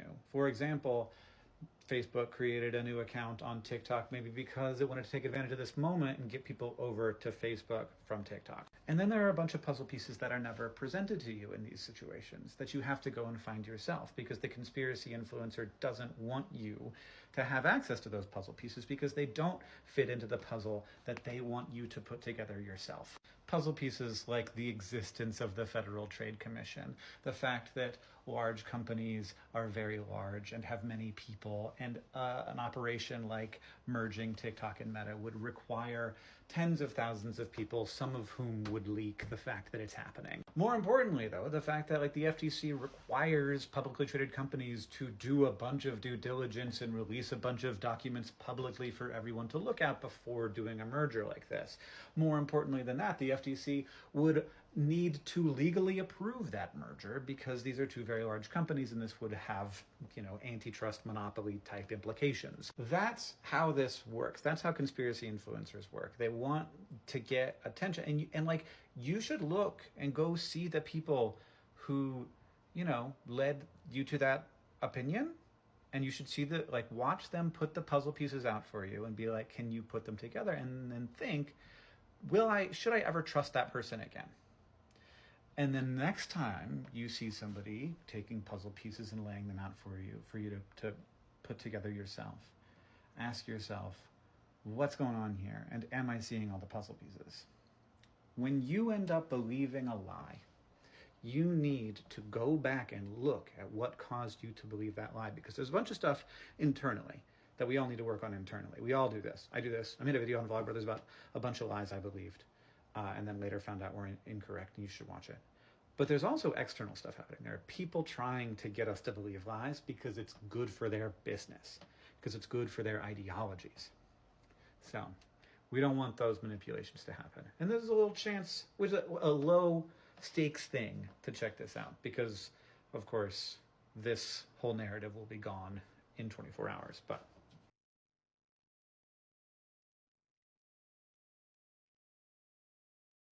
are you going to hang out with Michael Mez soon, or who's Michael Mez? What are you going to do if you get censored? I mean, I'm a leftist. That much is always a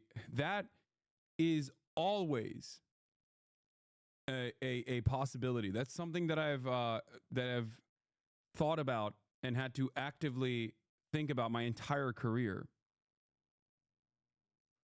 Okay? That's never, there's not much I can do about that.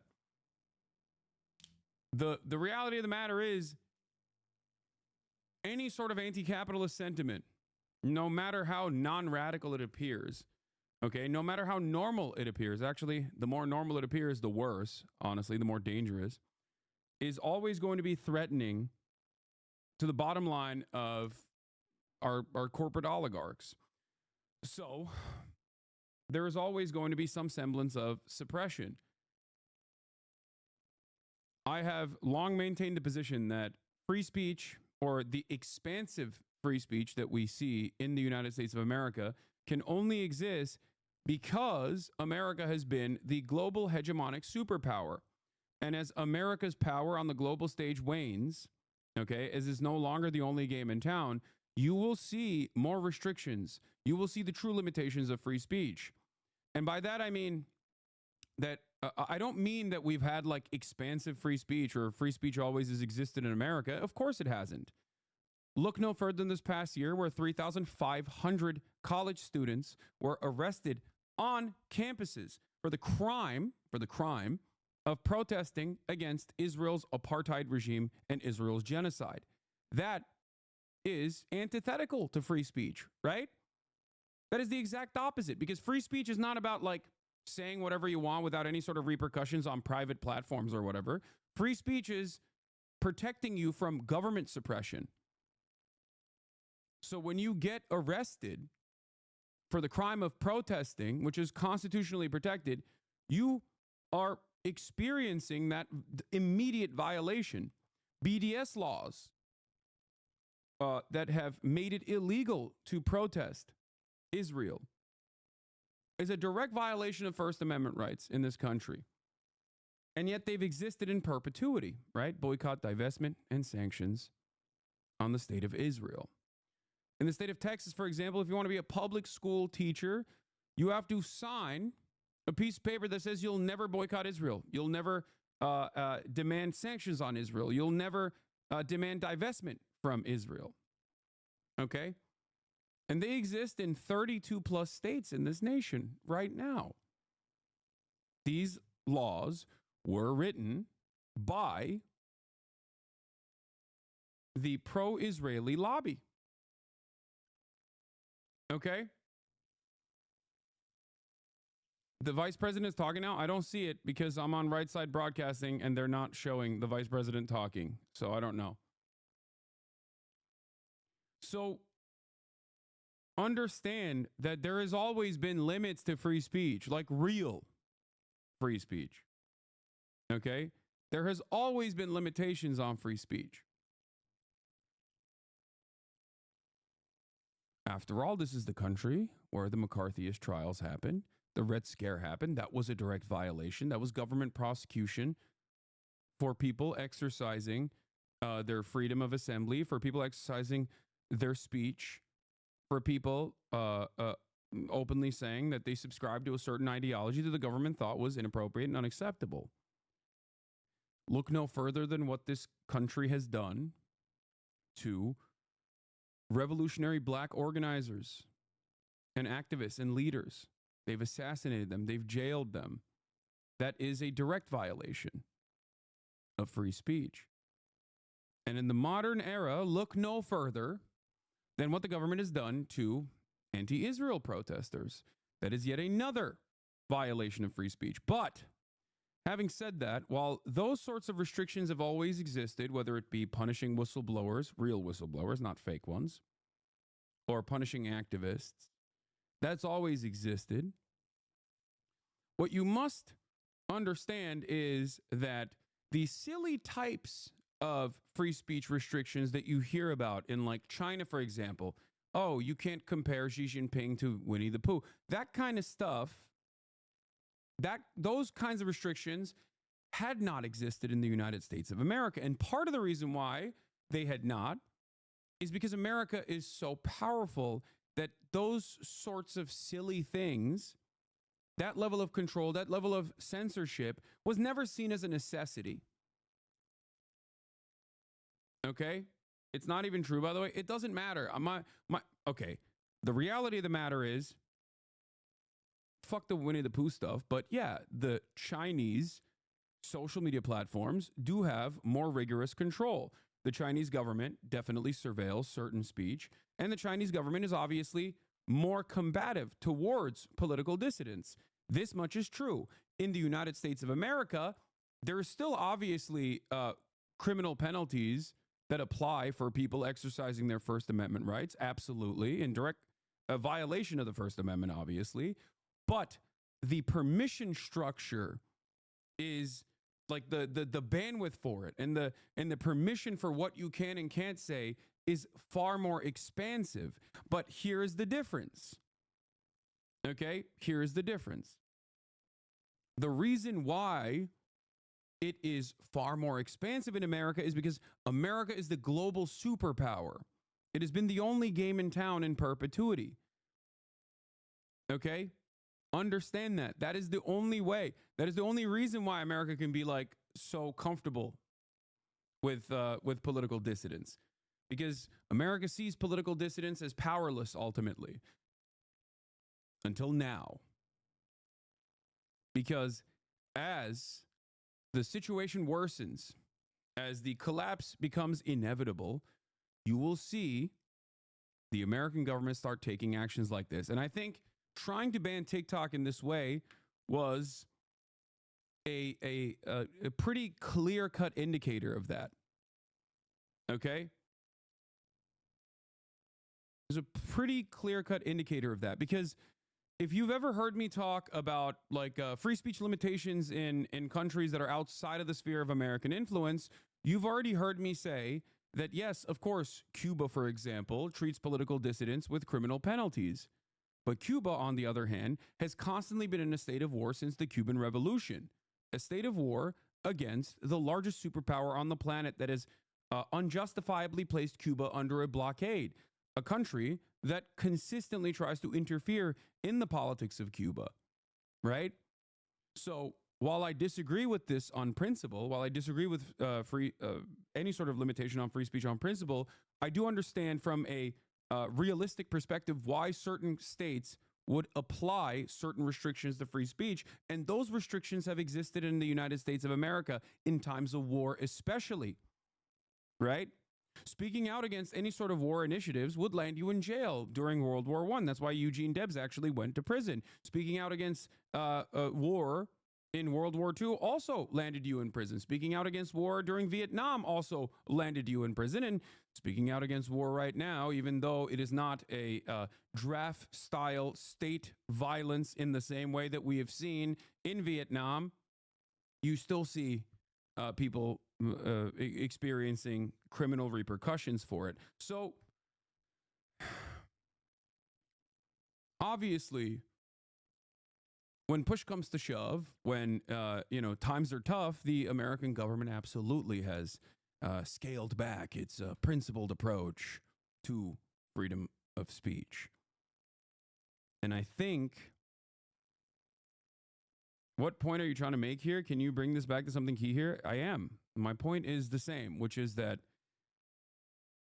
the limits to what is permissible speech are going to get more and more restrictive That's it.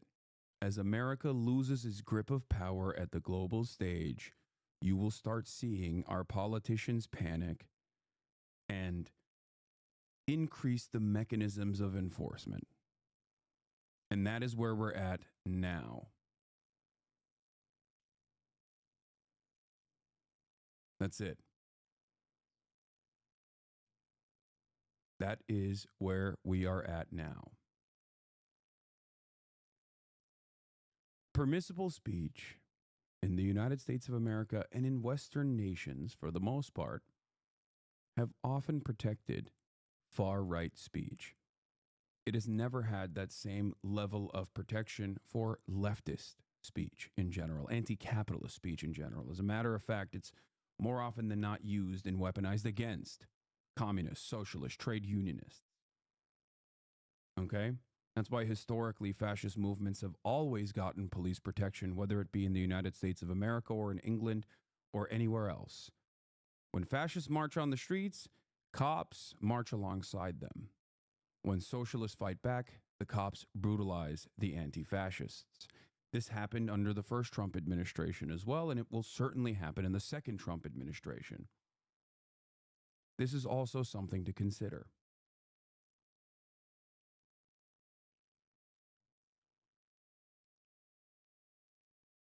Reading a script? I'm not. But thank you for thinking that I'm reading a script, even though I'm going off the dome. Most animated response you saw from Elon Musk is when Donald Trump talked about planting our stars and stripes on Mars. That is certainly something that would likely benefit SpaceX, which has poured billions of dollars into space travel and including the efforts to get humans to Mars eventually at some point in the future. And in fact, there's been this behind the scenes conversation, a great debate going on with NASA about whether or not we should be focusing our attention initially on getting to the moon and then to Mars. Elon Musk has said repeatedly that the moon, he sees it as a distraction. It also isn't part of the SpaceX business plan in as great of detail as Mars is. So certainly you can understand why there were those cheers today from Elon Musk at that point. He's also... All right, let's get to the, let's watch the swearing-in ceremony Please as we raise wait your for the right next hand event. and repeat after me. I, James David Vance, do solemnly swear. I, James David Vance, do solemnly swear that I will support. Wait, I thought his name was Johnson Don. I thought his name was John Don Vance. And defend the Constitution of the United States. That I will support and defend the Constitution of the United States. Against all enemies, foreign and domestic. Against all enemies, foreign and domestic. That I will bear true faith. That I will bear true faith. And allegiance to the same. And allegiance to the same. That I take this obligation freely. That I take this obligation freely. Without any mental reservation. Without. It's not Jorkin the Peanuts Vance? That's crazy. Any mental reservation. Or purpose of evasion. Or purpose of evasion. And that I will well and faithfully discharge. And that I will well and faithfully discharge. The duties of the office. The duties of the office. On which I am about to enter. On which I am about to enter. So help me God. So help me God. Congratulations, Mr. Vice President.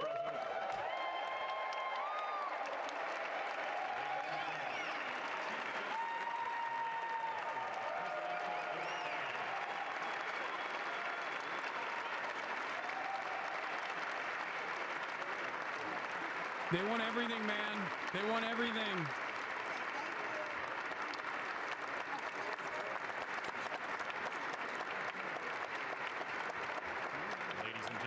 Please welcome Chief Justice Roberts to administer the presidential oath of office.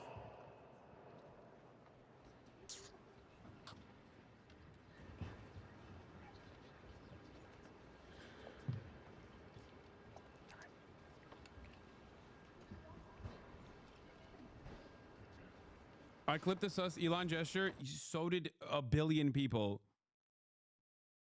Bro, Steven Crowder said, bro, what? Chat. Please. You want to know something? Look at, dude, that move from Elon Musk was so insane. Steven Crowder posted it. My heart goes out to you. you understand how insane that is?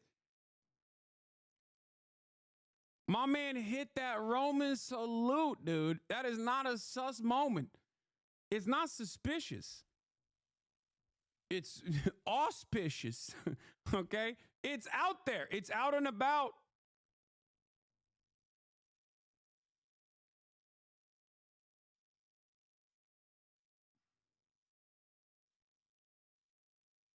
Why do you say Roman and not Nazi? I mean, I don't know, because it's technically it's called the Roman salute. That's why. I mean, it's the same thing. It's just Sig Heiling. He actually did 2 of them. Yeah, he hit the back-to-back.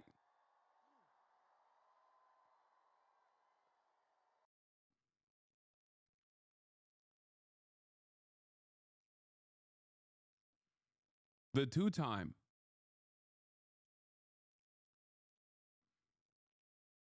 Grimes, it wasn't a Nazi salute. It was a Roman salute. The father of my children would never Nazi salute. Please, can I see my child now, Elon? Thank you for following me back, Elon.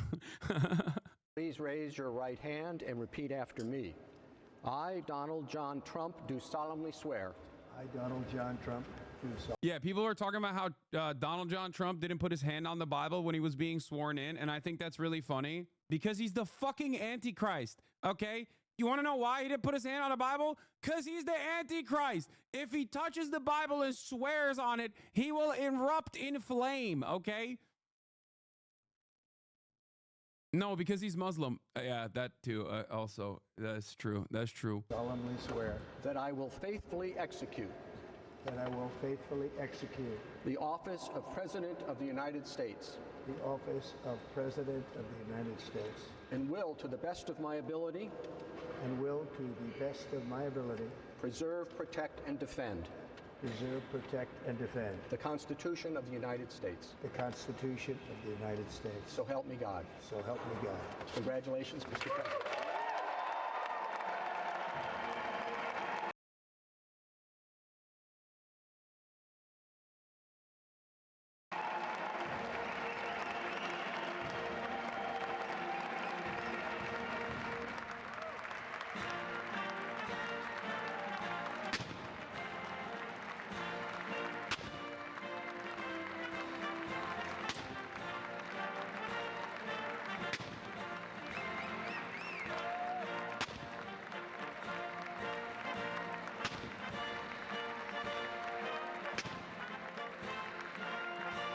We did it.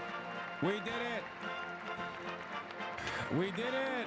Oh my God, we did it. Here, let's look at the inauguration speech as we await further activities from the day, okay? Vice President. Here.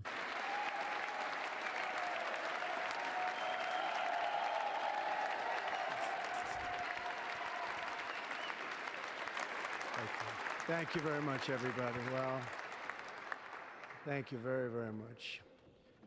Vice President Vance, Speaker Johnson, Senator Thune, Chief Justice Roberts, Justices of the United States Supreme Court, President Clinton, President Bush, President Obama, President Biden, Vice President Harris, and my fellow citizens. The golden age of America begins right now.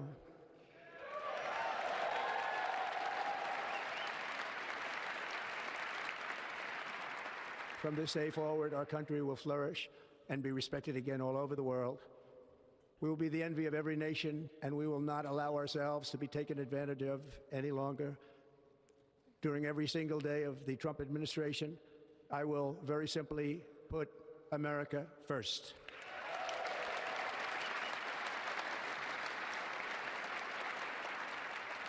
Our sovereignty will be reclaimed. Our safety will be restored. The scales of justice will be rebalanced. The vicious, violent, and unfair weaponization of the Justice Department and our government will end. Wow. I love that that is like the first thing he says. Like his first statements as president is, it's so unfair to me. The the State Department and the Justice Department has been so unfair to me. I'm done with that. Except I'm not done with that. I'm just going to redirect it back to my enemies now.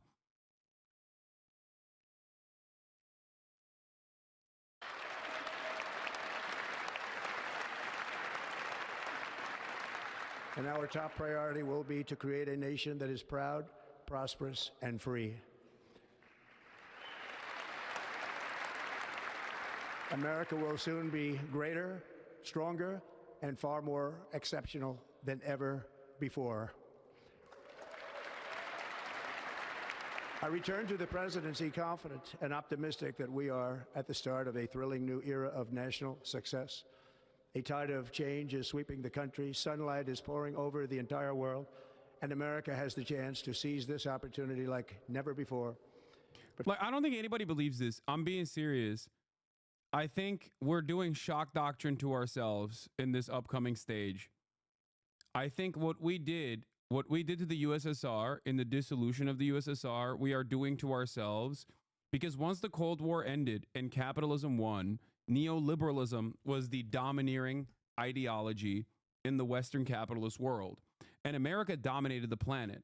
And in that process, of course, we still enforced cruelty upon the global South, and we accelerated imperialism as well. But what I suspect, and what we have been doing for the last couple of decades, I think, and what I think will accelerate even further now, late stage capitalism, as some would call it, is basically turning the crosshairs of exploitation back to the, back to the domestic affairs, virtually colonizing the interior, rather than simply keeping it to the exterior and offering some of those benefits back to the labor aristocrats, offering some of the bounties of empire back to the domestic population. I think we will start picking at the scraps of what remains of the American government. It's not even blowback necessarily. It's not even blowback. It's just that capital is a parasitic force inherently, okay? It always has to dominate because it always seeks out more profit. And you cannot generate more profit when technology keeps advancing and it makes things easily accessible. There is no infinite growth. So when there is no infinite growth, at the end of the day, when you're done destroying the global South, you inevitably have to turn those crosshairs back to your domestic labor population. And I think that's what we're doing. The age of leisure, my ass. No, the age of leisure was like the 80s and 90s, right? The dot-com bubble, like all of the bounties of like assuming that we can just like permanently grow and permanently prosper. And then what happened? 2008 housing market crash. Obviously 9/11, war on terror, 2008 housing market crash. And in that process, instead of slamming the brakes on the permanent growth attitude that we had, the permanent profit-seeking attitude we had, what do? Even in our recovery, what did Obama do, for example? He kept up the pre-existing hierarchy, and that recovery process was still K-shaped in the exact same way that we saw after COVID. Those at the top ended up gaining from this collapse, even though they were responsible for this collapse through multiple decades worth of neoliberal deregulation. So on the one hand, it was still very much both Democrats and Republicans of the past that caused the 2008 housing market to happen. And they did that because they were doing the bidding of the wealthy, the super wealthy, and the corporations. But even in that recovery, there was still opportunity for more profits. So it is not an accident that in that time frame, America saw great wealth transfers that continue to trickle upwards rather than evenly distribute down to the working class. That would have been a much healthier recovery for America. But even in that process, we decided, nope, we're just going to keep doing the same thing over and over again. And I suspect that that is where we're at right now.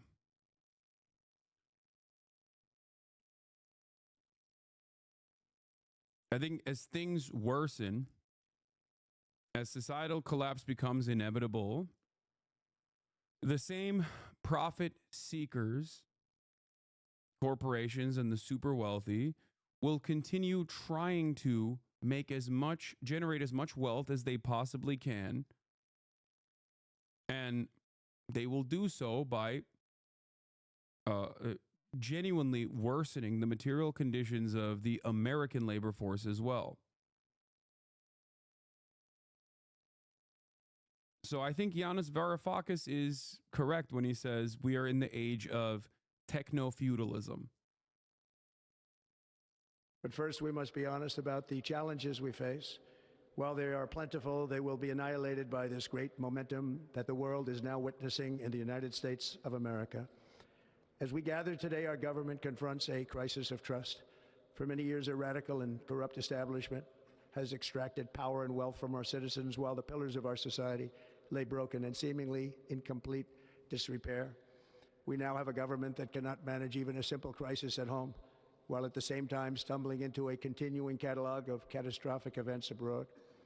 It fails to protect our magnificent, law-abiding American citizens, but provides sanctuary and protection for dangerous criminals, many from prisons and mental institutions that have illegally entered our country from all over the world. I do think that Republicans do a better job of marketing their not administrative functions, but I think Republicans do a better job of just like pacifying the public by not actually pacifying them, but making them more angry. But instead of being angry at the systems, redirecting that anger towards marginalized people, right? Democrats, on the other hand, approach it with like this institutional stability attitude, right? They say, oh, good things are not possible. We're the adults in the room. Of course, we're going to have to give you the broccoli. You have to just sit there and eat this vegetable. And if you cry about it, well, then you're too stupid to understand that it's good for you. Whereas the Republicans will come in and be like, no, we're going to give you sugar all day, every day. Candy for dinner, baby. That's right. Meanwhile, they're serving you the same poison. And even at a more accelerated rate than the Democrats are serving you that poison. Because Democrats do actually, to a certain degree, reinstate stability. They're still the adults in comparison to the Republicans, at least on domestic issues, right? At least on domestic affairs. But Americans, as conditions worsen for them, Americans understand that these institutions are not there to protect them at all. So they don't care necessarily, if that makes sense. They don't care about preserving these institutions because they're like, what has that done for me? What has that done for me at all? I don't care. So they seek out someone who will at least offer them some additional treats or offer them anything, really. A fear that I've had, that I have consistently reiterated through the first Trump administration, was the Tucker Carlson phenomenon. Tucker Carlson came into prominence at Fox News as a WASP nationalist, right? A person who was very good at propagandizing a National Socialist position, right? A Nazi position, but for Americans who, you know, still ultimately think Nazis are bad, at least for the time being. And what he would do is hype up a populist sentiment, a pro-worker sentiment, but pro-legacy American worker sentiment. He would call it legacy Americans. He can't call them Native Americans, obviously, because that's an entirely different thing. What that meant was WASPs. The OG Americans, right? And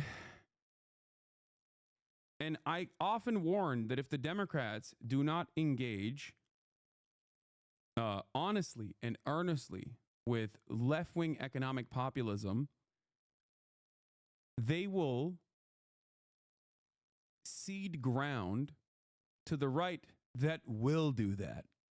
And they will not do that in an honest way at all. They will simply use that as a marketing tool. And that's what Tucker Carlson did. And that's kind of what Trump did too, the first time around, and certainly doing it now. And that's where we're at. In the eyes of many Americans, Donald Trump is seen as the guy who is protecting the American working class interests. By doing what?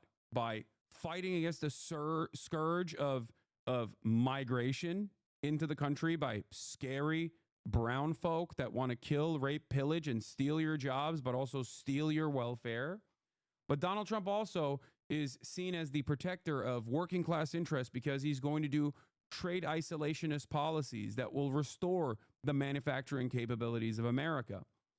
Now, will he actually restore the manufacturing capabilities of America? Absolutely not. I don't believe that at all, because at the end of the day, he himself is a billionaire and also cares about the corporate oligarchy. And if I look at all the things that Donald Trump has done in his first term, his most successful initiatives have always been at the behest of the oligarchs, at the behest of the corporations and the super wealthy. What is his signature policy accomplishment? His signature policy accomplishment was what? Tax cuts. Gigantic tax cuts at a time when American corporations were already seeing supercharged profits.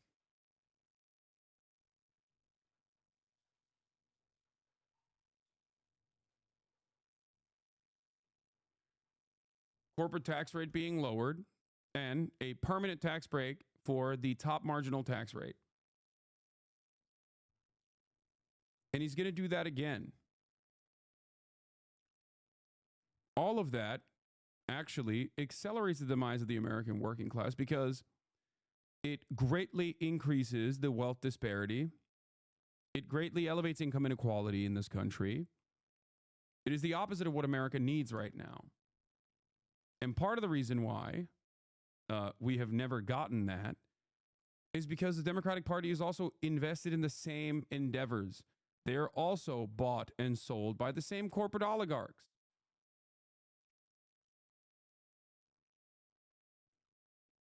So we're watching that happen now.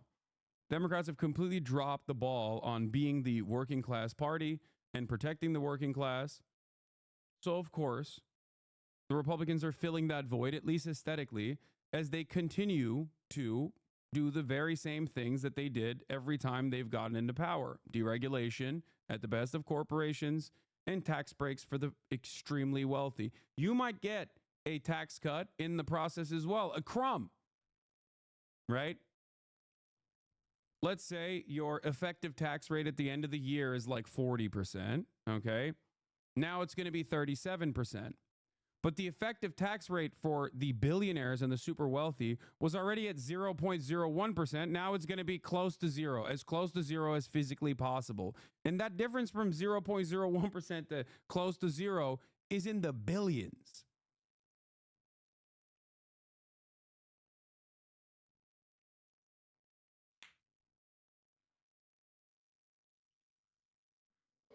We have a government that has given unlimited funding to the defense of foreign borders, but refuses to defend American borders or, more importantly, its own people.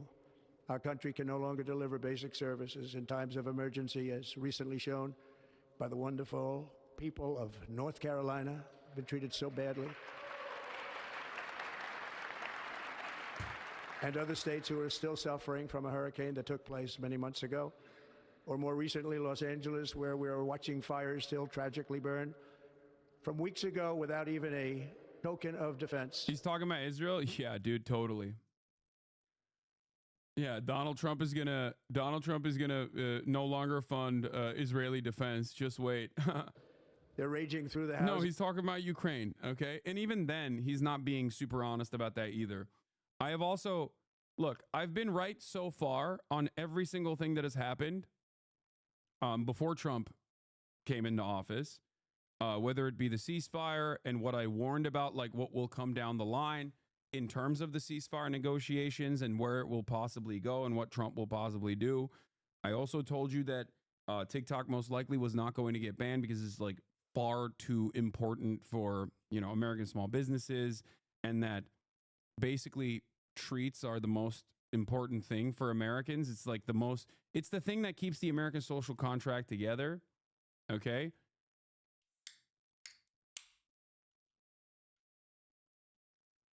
And so heed my warning now. Okay. I have said this before many times over. I do not believe that Donald Trump is going to take an anti-Ukraine stance in the way that liberal media claimed he would. If he throws Ukraine under the bus, what do you think it means? I think that he is aesthetically adopting that, like, why are we giving so much money to foreign nations and not funding our own borders? But what he will do will be very different, because Ukraine is not about, for Ukrainians, Ukrainian emancipation is an understandable, just, and moral cause. It is the most moral cause. Okay? For America, on the other hand, Ukraine is not about Ukrainian emancipation at all. Ukraine is about profits. Ukraine is about privatizing state-owned enterprise and buying it for pennies on the dollar. Ukraine is about debt.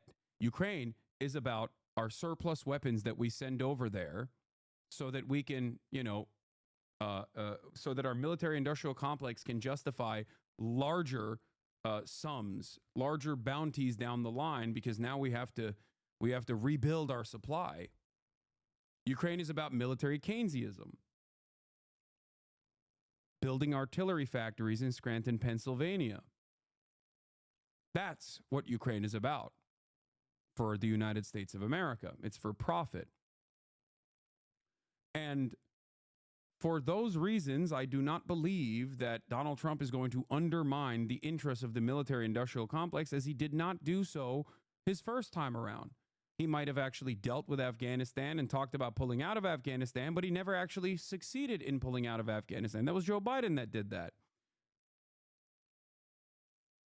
And then Ukraine happened. So I don't think that he is going to, I don't personally think that he's going to do something that's like dramatically different than Joe Biden in terms of dealing with Ukraine or NATO in general. After all, one thing that you have to remind yourselves is that Trump actually ran as an anti-NATO candidate, right? He claimed that he was like, why are we giving so much money to these NATO countries? And what did he do when he was president? It's not like he undermined NATO. He simply demanded that our NATO partners, our NATO allies, give more back to the United States of America. Like a mob boss coming in and demanding more from the local Italian food restaurant for protection, because NATO at the end of the day is a protection racket. And it was so not a destabilizing move that the Biden administration continued Trump's policies in that regard. It's not like Biden went back and said, hey, you guys no longer have to put more into the NATO fund. They just kept it up. They continued it, right? And I think that things like that are more instructive of understanding what Donald Trump is going to do next, right? So I don't think that he is going to destabilize NATO or undermine it, or he's like secretly Vladimir Putin's guy. Okay? What is this? Hassan is right. He called it. Now media is saying it. Why Biden's Ukraine win was Zelensky's loss.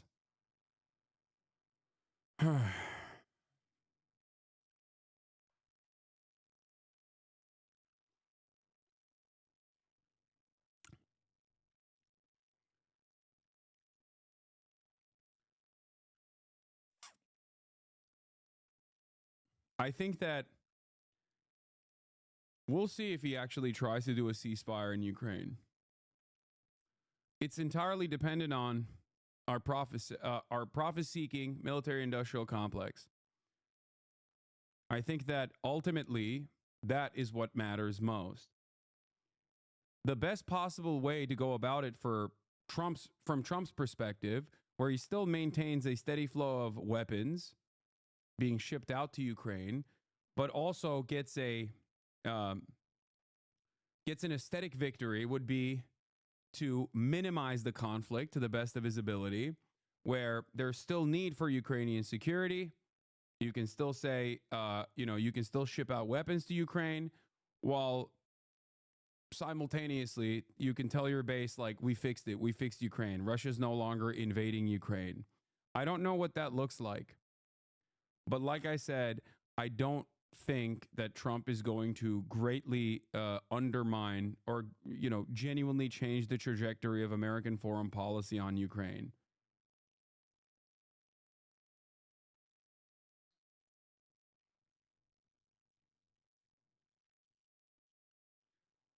Liberals will be proven to be the war-hungry party. The grown-ups who went to the best elite schools can't get any deal done because they don't want to. European liberals literally couldn't talk about the idea of Ukraine doing a deal with Russia because of America. Yeah, I think just as I was an advocate for a ceasefire no matter what in Palestine, I was an advocate for a ceasefire no matter what in Ukraine as well. Okay?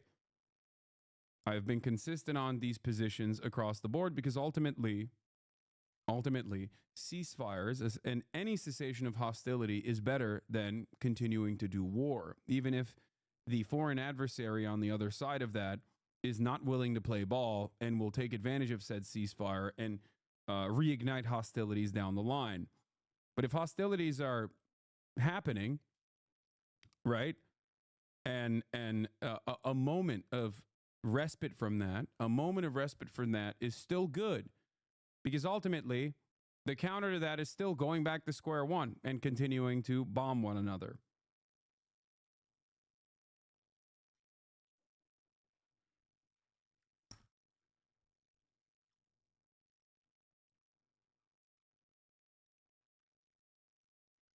If we had a competent leadership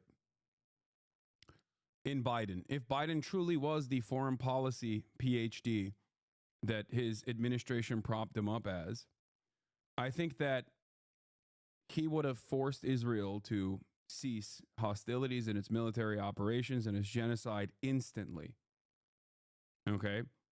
And started the rebuilding efforts. But he never did that. That led to Donald Trump winning the election and also immediately sending his envoy there to actually apply pressure to the only party that was ruining the ceasefire negotiations. That gave a ginormous W to Donald Trump. In that process, I suspect that Donald Trump cut a side deal with Israel as well. I believe that he ultimately wants Israel to permanently annex the West Bank. At least that's what I suspect is going to happen, because that's what Miriam Adelson gave him $100 million to do so.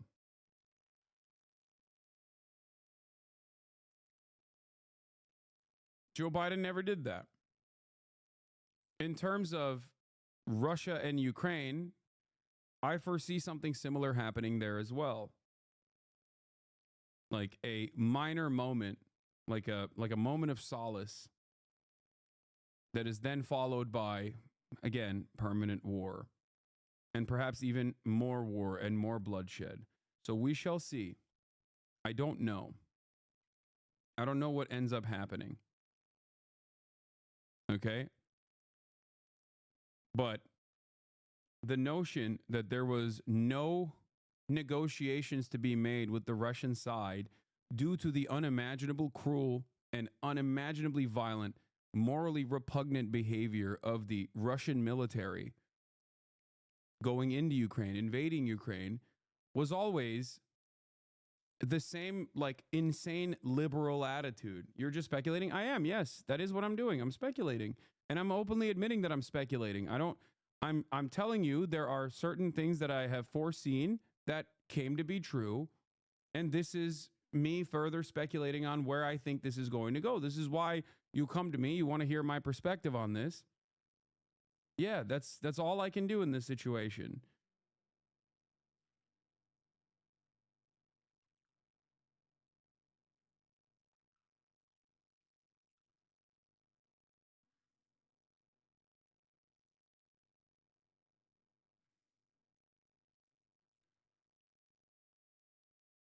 But as far as like Ukraine goes, as far as what happens in Ukraine, I don't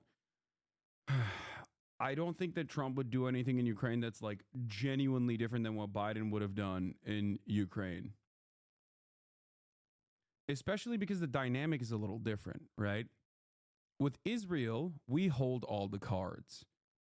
Israel doesn't do the bombings without our political cover. Israel doesn't get to violate human rights. Israel doesn't get to do the bombings without our bombs being shipped to Israel, right? But with Russia and Ukraine, Russia is, at the end of the day, a foreign adversary. So dealing with Russia is a little bit different because the responsible party in Gaza is Israel. The responsible party in Ukraine is Russia. Russia being a foreign adversary changes the dynamic a little bit. If we had responsible leadership that was actually interested in ending the bloodshed, no matter what the cost, I think that they would have dealt with the situation a little bit differently.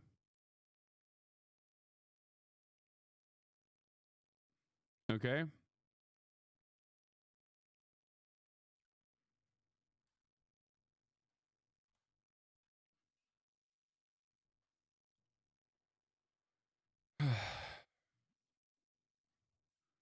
They would have offered an exit ramp to the foreign adversary. They would have at least started the process of communicating with the foreign adversary. And the only time they ever did that in Ukraine was when they wanted to do hostage negotiations. So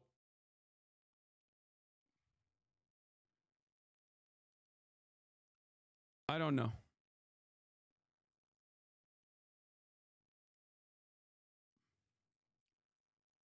Trump has already said that he wants Ukrainian conscription age to go down to 18 because the reality of the matter is, on the field of battle, Ukraine is running out of people. They're running out of people. They don't have the necessary amount of weapons either, but they're also running out of people to hold those weapons to begin with. Go join Hassan? Wait, what? I want the war to end. Why are you talking to me like I'm some Redditor? You should maybe keep that energy for all the people that have made a living off of the bloodshed and the trench warfare.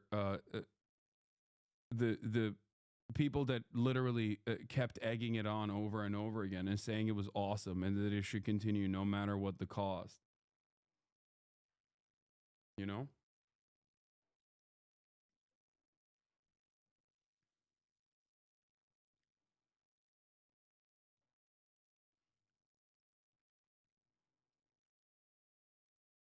There's plenty of them out there, and I don't see them in the trenches, in the front lines.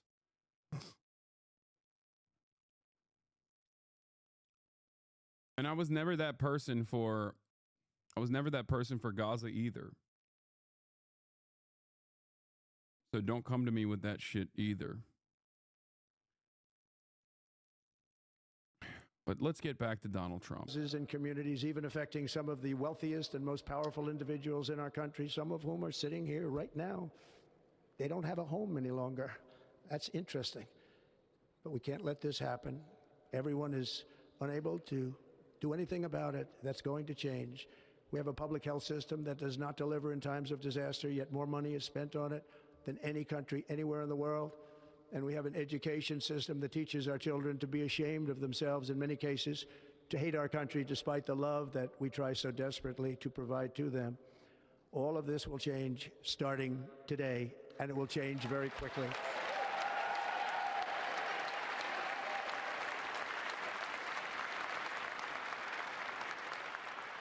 My recent election is a mandate to completely and totally reverse a horrible betrayal and all of these many betrayals that have taken place, and to give the people back their faith, their wealth, their democracy, and indeed their freedom. From this moment on, America's decline is over.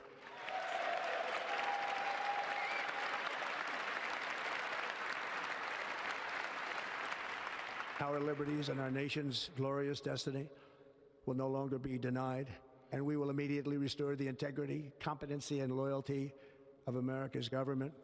Over the past 8 years, I have been tested and challenged more than any president in our 250-year history, and I've learned a lot along the way. The journey to reclaim our republic has not been an easy one, that I can tell you. Those who wish to stop our cause have tried to take my freedom and indeed to take my life. Just a few months ago in a beautiful Pennsylvania field, an assassin's bullet ripped through my ear. But I felt then, and believe even more so now, that my life was saved for a reason. I was saved by God to make America great again.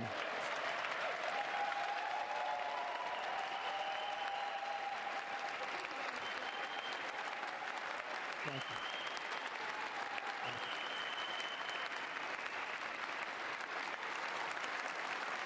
Thank you very much.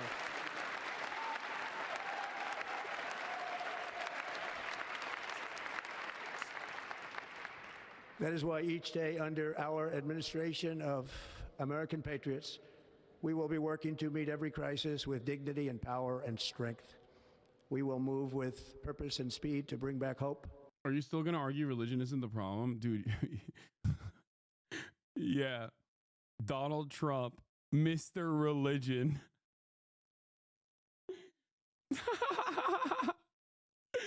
That is, I'm sorry. That is the funniest. Dude, looking at the Antichrist and being like, wow, dude, are you still acting like religion isn't a major issue here? No, it proves my point. It's not about him, it's his supporters. Dude, what are you talking about? What religious person that is a Trump supporter that you know is actually godly? They're all going to hell. If Christian hell exists, they're going there, okay? Virtually every single evangelical Protestant that is a Trump supporter is perma-burning in hell. If there is a God, if there is a Christian hell, they're going to it, okay? Who abides by the religious standards of the religious doctrine, of the religious dogma? What are you talking about? It's just a weapon to wield, okay? That's it. Religion is ideology. It is a way for people to contextualize the world, okay? It is a galvanizing principle. Religion in this regard, is no different than white supremacy in this regard. Being used as a tool to divide, being used as a tool to galvanize. That's it. You think Trump is a religious guy? You think half of those congresspersons are religious people? Yeah, religious people that think homosexuality is a sin. And then, you know, except for when RNC is happening or CPAC's happening, then homosexuality is awesome, okay? It's nothing. It's not real. Like, this is not a real principle. This is not a real principled approach. It's just religion is a tool, okay?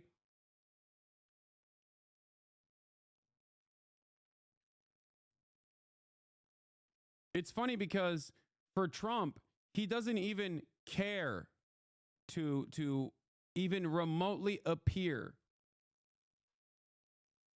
as religious. That's why it's funny. He doesn't even care to be, he doesn't even care to present himself as like a religious person at all.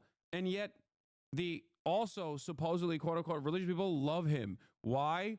Because it has nothing to do with religion whatsoever. It has everything to do with punishing their enemies. Okay? Most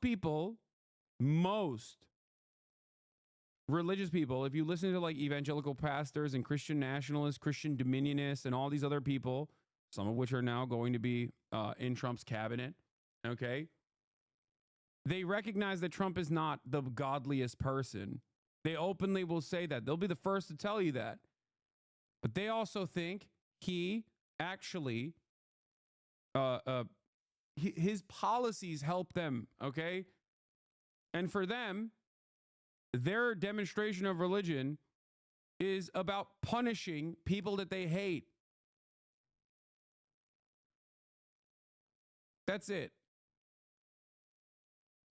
If it wasn't religion, it'd be something else.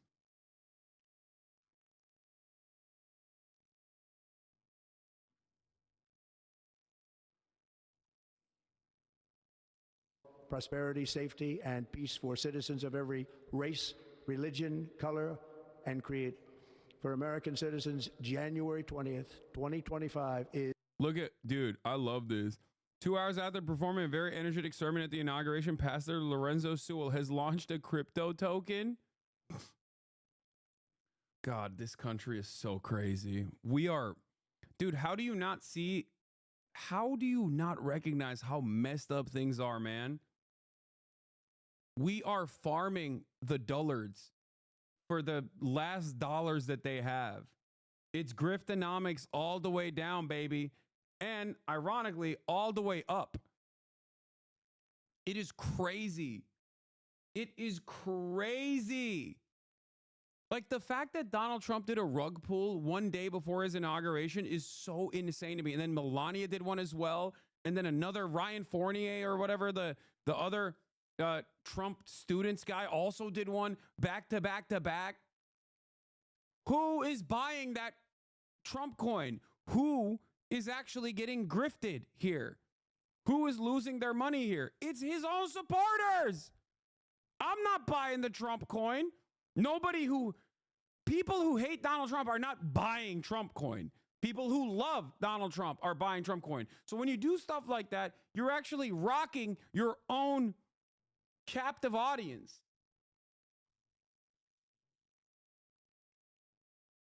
It's crazy that this transparent graft is happening in real time in broad daylight. No one seems to understand what's going on either. They just think like, nah, it's great. I'm never missing out like this again. I'm setting up alerts for everyone in that world. 4G Auto Blow, Ryan Fournier, I don't care. I'm getting it on the ground floor of the next 10 shit coins or however many it takes for me to buy an F-15. The curious part about this is that it's just so unrestricted and unregulated. It's just like genuinely the most obvious scam of all time. But as conditions worsen, as it becomes increasingly harder to actually earn a dollar in the normal way through your wage, and as things get more and more expensive and upward social mobility becomes less likely, what do? You gamble. You spend money on things that maybe help you no longer, and you think maybe I can also get one off on the other person by engaging in this like cryptocurrency stuff. That's where we're at. So I think it's still going to get worse. I think it's going to get worse and worse. People will, one, try to pacify themselves through a litany of different vices, whether it be drugs or any number of different things. And I don't have an issue with these vices in moderation anyway. But I do think that it spells trouble for the American future in general. But as conditions worsen, they will also try to, grab onto whatever they think is a mechanism of prosperity. What is the greatest immediate get-rich-quick scheme? Cryptocurrency. So all these people, knowing full well that shitcoins are, memes and obvious grifts, will jump on that train thinking they can fuck over the next person. That is where we're at. They think, oh, I'll be able to scam the other guy. I'll be able to get out before anyone else. And that's how these schemes work. Is Liberation Day.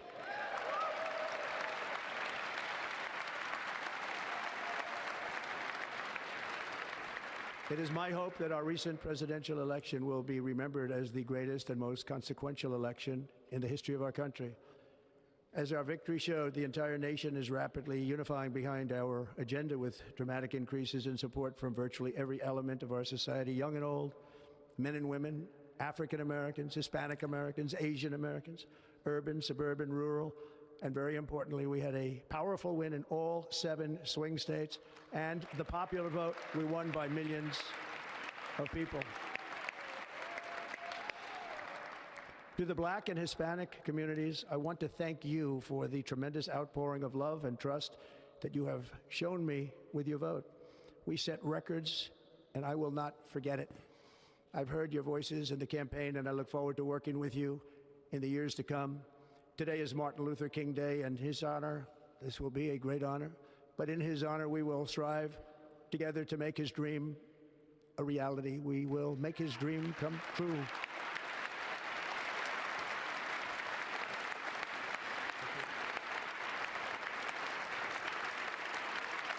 Thank you. Thank you. National unity is now returning to America, and confidence and pride is soaring like never before. In everything we do, my administration will be inspired by a strong pursuit of excellence and unrelenting success. We will not forget our country, we will not forget our Constitution, and we will not forget our God. Can't do that.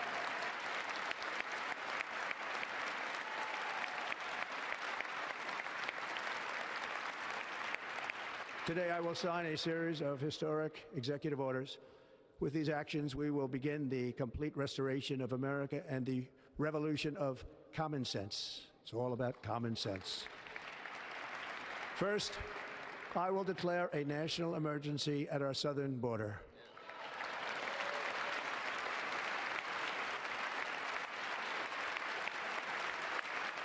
Yeah, I increased the speed, chat.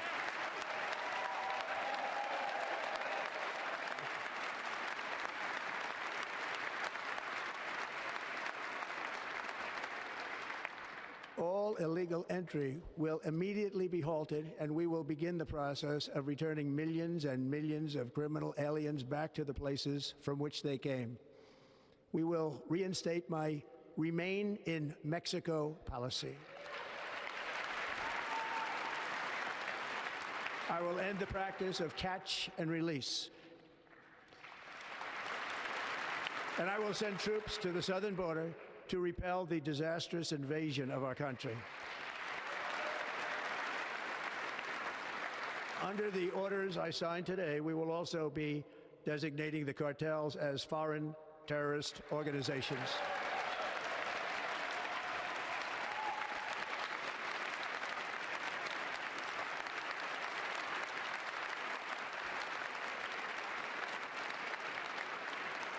And by invoking the Alien Enemies Act of 1798, I will direct our government to use the full and immense power of federal and state law enforcement to eliminate the presence of all foreign gangs and criminal networks, bringing devastating crime to U.S. soil, including our cities and inner cities. War on Terror As Commander-in-Chief, but I Mexico. have no higher responsibility than to defend our country from threats and invasions, and that is exactly what I am going to do. We will do it at a level that nobody's ever seen before. Next, I will direct all members of my cabinet to marshal the vast powers at their disposal to defeat what was record inflation and rapidly bring down costs and prices.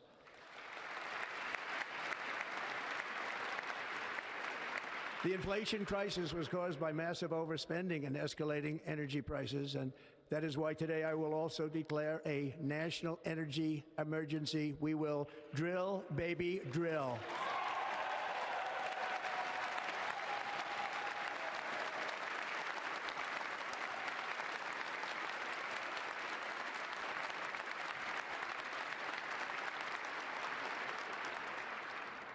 America will be a manufacturing nation once again, and we have something that no other manufacturing nation will ever have, the largest amount of oil and gas of any country on earth, and we are going to use it.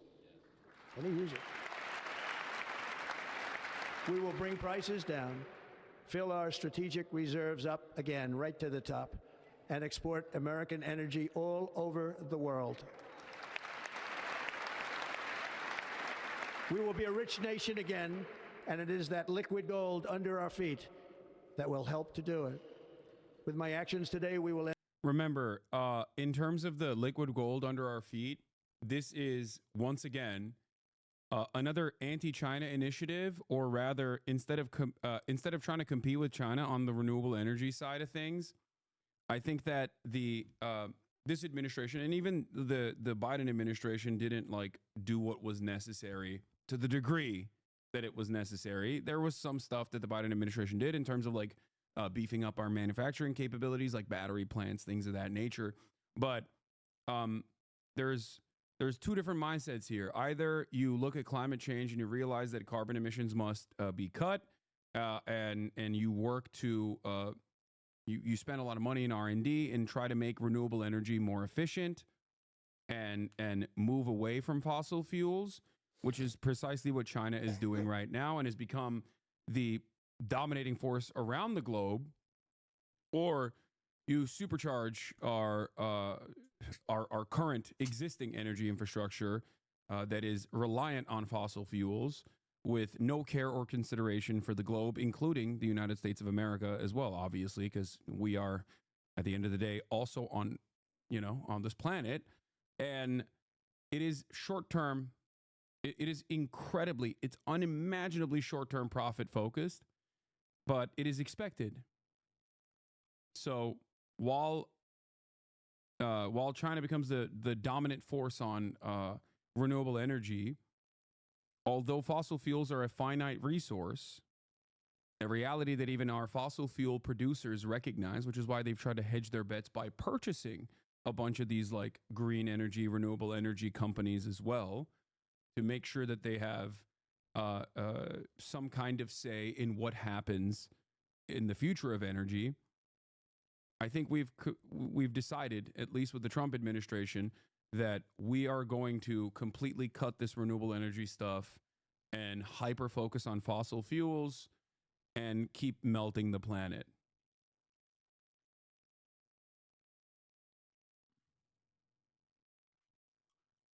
God forbid we collaborate and cooperate with a foreign adversary and try to fix the ecological disaster that is already happening and will only get worse. Of course, we're not going to do that. Instead, we're looking to melt the table. Instead of playing the game, we're just going to flip the table, or rather, light the table on fire. That much is clear. End the Green New Deal, and we will revoke the electric vehicle mandate, saving our auto industry and keeping my sacred pledge to our great American auto workers.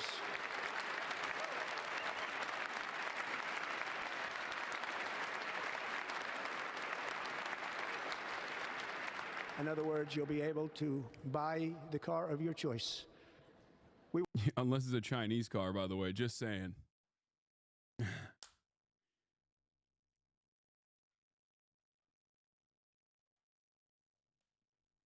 What's interesting about this is that it's not like Biden was open to allowing BYD or any sort of like Chinese cars to enter the American marketplace. Like that wasn't the case. So I don't know what he's talking about here. Maybe he's saying like he's going to tariff European cars or something. Maybe, I don't know. Because Biden also maintained that trade restriction.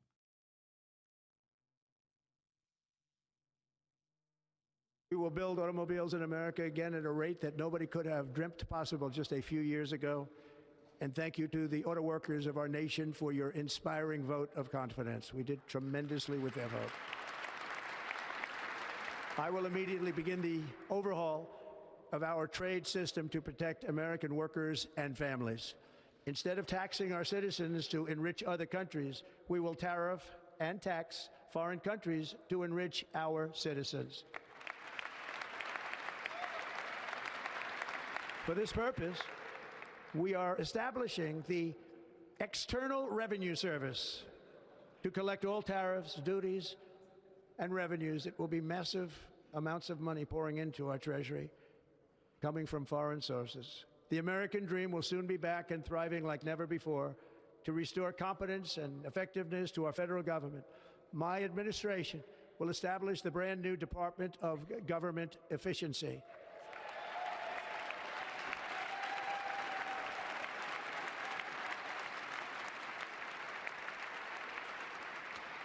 After years and years of illegal and unconstitutional federal efforts to restrict free expression, I will also sign an executive order to immediately stop all government censorship and bring back free speech to America.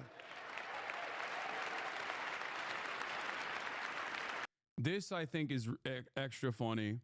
Saying we're going to bring back free speech to America is basically, I mean, that's just, it's gone, okay?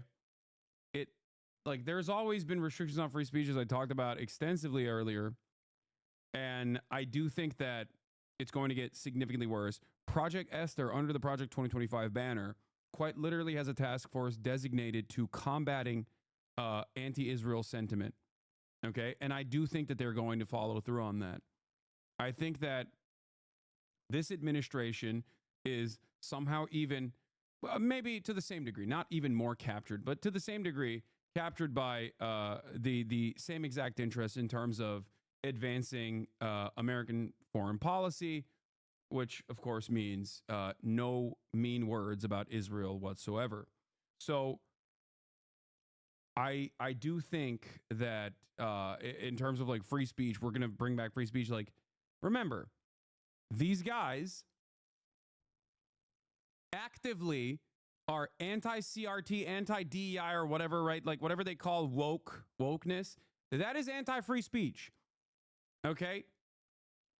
In terms of going after teachers and schooling and educational materials that teach the accurate the accurate history of the United States of America, that is anti-free speech. Book bans, anti-free speech. That is real cancel culture.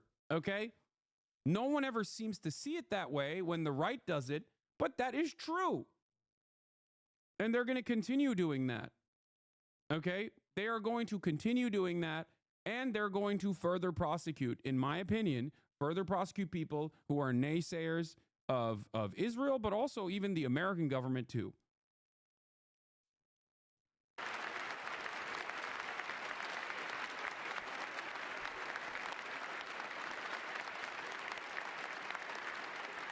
Never again will the immense power of the state be weaponized to persecute political opponents, something I know something about. We will not allow that to happen. It will not happen again. Under my leadership, we will restore fair, equal, and impartial justice under the constitutional rule of law. And we are going to bring law and order back to our cities. This week, I will also end the government policy of trying to socially engineer race and gender into every aspect of public and private life.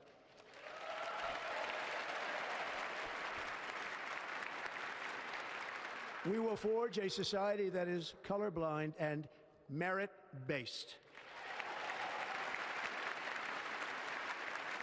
As of today, it will henceforth be the official policy of the United States government that there are... Let's go! No more non-binary. Like, what is this? What is this? What is this? What are you clapping for? You're such a fucking idiot, dude. I'm serious. Like, I know that understandably a lot of trans people in this community are terrified of this because this is a telltale sign that he's going to hyper focus on, like, you know, trans people and trying to like eviscerate them from public existence. Okay. But the idea that this in any way, shape, or form, like dominating trans people being a top priority of this administration, is so insane to me. And I keep trying to explain this to normies to the best of my ability, but it's like, if you think that stopping trans people from getting medication, okay, or going to the doctor is going to somehow make it so that rent is cheaper, you are the biggest delusional loser on the planet, okay? You are a bot. You are a bot. You're an NPC. You are the easiest to fool sucker I have ever seen, okay? So the fact that these guys are clapping for this, like, yeah, it's like, you're like, what has a trans person ever done to you? Nothing. Nothing at all. They, as a matter of fact, not these assholes in here because they are a part of the elites, but for the average Republican, a trans person has the exact same class interest that you do. They're also working at the same job sites that you work at. They also have to pay rent. They also have to pay for food. They're experiencing the same economic shocks that you are. Incredibly stupid.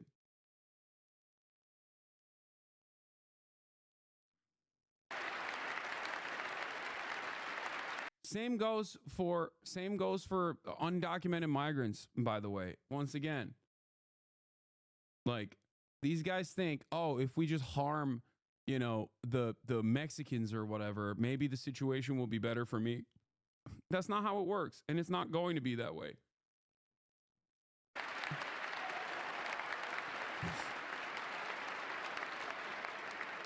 This week, I will reinstate any service members who were unjustly expelled from our military for objecting to the COVID vaccine mandate with full back pay.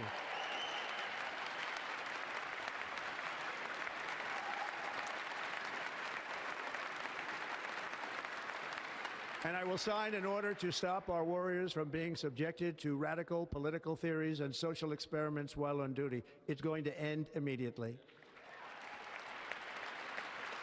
Our armed forces will be free to focus on their sole mission, defeating America's enemies.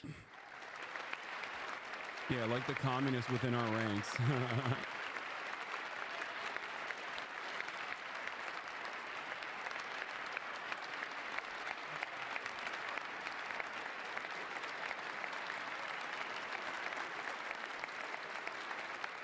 Like in 2017, we will again build the strongest military the world has ever seen.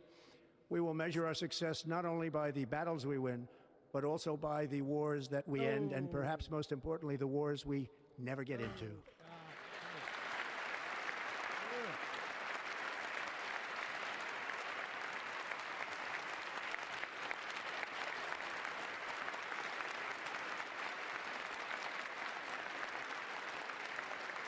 My proudest legacy will be that of a peacemaker and unifier. That's what I want to be, a peacemaker and a unifier.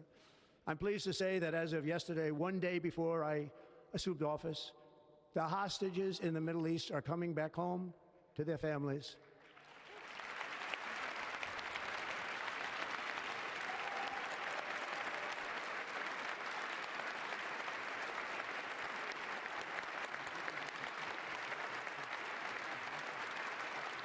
Thank you. America will reclaim its rightful place as the greatest, most powerful, most respected nation on earth, inspiring the awe. Even, yeah, Biden put some respect on it. He'll stand for Israel. You know what I mean? His old ass heard Israel. I'm Israel Ha, Jack.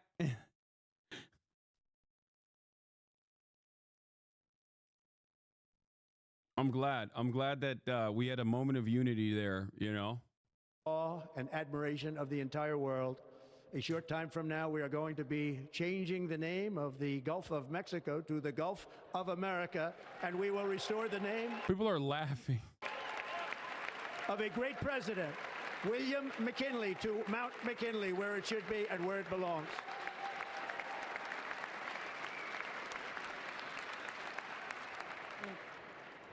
President McKinley made our country very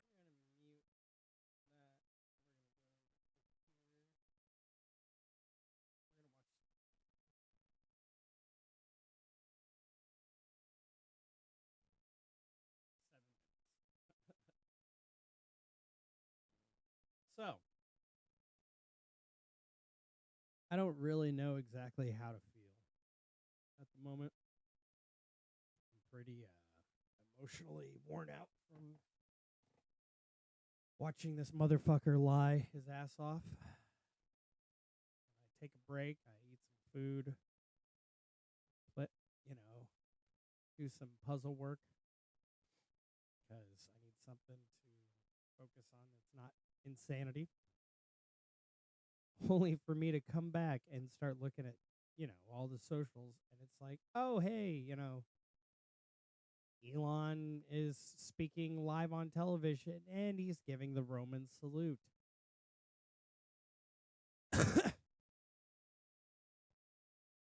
Okay.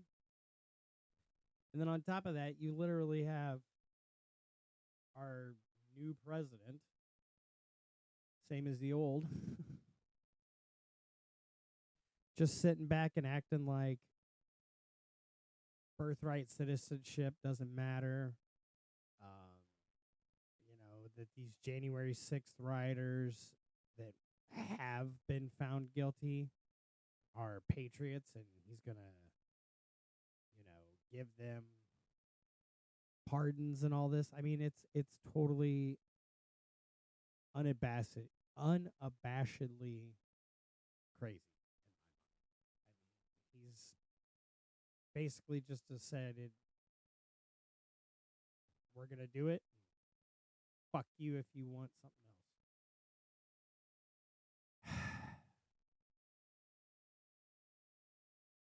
Like, my stomach actually feels like it's in knots while I'm thinking about this.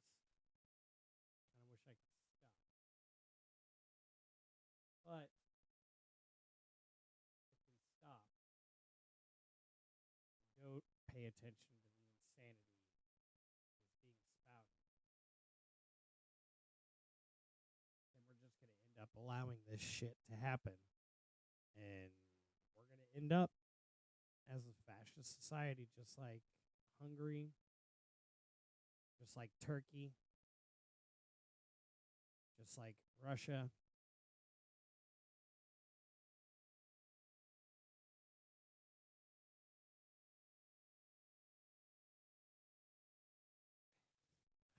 I don't know. A disturbing thought.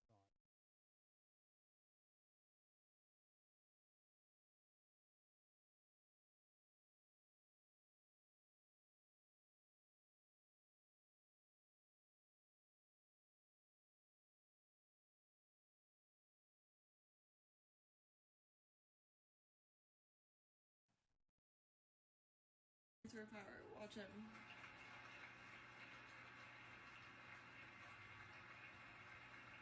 For the past year, I've chaired the inaugural ceremony, which includes the transfer of power at the heart of our democracy. Peaceful transfer of power. Watch him.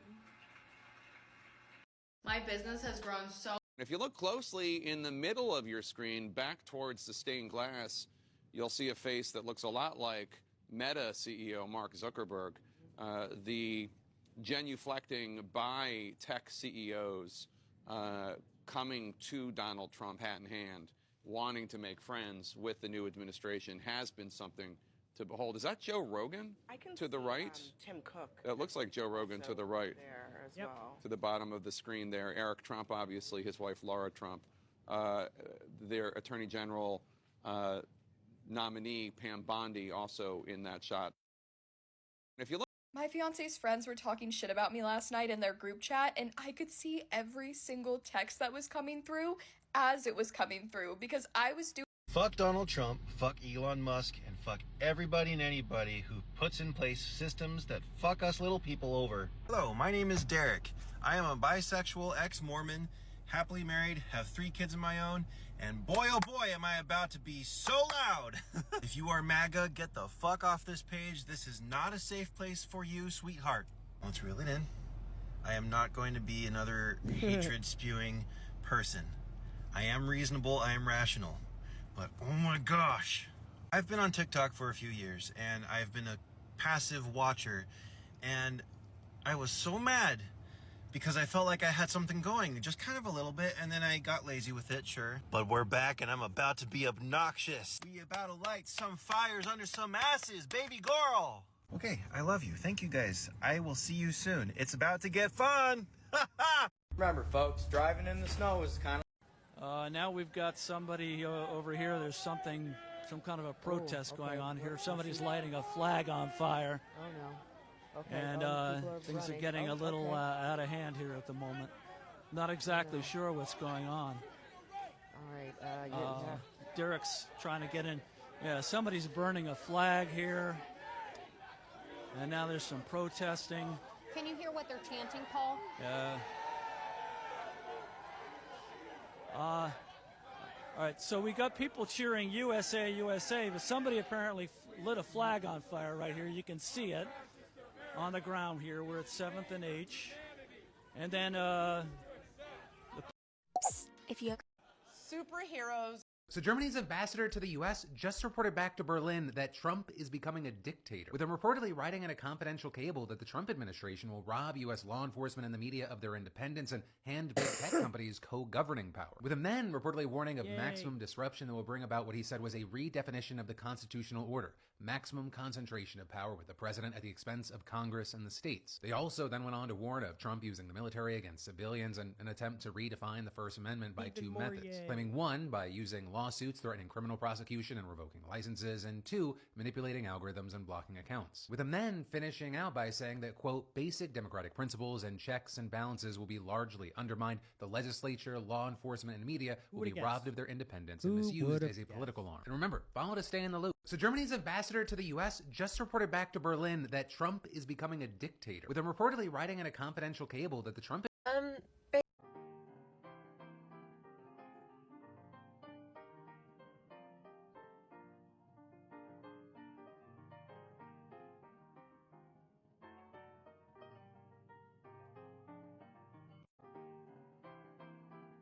We have big news right now. Donald Trump will sign an executive order today that renames the Gulf of Mexico as the Gulf of America. Now, presidents have the authority to change the names of geographic regions and features via executive order. Before I continue, if you don't yet follow me on my Instagram or subscribe to my daily newsletter on my Substack or my podcast on my YouTube, please go do that in case TikTok ever is banned again. They're all linked in my bio. Today, Donald Trump will sign an executive order that officially renames the Gulf of Mexico as the Gulf of America. This is one of over 100 executive orders that he will sign on his first day in office. He will also likely change the name of Denali, which is a mountain in Alaska, back to Mount McKinley, which will enrage a number of Alaska residents. Now, just because the United States recognizes the change of the name of the Gulf of Mexico does not mean other international nations do.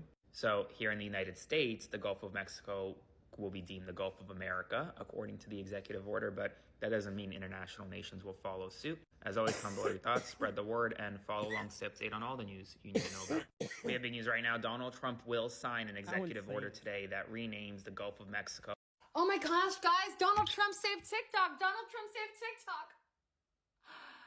Donald Trump can kiss my... Oh my gosh, guys, Donald Trump saved TikTok.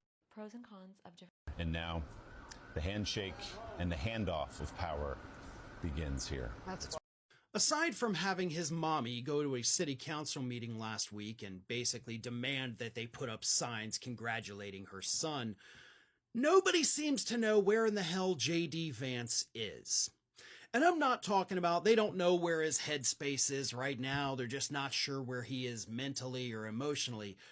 I'm literally talking about physically. People inside Trump world and other conservatives don't know where J.D. Vance physically is. This past weekend, Donald Trump traveled to France, right? The reopening of the Notre Dame Cathedral. And instead of bringing J.D. Vance with him, he instead brought Elon Musk.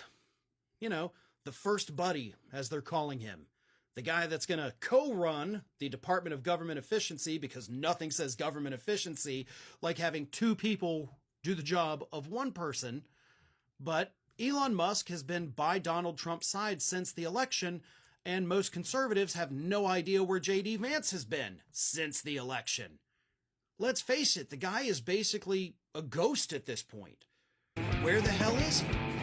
We do know, I will say.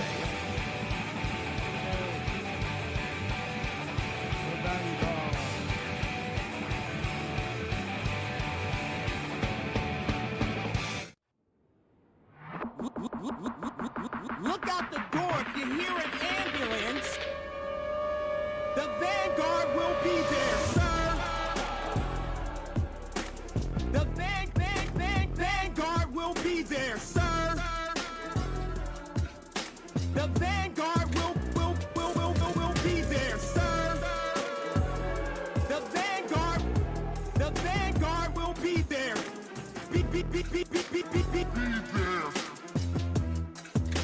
The Vanguard will be there. Be there.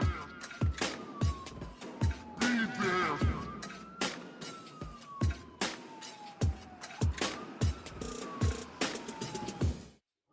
What's up, everybody? It is officially the Trump era once again. How are you doing, Gavin? I'm doing good, man. Crazy shit. Wild morning, insane, fascist explosion of vicious insanity at the Capitol this morning. I was watching that go down this morning, taking a couple tokes of the bong, like just an absolute abject horror of what's going on. And all on Martin Luther King Day, no less. So shout out to Dr. King. I know it's kind of horrifying, right? Why did they decide that they were going to put Inauguration Day and Martin Luther King Day on the same day? Is it actually Martin Luther King Jr.'s birthday today? Is that why that happened? Is it January 20th? We can find out really quickly, I guess. I think it's just like one of those things where it just happens to be on the same day. I don't think it was necessarily intentional. Yeah, he was born on the 15th. See, guys, this is immoral. This is wrong. You can't have the Inauguration Day and Martin Luther King Jr. Day be on the same day, even if it only happens once every 4 years. Seems wrong. Seems unacceptable to me. Somebody should have thought that through. Yeah, at least if the president's a fascist like Donald Trump, like a racist piece of garbage, you know, maybe it was a king-like figure. That would be one thing. But Donald Trump seems like a real spit on the grave of King. But again, why is today Martin Luther King Day if not his birthday? Was today the my instinct, my gut would tell me as an uninformed individual that it was easier for them to assign it to a Monday after a Sunday if they wanted to make it a bank holiday, if they wanted to make it an official government holiday. It's just kind of like Columbus Day they would have put on a Monday. Now nobody shuts down anything for Columbus Day. We just argue about whether or not it should be Columbus Day or Indigenous Peoples Day. Well, Trump's new executive order says we're going back to Columbus Day, folks. No more Indigenous Peoples. It's Columbus Day, just like Mount McKinley. We're bringing back Columbus. No more Indigenous tributes. I totally forgotten about Mount McKinley. In fact, I read about it, and it was like Trump to rename Gulf of Mexico, Denali, and I was like, is Trump invading somewhere? What the fuck is going on? Guys, hold the phone. I know we talked about the Panama Canal. I know we talked about Greenland. Denali sounds serious. I don't know where that's at. And then, of course, a few seconds later, I did some cell phone investigation.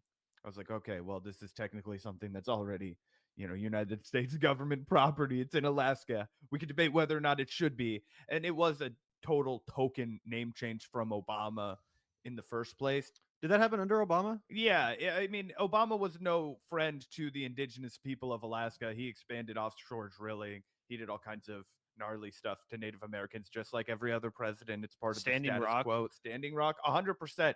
Gosh, yeah, you can't even give that to Donald Trump. That was the end of Obama. You're totally right about that. Anyway, long story short, as a way of, currying favor with the public over a meaningless name change, he changed it from Mount McKinley to Mount Denali, which was its original indigenous name, which I support doing. It's just that if you couple that with a bunch of totally reckless and exploitative and terrible pro-corporate policy, then it doesn't really matter to me anymore. But before we get down that rabbit hole, Gavin, would you like to shout out our glorious Patreon community? That's how Richard Wolff says it. He says Patreon community. Thank you all of the fine folks over at Patreon for supporting democracy at work. Gavin and I love democracy at work. We're two guys. We run the Vanguard. No ads, no sticks, no stems, no seeds. Just that sticky, icky from me and Gavin. on the mic. What's up, everyone? Thank you so much for supporting us. We like to do these shout outs at the beginning and end of every live stream because you are the producers of our show, no corporations, and we really appreciate you all. Yeah, shout out to all the patrons. Really appreciate all you guys for chipping in a little bit every month to make the show possible. Really appreciate that, guys. We're gonna need all the support necessary as we face down this gnarly new era, Zach, or not new era, but a return of the Trump era. This is not new. It feels like a real regression. If anything, that was one of the sickening feelings that really, was stuck in my gut as I watched the inauguration this morning, Zach, or this afternoon, whenever it was. It felt like for the first time, America was really going back in a weird way. Like it just felt like such a regression. Like the Trump era to me almost does feel like bygone at this point, despite the fact that Joe Biden's presidency was so boring, so tepid, so useless. It still feels like, oh, we're going back to Trump. Like I was in college when that shit was going down. We're going back there. I feel like that was a long time ago. What the fuck? We're going back even further than that, Gavin. I know you'll remember just as well as I do some of the imagery that he was relying on, some of the rhetoric he was relying on totally harkens back to the original Bush era, right? And obviously Bush Jr. era as well. This was drill, baby, drill. This was, we're going to start producing our own oil. We're going back to expansionist rhetoric. We're going to talk about how we're going to be bringing America, more land again for the first time in who knows how long. Manifest destiny. It's crazy what we're hearing from the Republican Party. There was also something that we've been talking about a lot on this show, how the Republican Party is starting to rely more and more on religious rhetoric again.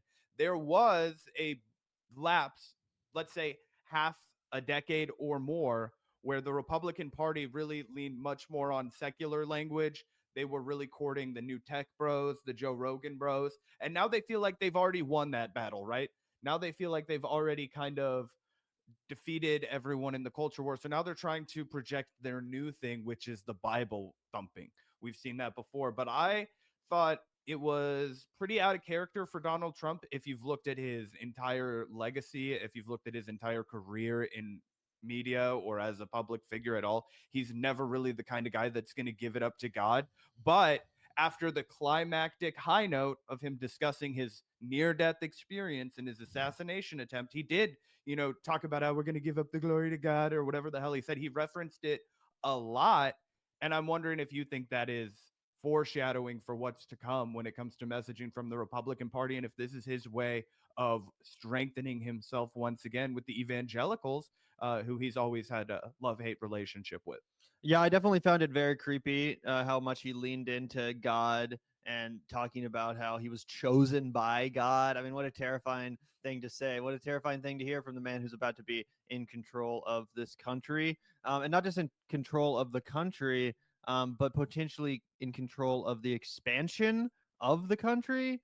As you mentioned, Zach, Donald Trump is going full imperialist. At his inauguration, Trump invoked the colonialist manifest destiny, promising to expand our territory and vowed to forcibly take over the Panama Canal. And it's pretty crazy to hear this sort of language rear its head again. To me, it very much seems the culmination or the end result of so much of the right-wing Republican Party embracing the leadership of Vladimir Putin in Russia, to be honest. I mean, currently Putin is obviously in the midst of trying to expand his empire, and I think Donald Trump says, why not do the same thing? China's clearly, in the midst of similar pursuits, expansionist pursuits, and Donald Trump clearly thinks that, we need to be on their level, I guess. So very, very weird. I think it's bizarre that he's pivoted so heavily into this kind of stuff since actually winning the presidency, because I don't really remember him talking as much about this shit. I don't really remember him talking about like manifest destiny and expansionist bullshit when he was on the campaign trail. It seems like someone got him obsessed with this as soon as he won the actual presidency, and now he really wants to do something big, bold, something that will be memorable, something that will add to his legacy. And sadly, Zach, I'd be interested in your opinion, but I do think that it's gonna kind of work. I actually think this is the right way to disguise the true imperialistic ambitions that he has. I think it's actually a stupid idea that we've seen in the past from neocons like George Bush to pretend like, oh, we're going to liberate people, we're going to help them and take down dictators. People have see through that now. But I think Donald Trump just going, full imperialist, talking about manifest destiny and unabashedly advocating for expansion. I actually do think that people, at least on the right, will kind of appreciate the honesty one, but also it just seems like something big and bold, which people tend to like, expanding America, bringing in other territories to the fold. People seem to like that sort of big, bold, sweeping gesture. Do you agree with that, or do you think this will be rejected?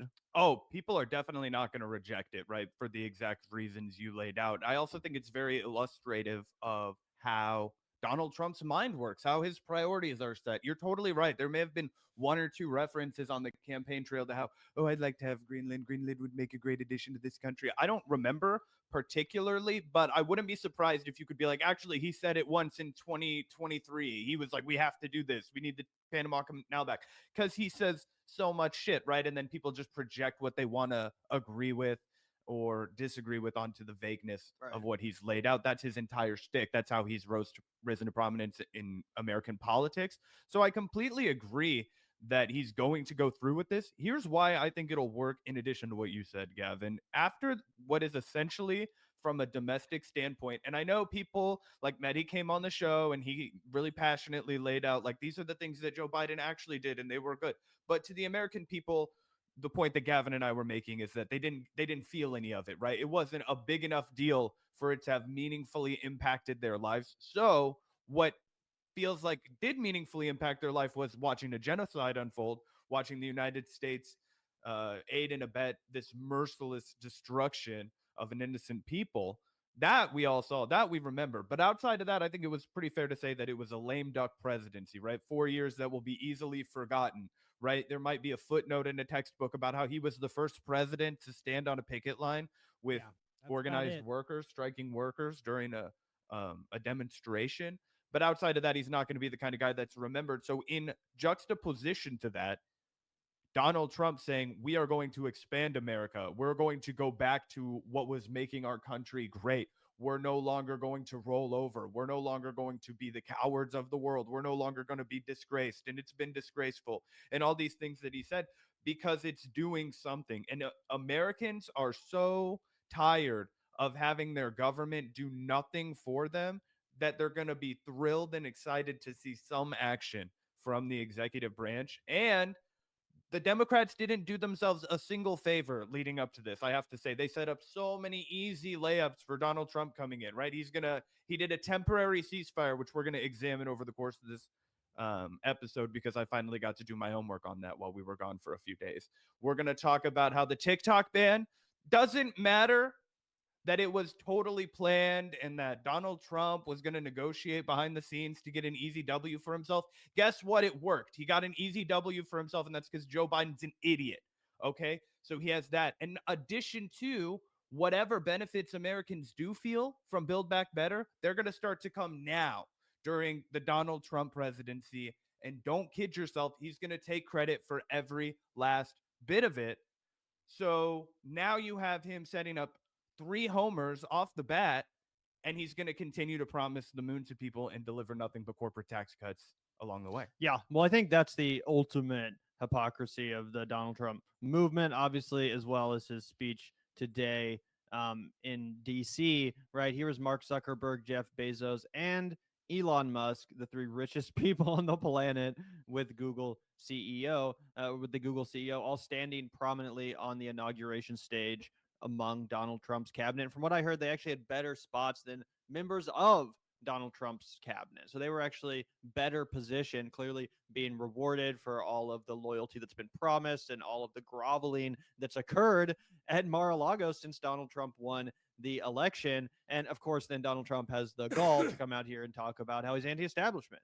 And, people like Cenk Uygur, for example, come out here and say, congratulations on a revolution well done.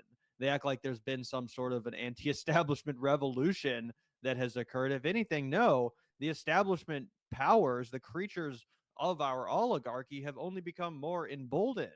Now this corruption is all out in the light for everyone to Just see, and it's seeing not even this. being hidden. The veil has been ripped off, guys. We live in a straight up oligarchy in a very, again, Russian sense. Think about what I was just saying about how Donald Trump's new expansionist ambitions seem to be very clearly inspired by what Putin is doing and what the Russian Empire aims to achieve.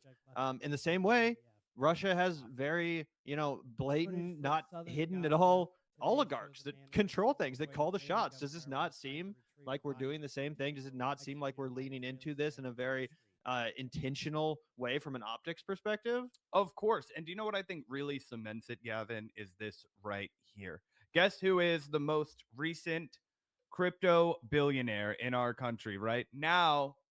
The majority of Donald Trump's net worth, I believe the last time I checked, it could be more now, 89% of Donald Trump's net worth on paper has come because of Donald J. Trump coin, right? Which is valued at $56.6 billion. A lot of people have pointed out that's more than Kroger grocery store.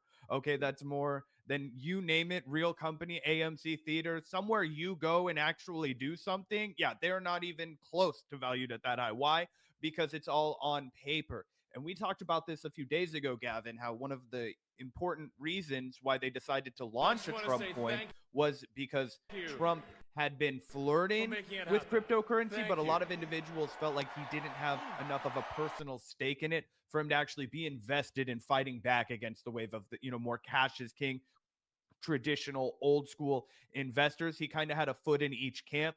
This now gives him an entire reason to just open up the floodgates more than ever before. And really what it is preventing any floodgates from ever being built on cryptocurrency, because he loves being one of the richest men in the world. And if as soon as he decides to sell any of this Trump currency, it's going to tank in value, right? So he has to hold on to it. It's not real money. It's not liquid money. I also have heard this. I'm not quite as familiar with crypto as you, but is it also true that this is kind of a way for foreign governments and corrupting, corporate influences, for example, to just basically pour as much money into Trump's coffers as they wish? You know what I'm saying? Like through this cryptocurrency? That is exactly what is happening. And that's why I think this is so akin to oligarchy, right? Because it's not just foreign governments, Gavin. It's going to be people like Mark Zuckerberg, people like Elon Musk, people like Jeff Bezos, people like the individuals that were just there in that photograph. That's how they're going to curry favor with Donald Trump. That's how they're going to grease the palms. And there's no regulation for this. And there's no good way to track this, right? So it's essentially buying favors directly. You could argue it's a more direct cutting to the chase of what we already do with our lobbying system, but at least you would like to see some red tape. It's actually absurd, the fact that this isn't a number one story, because it is essentially, we're watching legalized bribery endorsed from the executive branch. And of course, in addition to those folks that were in that picture, it's Mohammed bin Salman, it's folks that are connected to Narendra Modi, it's folks that are connected to any other foreign government. And don't kid yourself, fucking Israel, and we have a Saudi great Arabia, Saudi Arabia, exactly. We have a clip from Norm Finkelstein, Professor Finkelstein, who we've interviewed on this show. Don't always agree with him, but he's inarguably an expert on the Israel-Palestine matter. He's going to talk about exactly why Donald Trump chose to force a ceasefire now, and he's going to illustrate that it's actually more of a demonstration of Joe Biden's cowardice and his inability to take action during the entirety of his presidency than this is somehow a flaunt of success for Donald Trump. Yeah, 100%. Speaking of cryptocurrency scams, by the way, I also wanted to throw this up on screen. I don't know if you guys remember from the inauguration, but right after Trump's inaugural speech concluded, this like anti-woke black pastor guy took the stage and was straight up doing an MLK impression. Like, I'm not trying to be racist, but that is straight up what he was doing. But it was like the anti-woke MLK or some shit. Again, you guys know what I'm talking about if you saw the inaugural proceedings. But as soon as his powerful, energetic sermon concluded, Pastor Lorenzo Swell launched his own crypto token, Zach. So right after, delivering this pro-Trump sermon, this energetic, again, impersonation of MLK in a just totally disgusting and shameless way, He takes to Twitter to say, the crypto community was kind enough to send me Lorenzo, so I have permanently locked my tokens into a liquidity pool so that I will never sell on the community, but rather just earn fees as our token continues to flourish. Amazing day. All the glory to God. So just utterly shameless. But this is the world we live in now, guys. This is the new thing, this crypto bullshit. It's really taken root in the highest office of our land. Yeah, it's crazy, guys. Another thing on crypto that I thought was well put from this account, they said, OMG, they're finally understanding crypto. This is Dave Portnoy, billionaire founder of Barstool Sports. I have a dumb two-part question. One, what's the difference between the Hawk Tuah coin and the Trump coin besides nothing? Question mark. And it's like, there's no difference, dog. There's absolutely no difference. He then says, can I string up my own coin now and tell people it's a Ponzi scheme from the jump, and I'm gonna rug pull at some point, and you just better hope you're out when I do, and that would make the entire thing legal? And it's like, dude, you don't even have to tell people it's a Ponzi and that you're gonna pull the rug out. You could just be like, you know what, guys? I've decided that this is the technology of our time. I want to invest in it. I don't want to just be a thought leader. I want to be a mover and shaker, guys. This is the Barstool Sports coin, and we're going to tether it to our gambling platform. And the more money that we make as a gambling website, the higher value our token is. So invest, baby, Binance style, guys. And if you guys want to know how long I've been following this, guys, I bought Binance tokens, okay, way back in the day for like $3.50. Okay, I bought so many Binance tokens. Do you know why? Because I'm not a fucking idiot, and they were the first token that came out, the first platform exchange that came out, and we're like, hey, the more exchanges that people do on our platform, the higher this token is going to go. Paid rent when I fucking liquidated that shit, but the government will send you a fat bill for taxes, everyone. So if you ever do have to, do a little bit of the zhuzhing to pay your rent, I'm fortunate to not have to do that anymore. Remember, they will want like 30% for Uncle Sam anyway.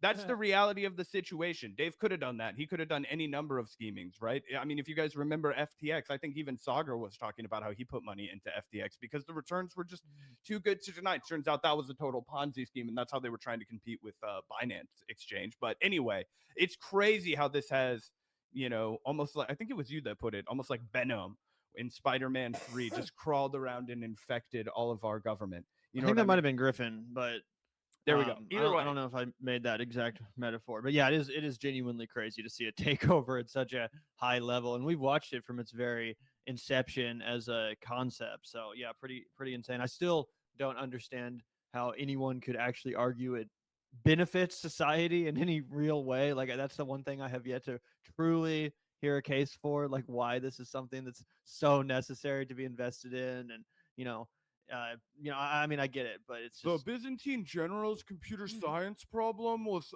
fundamentally solved by cryptographic exchanges, bro.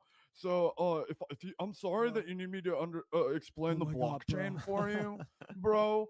But clearly, this breakthrough for computer science is going to take us to the next level. No, but it's crazy. Did you know that cryptocurrency mining is now taking more energy domestically in the United States alone than the entire state of New Jersey? Yeah, I did know that. I also know that a bunch of these technology companies, including Google and Microsoft, have all already broken pledges they made less than 2 or 3 years ago, relating to their emissions and, fossil fuel burning and stuff like that, all because of crypto and AI. It's incredibly environmentally destructive. Also, Zach, a bunch of people are asking if we saw Elon Musk's Nazi salute at the inauguration. I have it bookmarked right here for everyone to see. You tell us, guys, was this a true Nazi salute? Was it a Roman salute, as some people are saying, or was it simply an expression of Elon Musk's autism? Let us know, guys, because there's a raging debate. I think it's pretty clear what's going on. I will say, though, if I was Donald Trump, I would be getting a little bit pissed at this fucking guy. We've talked about it at length, right? The potential for there to be a breakup between Musk and Trump, and is Elon Musk getting on Trump's nerves by constantly hanging out at Mar-a-Lago, crashing dinners, crashing parties, always showing up, yada, yada, yada. But, I mean, come on. If I was Donald Trump, as fascist as Donald Trump is, right, just from a attention perspective, everyone's talking about this now. It's overshadowing a lot of the stuff that Trump said, a lot of the stuff that Trump did. And Donald Trump does want to be the center of attention, specifically on his own inauguration day. This is all about him. The whole reason he moved his inauguration indoors was because he knew that the crowd size would be smaller than it was in 2016. Guys, that's why they moved the inauguration indoors. He couldn't handle the embarrassment of the tiny little crowd. You know how your dick shrinks up when it's cold outside? Well, that's exactly what was going to happen to Donald Trump's inauguration crowd. Hence, got to go indoors. But don't you think this kind of shit must piss off Donald Trump a little bit? Like, come on, bro. You're clearly just trying to steal the stage. You're clearly just trying to steal the spotlight. But maybe the bromance is strong enough that Trump thinks it's cute. Who knows? No, dude, nobody thinks this is cute. Even if this was my 4-year-old son, I wouldn't think this is cute. I'd be like, all right, son, like, go fucking do this back in the backyard or something. Pretend you're president on your own time. Look at this shit. It's crazy. It's so cringe. This is a grown man, and not just any grown man. One of the richest men, if not the richest man in the entire world. Fucking. I think he is straight up the richest. Yeah, he's the richest. I mean, I'd be that happy too if I was the richest man in the world, I guess. Anyway, fucking ridiculous, and 100% it was the Nazi salute. It's crazy that he did that. It was him so desperate. Do you know what I think it really is, guys? Do you know what I think it really is? I think he's so desperate at this point to just have an online community that likes him that he settled on the Groypers. He's like, you know what? I'm going to dog whistle to the Groypers, and I'm going to try and win you over by just being the most blatant, obvious, crazy person and white supremacist on the entire Trump administration. And then what's going to be so fucking funny and so pathetic and so sad is even the Groypers are going to reject him. Yeah, they're I mean, some of them already have. Some of them already are like, fuck Imagine this guy. not even getting the Groypers. He's annoying as fuck. Yeah, that's why I had to change his name to like Kekius Maximus on Twitter to try to like win them back and be like, so epic. So like the liberal media had to write Kekius Maximus. Isn't that epic? Or whatever. So, you know, I don't understand how anyone likes this guy or What's finds that him. a reference to anyway? It just the old 2015, 2016 Kekistan memes and all the Pepe shit from the early days of Trump. I was gonna say I don't know if maybe I completely missed this because I wasn't on Twitter at that time. What is the Kekistan thing? I know the Pepe shit, but It's related. For some reason, they had this meme about like Kekistan or something, and it was kind of just like a dog whistle that they would throw out there in relation to Trump. Someone in chat can surely explain it. There's actually a great documentary, one of the best documentaries about the rise of Donald Trump in the Trump era. It's called Feels Good Man, and it's about the creator of Pepe the Frog, the artist behind him. Oh, I think you've told me about this. Yeah, and it's one of the only films that actually examines Trump's rise through the lens of meme culture, which is incredibly important to understand. Like it's one of the most important aspects of Trump's rise, almost more than anything else, and Trump continues to understand that. He continues to harness it. But, I forget exactly what the Keck repeating, what the Keck reference exactly was. Someone feel free to let us know. Yeah, no, that makes sense. It's just some white supremacy. Also, do you have some audio playing in the background? I don't think so. It could be Twitter though. Oh, I think was it that? Yeah, I don't have anything shared on mine. LOL, sorry guys. Could you hear our conversation, or was that like... I'm sorry, everyone. Oh, is it still going? I don't think so. I don't hear anything. There's nothing playing in our headphones. It was the Elon loop. Sorry, guys. LOL. Sorry.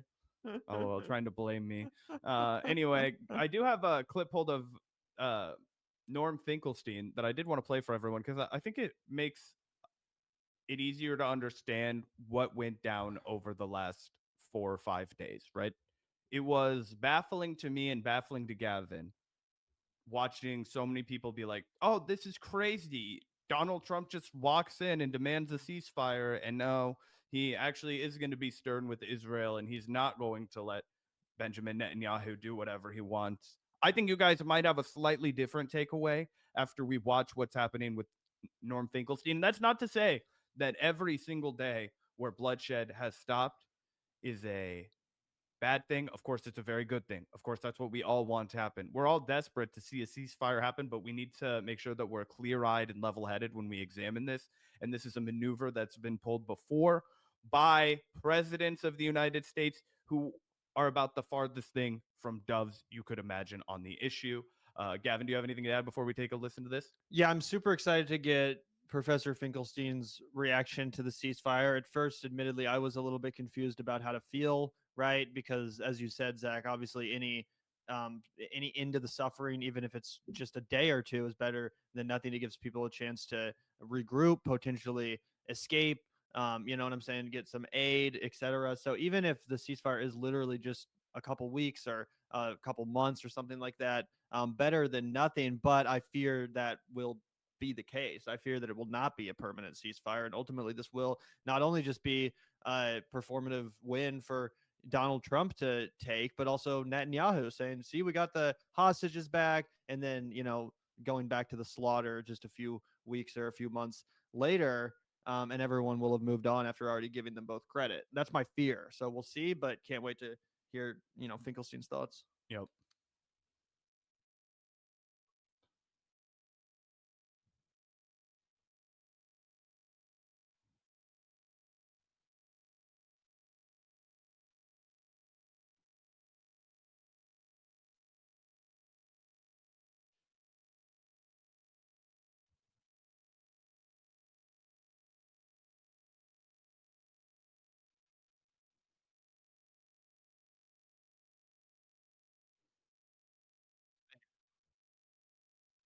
You guys can't hear? No sound, no audio. The sound's just... What the fuck? He said, this is a great tragedy. Yeah, let me try and share it again. That's weird. This is not a real ceasefire. Here, let me go back a little bit. That's weird, though, because... Do not give him credit. Yeah. Try again. You know why it ended? It's an interesting story of great relevance with the recent developments in Gaza. It ended because President Obama was going to be inaugurated president. And he didn't want this sideshow in Gaza to distract attention from his coronation. And so he told Israel, end the attack, and it did. Very obediently, it did as the master ordered them being Israel, to do. In the current situation, as you will recall, about a month ago, President Trump announced that if the hostages were not released at the time of his inauguration, there would be all hell to pay. Now,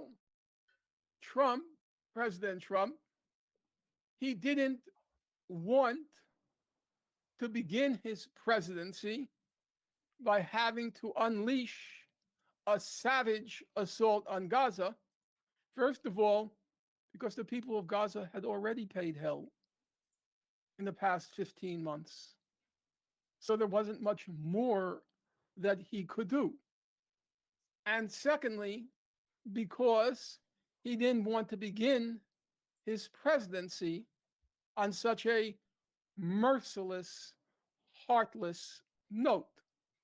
And so he read the Riot Act, or his emissary read the Riot Act to Netanyahu, as in sign the agreement which apparently doesn't differ in any significant way from the agreement that was agreed to in May of this past year.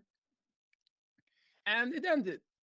The lesson to be learned from there is when an American president says stop, it stops. All this talk about Americans having no power, that Netanyahu doesn't listen, and so on, it's just nonsense. And I thought that was the first thing that was really important to react to, because it places the onus, I think, much more correctly, not at the feet of Donald Trump being this tremendous negotiator. No, it's not Donald Trump's art of the deal. It's the fact that he decided to utilize the power of the presidency out of nothing but hubris, really, to prevent himself from being embarrassed on Inauguration Day, to prevent himself from looking weak or under the boot of Netanyahu, and instead, like Barack Obama did, as a show of power for cheap popularity, he said, not during my inauguration, right? Now, as Donald Trump continues to allow Jared Kushner to run large parts of his enterprise, and as he continues to staff his cabinet with neocons and expansionists and evangelicals, we understand he is going to continue to allow Benjamin Netanyahu to accomplish his goals. But he wanted to have a reprieve in fighting because there was nothing of note that he could do to contribute any further to the destruction of Gaza. So then he felt the only thing that he could do to get a political win was to say no more. What's your reaction to that? Yeah, no, I think that's probably true. And obviously we'll have to see what happens. But yeah, I don't think that Miriam Adelson would have had a, great seat at Trump's inauguration after donating as much as she did if she wasn't going to get exactly what she wants, which is the continued expansion of the Israeli territories into the West Bank and the continuation of this genocide. It's completely obvious. And even if you look in Israel and see the sort of pressures that Netanyahu is under, he's not even the most insane person within the war cabinet. There's people to his right that are saying they're going to resign from Netanyahu's administration if the war doesn't resume in, I think, 60 days. So, I mean, these are the pressures that are actually afoot within the Israeli government. The people of Israel are bloodthirsty for more war. They want the, conquest of Palestine to be complete. And it will most likely be completed under Donald Trump's administration. We can't lose sight of that because of the temporary reprieve and suffering, which is incredibly welcome, right? I think that that's amazing. I hope that people are able to escape with their lives. I hope they're able to restore some level of, vitality to their probably emaciated bodies. This is horrific stuff. Any reprieve is great. And if any lives are saved thanks to this reprieve, then that's a good thing. But let's not get it twisted, guys. We're not going to see the glorious return of Palestine, under Donald Trump. It's not like, from the river to the sea, Palestine will be free. I hate to say it. Yes. And before this, I cut it down a little bit because, as chat pointed out a few times, sometimes our audience struggles with the cadence of Professor Finkelstein. He's very well read and very careful with his wording. He says what he means, but he says it slowly sometimes. So what you missed is his setup to that is him talking about how he hasn't much paid attention to the specifics of this agreement. Obviously Norm Finkelstein is supportive of the ceasefire, however it would emerge, but he talks about how he hasn't really spent a lot of time following this closely. And then he gives the example of what happened with Barack Obama and says it's all for show, right? What will really be illustrative of Trump's policy will come at the end of this 43 days. We've already seen him allow, really, and it's crazy too, because now Trump is president, so it will actually be on him to legislate and govern and do diplomacy and not just, talk from the sidelines, essentially. So I think it's important to, continue to put the pressure on him. But the reality is he's going to go in and what they're going to start doing is the actual, forcible, like, yeah, I wouldn't imagine. It sounds so horrible to say, guys. I'm hoping that obviously I'm totally wrong, and this is not what happens. But it seems very likely to me that what's going to happen is they're going to push the Palestinian population further and further south, and they're going to expand the occupied territories into what was once Gaza, and they are going to start to rebuild what was once Gaza, and they're going to put Israeli settlers there, and that is going to happen in mass under the Donald Trump presidency, while he simultaneously takes credit for ending the war as it goes to a more quiet note now that they've already killed some 50,000 individuals and displaced, hundreds of thousands more from their homes. Yeah, 100%. And that's why I'm just wary of giving Trump too much credit, because I feel like if too many people give too much credit to Trump, and it will create this illusion that the war is over and that Trump ended the war. And then when the war resumes and when that, colonialist enterprise resumes in a horrific and insanely imperialistic fashion, not that long from now, people are just going to not be talking about it because in their mind, oh yeah, the war's over. Everything's fine now, when in reality, absolutely, the horror will continue. It might get even worse. And, I guess the only silver lining is the mask has been ripped off Israel. And that was a big part of the reason why Hamas did October 7th in the first place, because they knew that the response would be savage, and they knew the response would be vicious and unforgivable in the eyes of anyone with a fucking conscience, in the eyes of anyone with a soul. And that is true. Israel's mask has been ripped right off. There's no more pretending that, oh, this is, this peaceful country of Jews just trying to pretend themselves. No, they're genocidal lunatics. They're genocidal monsters, and the world now sees them for what they are, at least most of the world. And again, that's the only silver lining in all of this. Yeah, I think you're totally right to point out that people will go back to business as usual, unfortunately, and just look at our own country, right? Let's look at our own very recent history. We are still actively occupying the independent sovereign nation of Iraq.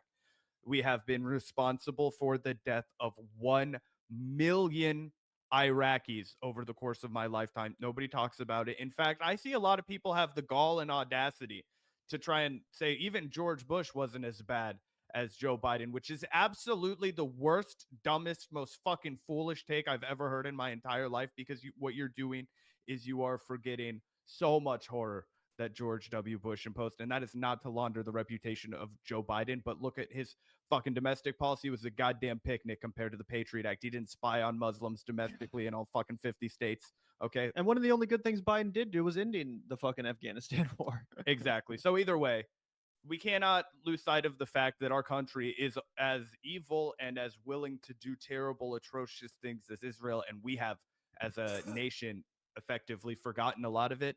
Yeah. Also, I mean, Israel is, it basically is part of this country. Exactly. It's the 51st state. And in fact, it's more than the 51st state. We give it more fucking money than we give our own states. They have healthcare and we don't. So anyway, yeah.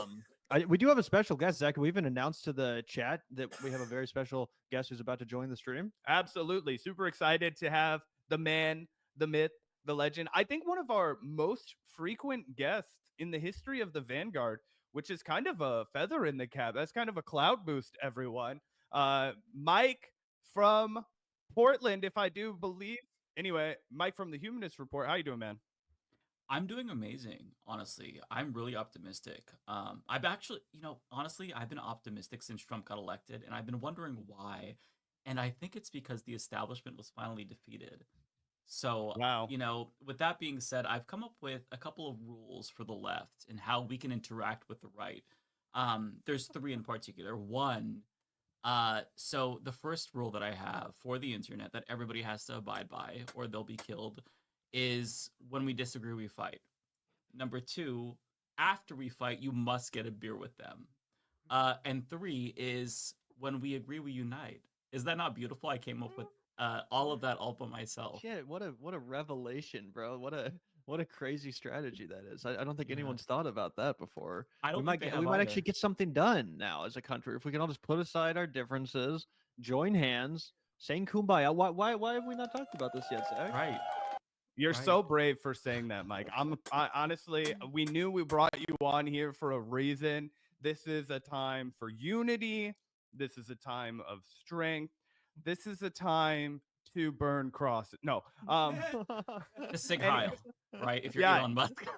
We have to talk about that. We reacted to it once, but I also wanted to get your personal take on that. We'll throw it back up on screen here. We've got it bookmarked somewhere, I'm sure. There's so many things to react to, so much cringe. There's a lot going on today. I don't even know what to talk about. I haven't put out a video yet. My head is spinning, honestly. Honestly, good for you. That way we couldn't just plagiarize your talking points and ask you them back.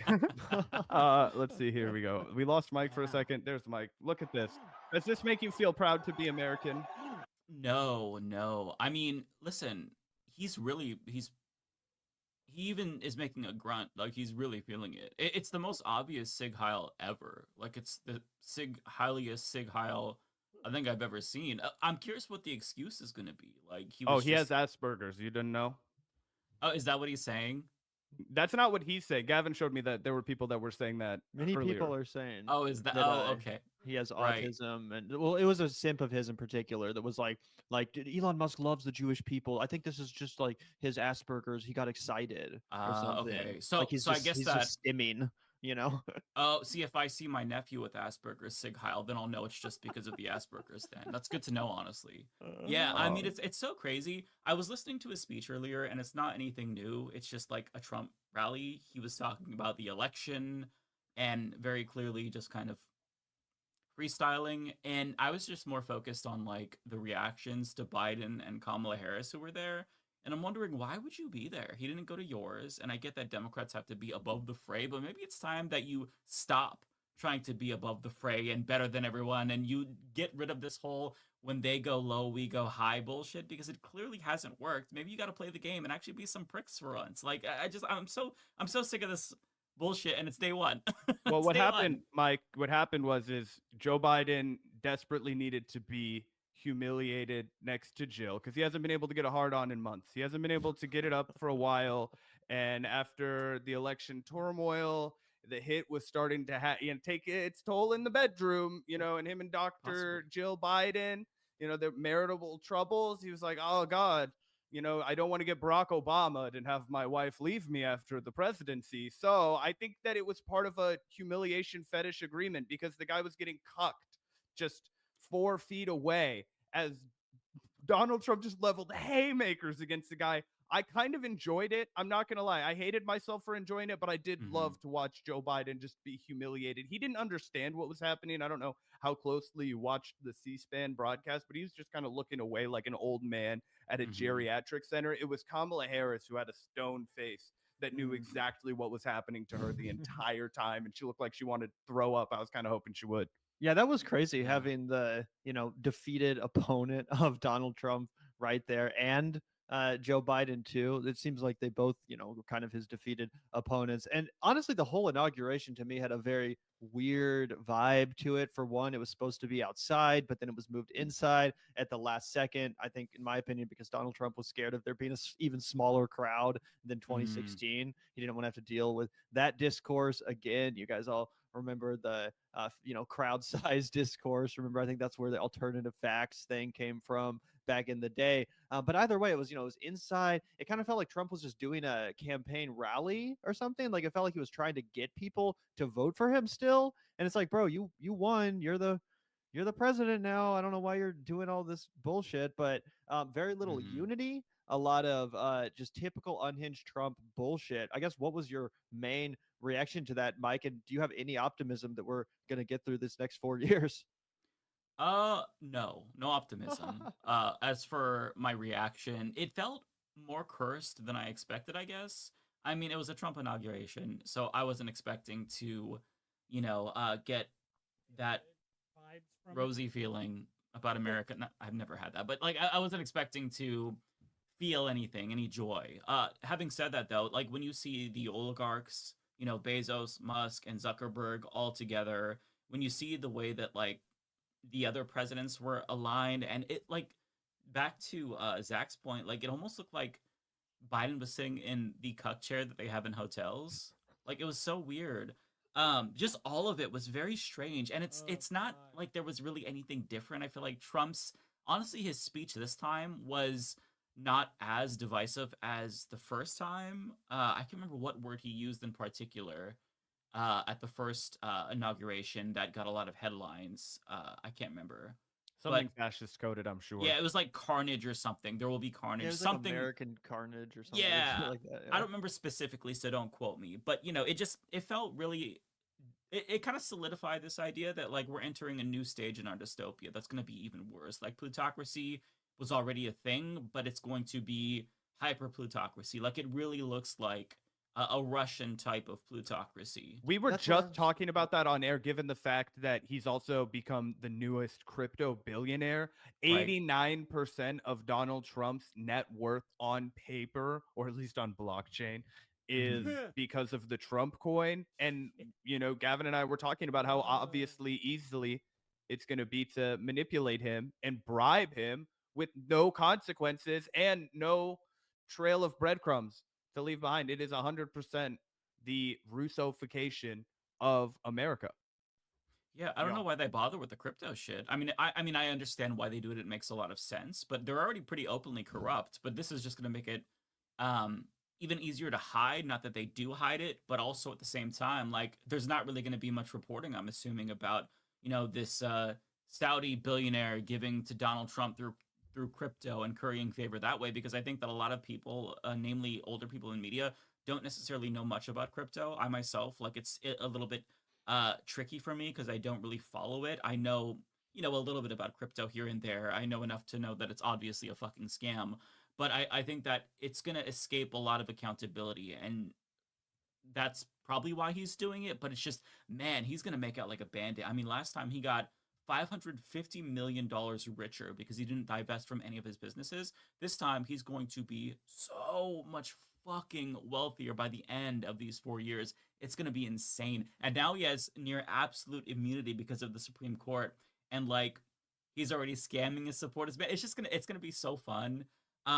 So the hope that I have from the next 4 years is that the art is going to be really good. Like the depictions of American dystopia, during this administration, and then after, if there's an after, will be really fun to watch. It'll be poignant, right? Because I mean, when we're living through this, it's gonna be hell. It's day one, and like I said, I'm so exhausted. Yeah, it's crazy. It's almost like we just shred the emoluments clause after the first Trump presidency, and I don't even think it's at all unreasonable to talk about how Joe Biden was wrapped up in all of this. I mean, the Burisma scandal, our Ukraine funding, his son Hunter Biden. I mean, there's a lot of there. Hey, That's this is a pro Hunter podcast, Zach. Yeah, right. I know. I'm pro I'm anybody a huge fan that of hung Hunter, like so a tread fucking lightly goose. there. You know what I mean? We hang with our own. He But got anyway, pardoned. right. Innocent. But it is a total above board, kind of like you said, they are wasting their time with it, even though they're not really wasting their time with it. We love the veneer of respectability. We love the veneer that we're hiding our impropriety in this country. We want to act like we do have a true democracy and not an oligarchy. So I think it just makes it easier for everyone to stomach as they show up and vote for their own demise under Donald Trump. I don't want to pivot too hard, Mike, but one of the things that you do so well on your channel is kind of dealing with the culture war issues that are impacting LGBTQ people and talking about how they will lead to real policy that are going to harm people. So it's a double-edged sword. It's not just mean things that people are saying, which are bad and make it harder for people to enjoy spaces and, their own individuality and all that's that, and it's definitely wrong. But it gets a lot worse when it meets the road and it becomes a policy issue. I wanted to play this clip from Donald Trump's inauguration and then get your thoughts on it, particularly as it pertains to